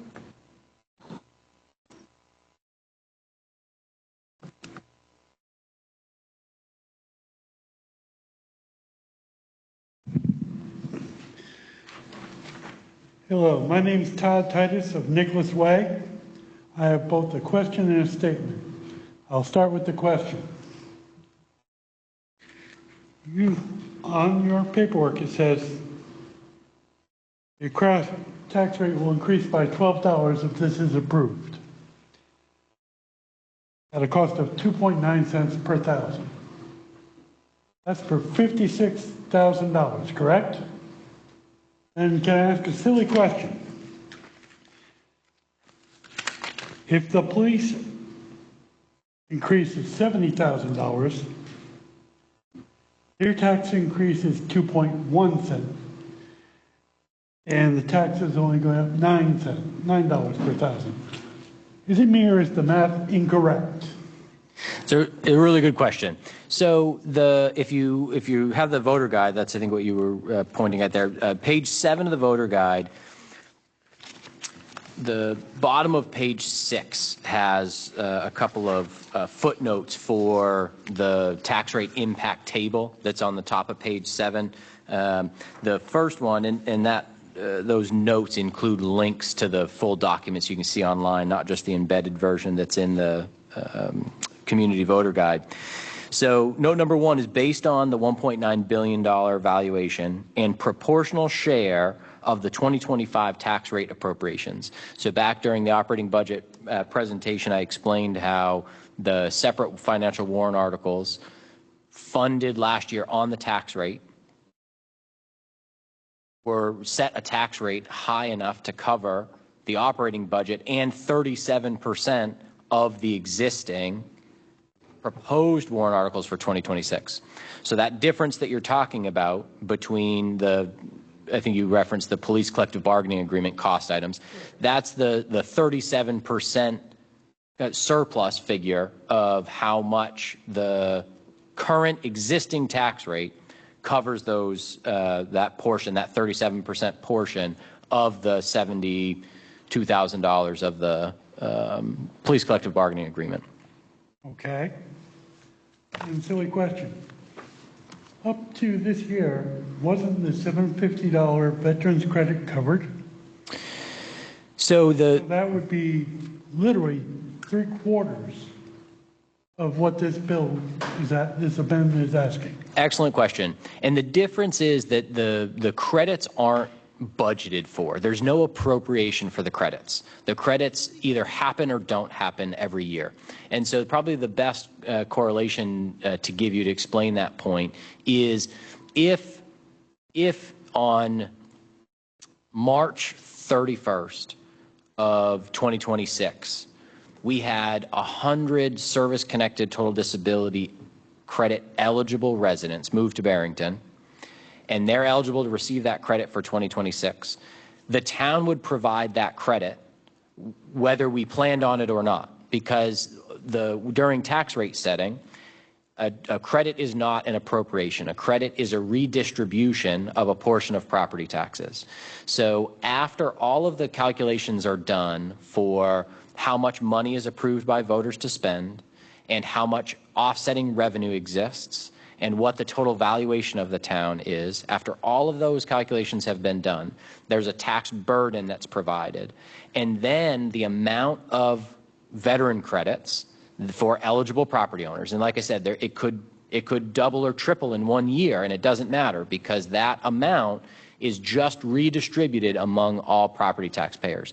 So it's different. A credit is different functionally than an appropriation. So a $50,000 credit does not act in the same way at property tax rate setting time as a $72,000 appropriation, because the appropriation happens at the beginning of the process. You take your appropriations, you subtract non-property tax revenue, you divide it by values, and then the credits, any eligible credit recipient, the total of all of that amount is then redistributed to the entire tax portion. So even a credit recipient still pays a portion of that credit, but it's just the portion that's divided by all 5,000 parcels and $1.9 billion of value in the town. So that's the difference in how a tax rate impacts a credit or exemption versus an appropriation. So there are 5,000 bundles in the town, basically? There's about 5,300 parcels of land. 500 parcels. Mm-hmm. So if I'm tracking this right, Mm-hmm. the veterans credit, the extra 1,000 that would be required if this amendment passes, you roughly $10 to $100 per burden? That's not how it works, though, because how state law tells us to assess the property tax burden on properties is not based on the property itself, but on the value of the property. And so the total value of the town is a little over 1.9 billion. There are a lot of properties that are in current use values, and so their property tax value could be $100. Not the taxes that they pay, but the value that they pay taxes on. So the easiest way and the way we do it for the purposes of tax rate impacts is every year we have our assessor provide a report of what the average home in Barrington is valued at. Not what the market says or not what it's selling for, but what it's valued at for our assessed value purposes. So that's where we get the $425,000 number, and that's why we provide in terms of a tax bill impact. That's why we use the $425,000 number. So the impact for the impact of an additional $1,000 service-connected total disability credit for the average homeowner, a homeowner that owns a house assessed at $425,000 is, well, it is what it was, the 2 point something cents. Sorry, I don't have it directly in front of me anymore. But this is that table that I was describing to you about the where war service credits come in to the calculation. Okay. Now, another question. Of the select board, how many are veterans? I don't know. 2. 2 veterans? Correct. Okay. An advisory budget, how many are veterans? I don't know. I don't know. Okay. Done with that part then. Now for my statement time. I am a 100% disabled veteran. Todd, could you bring the mic around so get recorded? I am a 100% disabled veteran. You're talking to a military policeman who went over to Iraq at 35 years old. And while I was over there, I got shot once. That wasn't too bad. 2 weeks light duty, back to work. But then I had a major MVA, motor vehicle accident. You're looking at one of 3 people ever to survive going through a bulletproof windshield head first. I have traumatic brain injury. I have PTSD. I have God knows how many medical conditions at this point.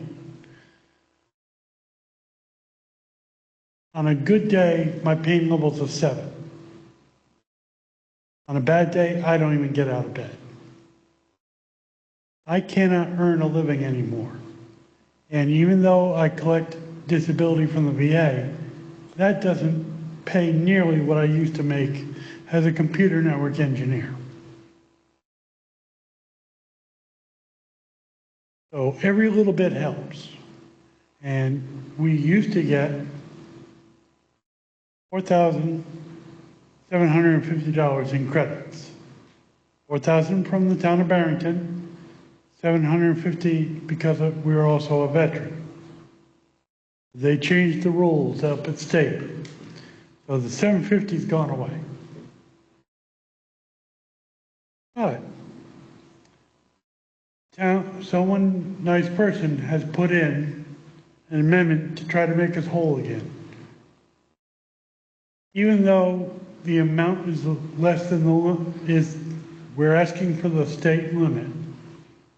Okay? But in reality, we're still only getting $250 more than we were before the state changed the rules. Now, quick question.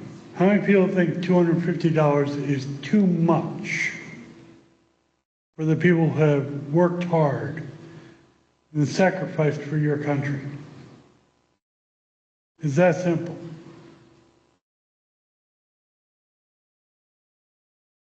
I'll turn it over to you. Thank you, Todd. Any other comments? Ron? So I just wanted to make a comment. Okay, just a second. Oh, sorry.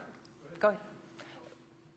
Okay, so as a select board person, we looked at the budget, several months ago and looked at numbers, and we're like, well, perhaps some of these other categories, might need to come up as well. And we have generally tried to do incremental tax changes. So we went with, the one that you see in the warrant article.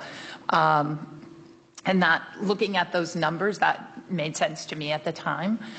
We had an opportunity to look at this amendment again, but this, for me, it was like kind of after we had set our numbers for the budget.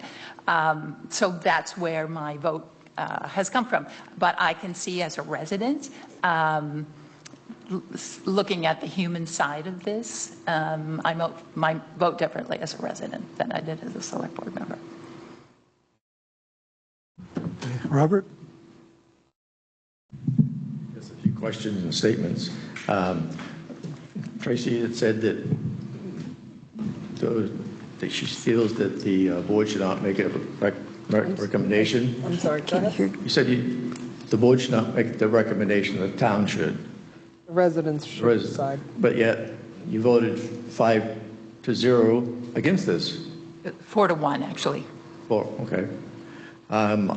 If you felt that way, it should have been neutral. You should not have voted, I guess, on it. The other thing is, on this tax rate, you've got down here 33 by petition disabled veteran credit to 56,000. I'm not sure what that means. What page?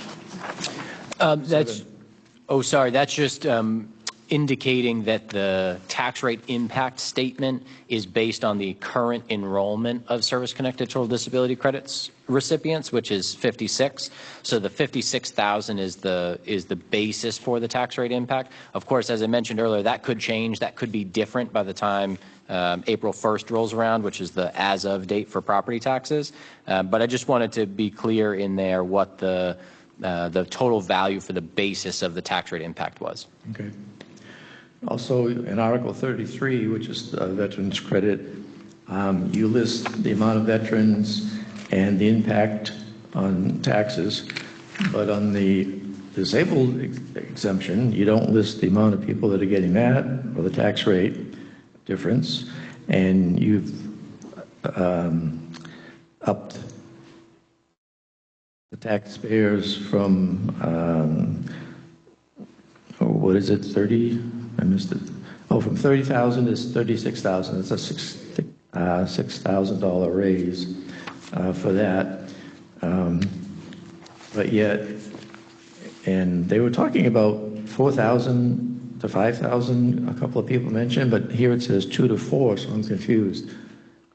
What is it now, and what was the proposal? Yeah, just to clarify a couple of the points you made. So, point number one, all of the data for existing enrollments in exemptions and credits and how that compares to the county average and the state average is all available in the 2025 exemption and credit analysis. So that document is linked to both articles, Article 30 and Article 33. To your point about the increase from 30 to 36, that's not increasing the exemption amount, that's increasing the income limit to be eligible for the exemption. So the elderly and disabled exemptions have an income and asset limit. You can only earn so much per year, and you can only have so much in the value of your assets, not including your primary residence, in order to be eligible for those. So the increase from 30 to 36 is just increasing for a single disabled person how much money they can make in a year to be eligible for the $50,000 credit. So the credit stays the same amount. And then to your point about the 2,000 to 4,000, I'll just scan to make sure that I understand what it says specifically, but I think the line you're reading is it says in 2019, the Select Board supported a multi-year incremental approach to bringing Barrington service-connected total disability credit from 2,000 to 4,000. Okay. So that was talking about the historical approach the Select Board took. Okay. So basically, you gave the disabled additional tax credit. It's not an additional tax credit. The tax credit value is the same for the disabled. It's the eligibility requirements, increasing the income limit from 30 to 36,000. So the select board, when they do the exemption and when they review the exemption and credit analysis every year, they try to consider external factors like inflation and others to understand how those credits and eligibility requirements change. All right. I just think raising it from 4,000 to 5,000 should be something you do for the veterans. Also, it says here, additionally, Barrington has historically aimed to provide the maximum for veteran credits, and $5,000 represents the new maximum allowed by the state. So at one time, you wanted to get it up there, but now you don't. So the board, I don't know who the board was when they said that last statement, but it looked like they were then. So I'm going to just speak historically because I was on the 2018 board that began to explore this. We explored what the impact would be having 32 people eligible at the time. I think we brought this forward, I'm gonna say incrementally, like 2,750, 3,000 the following year, 3,250, with the goal of getting it to $4,000. The state allowing the stacking was never the intention of those boards, and if you go back and you read through the meeting minutes, you'll find that. I am 100% in support of veterans. I think that the intent to get it to the 4,000 and then have it stacked with another credit was not the intention. If the voters decide that they are comfortable with bringing this to a $5,000 credit, so be it. That is how democracy works. It's allowing the people paying their taxes to decide where their taxes will go. And I think that should they vote in favor of this, that's a beautiful reflection, but I do think that it needs to be in the residents' taxpayers' hands. All right. Thank you. Hey, Holly?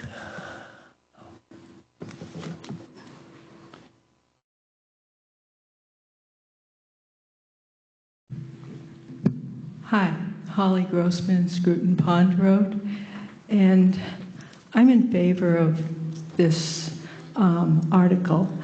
And thank you, all of you on the select board, for all the work you do to try to even out the burden within the town. But in this instance, by your not approving of this, I don't know how many people who go into the voting booth. You have an impact because people go into the voting booth and they really look at your approval. And I'm not sure how many of them look at what the bill is as closely as they look at the approval of the select board. Anyways, I don't know if you can change your approval now, if any of you feel like changing your approval. And I appreciate the comments of Joyce and Tracy. But if you can change that, I'd love to see that happen. And then the voters can vote. Ron, can I address that? Yeah. So what I've learned is procedurally, we cannot change our vote unless there was an amendment to this amendment. So otherwise, the vote has to stay. Hey, Roger? I would actually, Roger Gingrich, Peabody Way, propose that we have a tax burden impact on people who don't come to these sessions. It's been enormously informative. The depth of our, good Lord.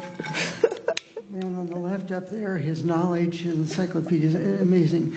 I have just a simple statistical question, following on with what Holly was saying.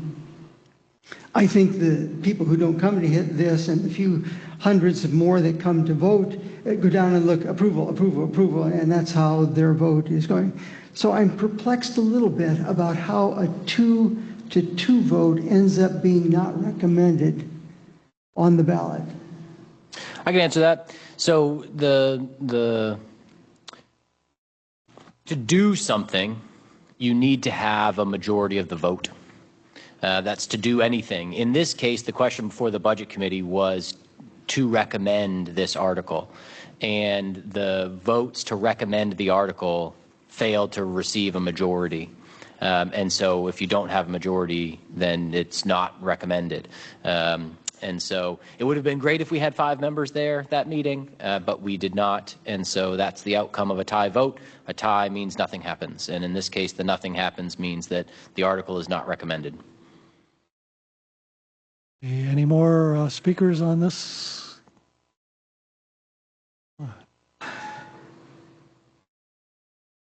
Jennifer.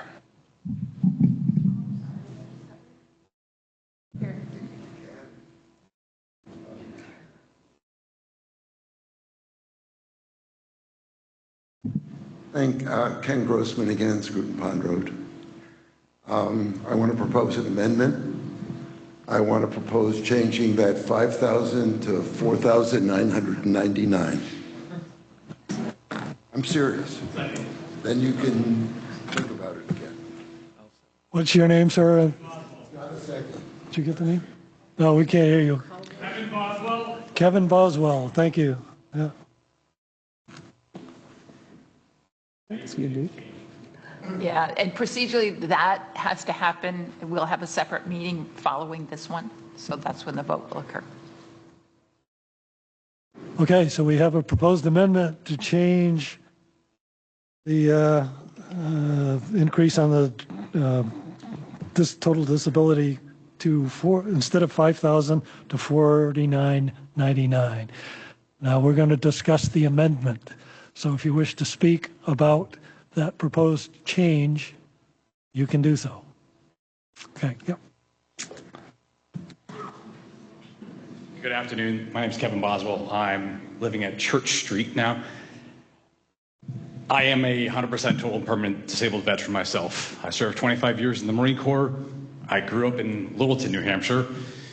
And when it came time, I made my decision after my 25 years of service where I was going to go. New Hampshire was not at the top of my list because of its affordability. Housing is ridiculous. Offsetting with a disability credit such as this made that option for me to return to my home state that much easier, frankly. And I appreciate everything that the town has done, the select people, everyone has done to make 4,000 be the standard. So I thank you. I appreciate that one. I think that if you're looking to potentially increase your population with more veterans that fit into this category, this statement of support at 4,999 cents or whatever it is in terms of language is a great way to attract younger people back to the population here. Thank you. Okay, any other comments on the amendment? Robert. Make an amendment to the amendment? No. No. So what can I do? We can act on that amendment, and then if you want to make another amendment after that is acted on, But could you tell us what his amendment is, just so we're thinking about it?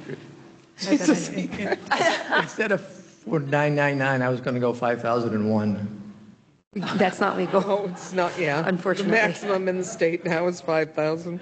all right. Jennifer, did you want to speak to the amendment?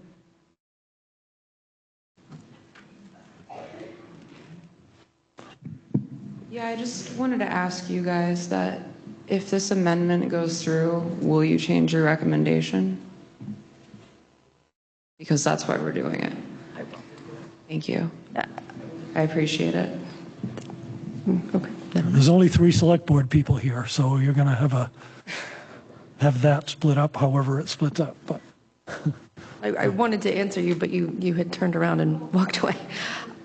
So I'm glad to see the feedback. You know, a lot of times when the board meets, there's nobody there unless they have to be. So we don't get a lot of real-time feedback. There was comment earlier about, why is there no way to come ask direct questions of the board when they're meeting? We have 2 public comment sessions every single meeting, and we rarely have anybody saying anything. When we're sitting in that vacuum with no real-time feedback, no input, and we're having these conversations, we're trying to make the best decisions that we can. In this case, it's a tax burden shift. It's not the town that's going to bear the cost, it's the other taxpayers. So we're always trying to balance the interests of some and the interests of everyone. So I'm glad to get the feedback. I wish we hadn't had to wait till the deliberative session to hear, but we're always trying to hear what the feedback is that you're giving us, so that we can make the decisions based on the real world thoughts of the people that we represent. If we're not getting that, then we're doing the best we can, but it may not be making the decisions that you actually want us to make. And so, I also would change my recommendation. Okay, we ready to vote on that proposed amendment of changing the $5,000 to $4,999? Okay, if all in favor, raise your cards. All opposed, raise your cards. The amendment passes. Any other discussion on Article 33? Seeing none, Article 33 will appear on a ballot as amended. I would like to raise a motion to restrict any changes. Restrict consideration. Restrict reconsideration. Yes. Okay. Thank you. And we have a second for that. Okay, John Driscoll did a second. All in favor of? Are you just to be clear? Are you just referring to this article or all previous articles?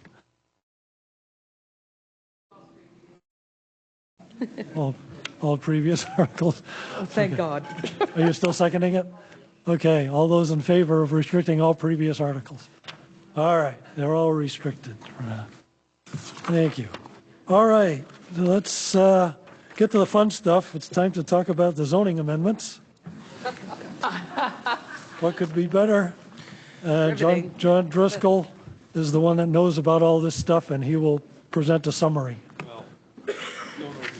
Well, a little bit. Usually this is when half the people leave. So we can't vote on them, we can't change anything, so these were all done at a public hearing.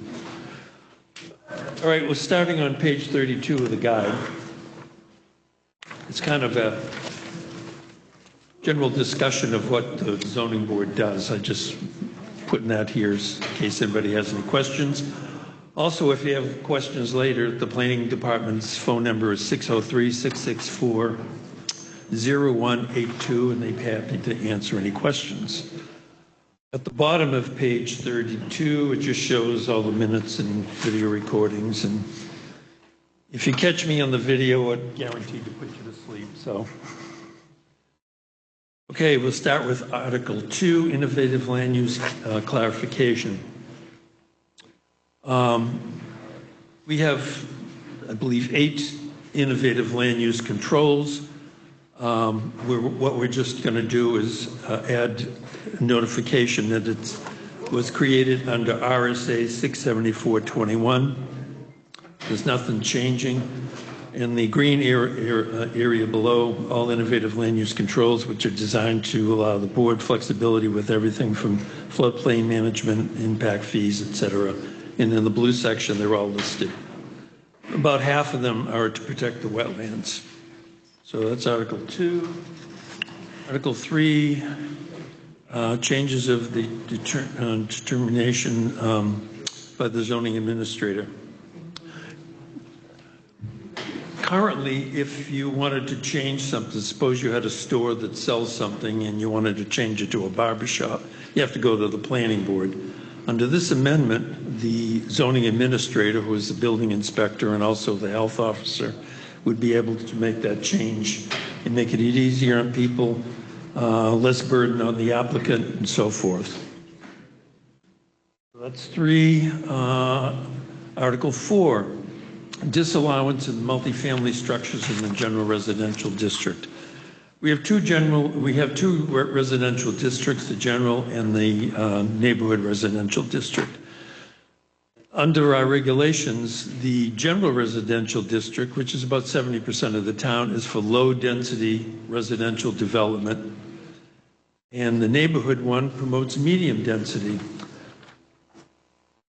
Essentially, what this article would do is kind of clarify this in that you couldn't put multifamily housing in the first district, but you could do it in the general residential, in the neighborhood residential district.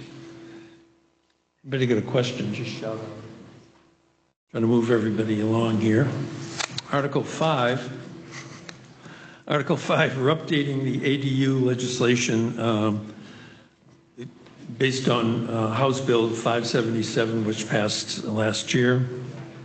And it affects RSA 674, 71, 72, 73. And they just, on the left side under the ballot question, you'll see remove certain provisions that are currently in our zoning and in the general zoning, and we have to remove those. The green area below, the changes are being made to ensure that accessory dwelling units provisions are consistent with state law. Next, we have Article 6, Conservation Subdivision Yield Plans. It's kind of complicated. If somebody wants to do a conservation subdivision, they actually present a regular subdivision, and after discussion and calculations, you come up with a number of homes that can be built. And then they take that number and apply it to the conservation subdivisions, and that's the maximum amount of units they can do it. This regulation actually would require that them present both a technical feasibility study and a financial analysis of the cost, a return on investment cost method, essentially. It just makes it, some members of the board thought that a lot of the information we were getting was not sufficient. This would kind of fill that gap. Article 7. This is just adding, we have Article 18 in our zoning, which has all our definitions. This just adds a new definition for the word setback. In the blue area, it states current definition references a street and a right-of-way, but there are various ways property can be accessed, and this clarification will ensure safe and consistent setbacks along the way. So we're just adding this definition.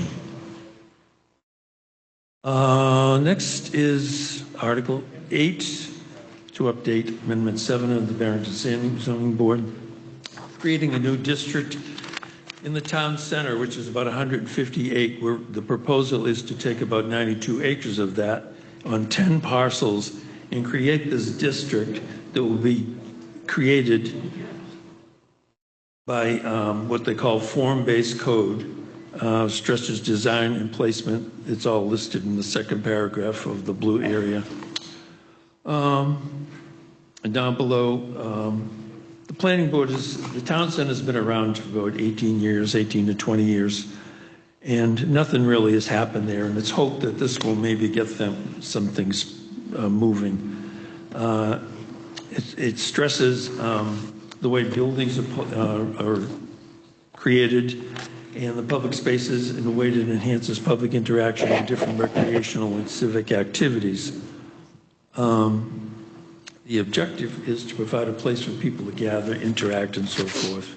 So that's just, we're trying something, and the next page shows a map of those 10 lots in that district. Still have the town center, the remainder, yeah, and maybe later if this works. Later, if this works out, it'll include the rest of the town center. Yeah, so we're just going to work with these 10 and see what happens, these 10 lots, and see what happens. Sure. Could you use the mic for your questions? Because nobody watching the tape will hear you. We live in this particular area, the Dove District Town Center, and we have a house that was built in 1870. We're wondering if there will be any changes to the existing houses, if they'll be asked about sewer, their land or whatever. We're just asking that. Which street are you on? We're on Malibu. Oh, okay. Yeah, that won't affect you. Yeah, sure. John, could I add some comments about this? So as a select board representative, I've been assigned ex officio to planning boards, so I've been involved in these discussions about form-based code. And there's sort of parallel things happening in Barrington. So one is that the master plan for 25 plus years has talked about wanting to have a walkable downtown and a discrete downtown. We also have, in parallel, the Christmas Dove. Svensson sold the property behind the Christmas Dove several years ago, and that developer hasn't done anything but is now ready to do something with that. So that's the area we're talking about up behind the Christmas Dove. And the third parallel thing was the town secured some monies to hire a consultant to really look at how to create a walkable, livable downtown that we might all enjoy. So those consultants looked at our zoning laws and said, well, there are some reasons you didn't get a walkable or any kind of downtown because your current zoning ordinances aren't sort of amenable to that. So the form-based code gives more flexibility to that. Interestingly, the developer for this Dove development attended all those meetings and participated in it and really heard the comments. So as select board priorities, we've talked about the need for more childcare in town, and that we hear so many people as they're aging out of their homes don't have anywhere to live in Barrington. And so those were brought up. The developer, at least at this stage, is interested in having a daycare center there and looking at elderly housing. I've been pushing to see if we can get some affordable elderly housing as part of that, but it looks like at least we will be able to get some age-restricted housing as part of that. And we do know that we'll need to have some density there to able to support some of the commercial development. Like the consultant said, there's likely that we can attract some small commercial development there. And we hear all the time that people would love to have a coffee shop downtown. So maybe that's the kind of business, 5,000 square feet or less, that we could attract to that area. So this is a way to kind of help that vision move ahead. Thanks, John. Next, we have compliance with other regulations. This is page 41, Article 9. This talks about the stormwater. Every time a development takes place, part of what we look at is stormwater control. They use the state of New Hampshire DES regulations, but the last one was done in 2008. And as we know, things have been changing in our climate since then. It was redone in 2025, but now they've got together with University of New Hampshire Stormwater Center, and they're going to be doing more timely updates. So the blue area states that this, I've got a sore throat going on here, sorry about that. This amendment clarifies that the conservation subdivisions will employ the latest stormwater control methodologies and updated from time to time in the New Hampshire DES and used also with the UNH Storm Center. Finally, Article 10, which updates, which is Amendment 9 of the Barrington zoning ordinance. Like Article 7, this one is just part of our definitions in Article 18 of the zoning.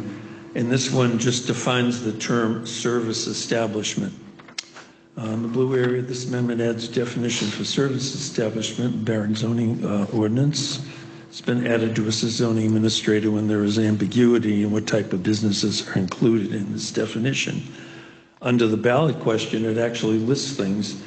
These would be entities that do not sell a product but provide a service, and it lists everything from salons, spas, fitness centers, repair areas, shoe repair. I don't know if there still are any shoe repair people, but laundry, dry cleaning, and so forth.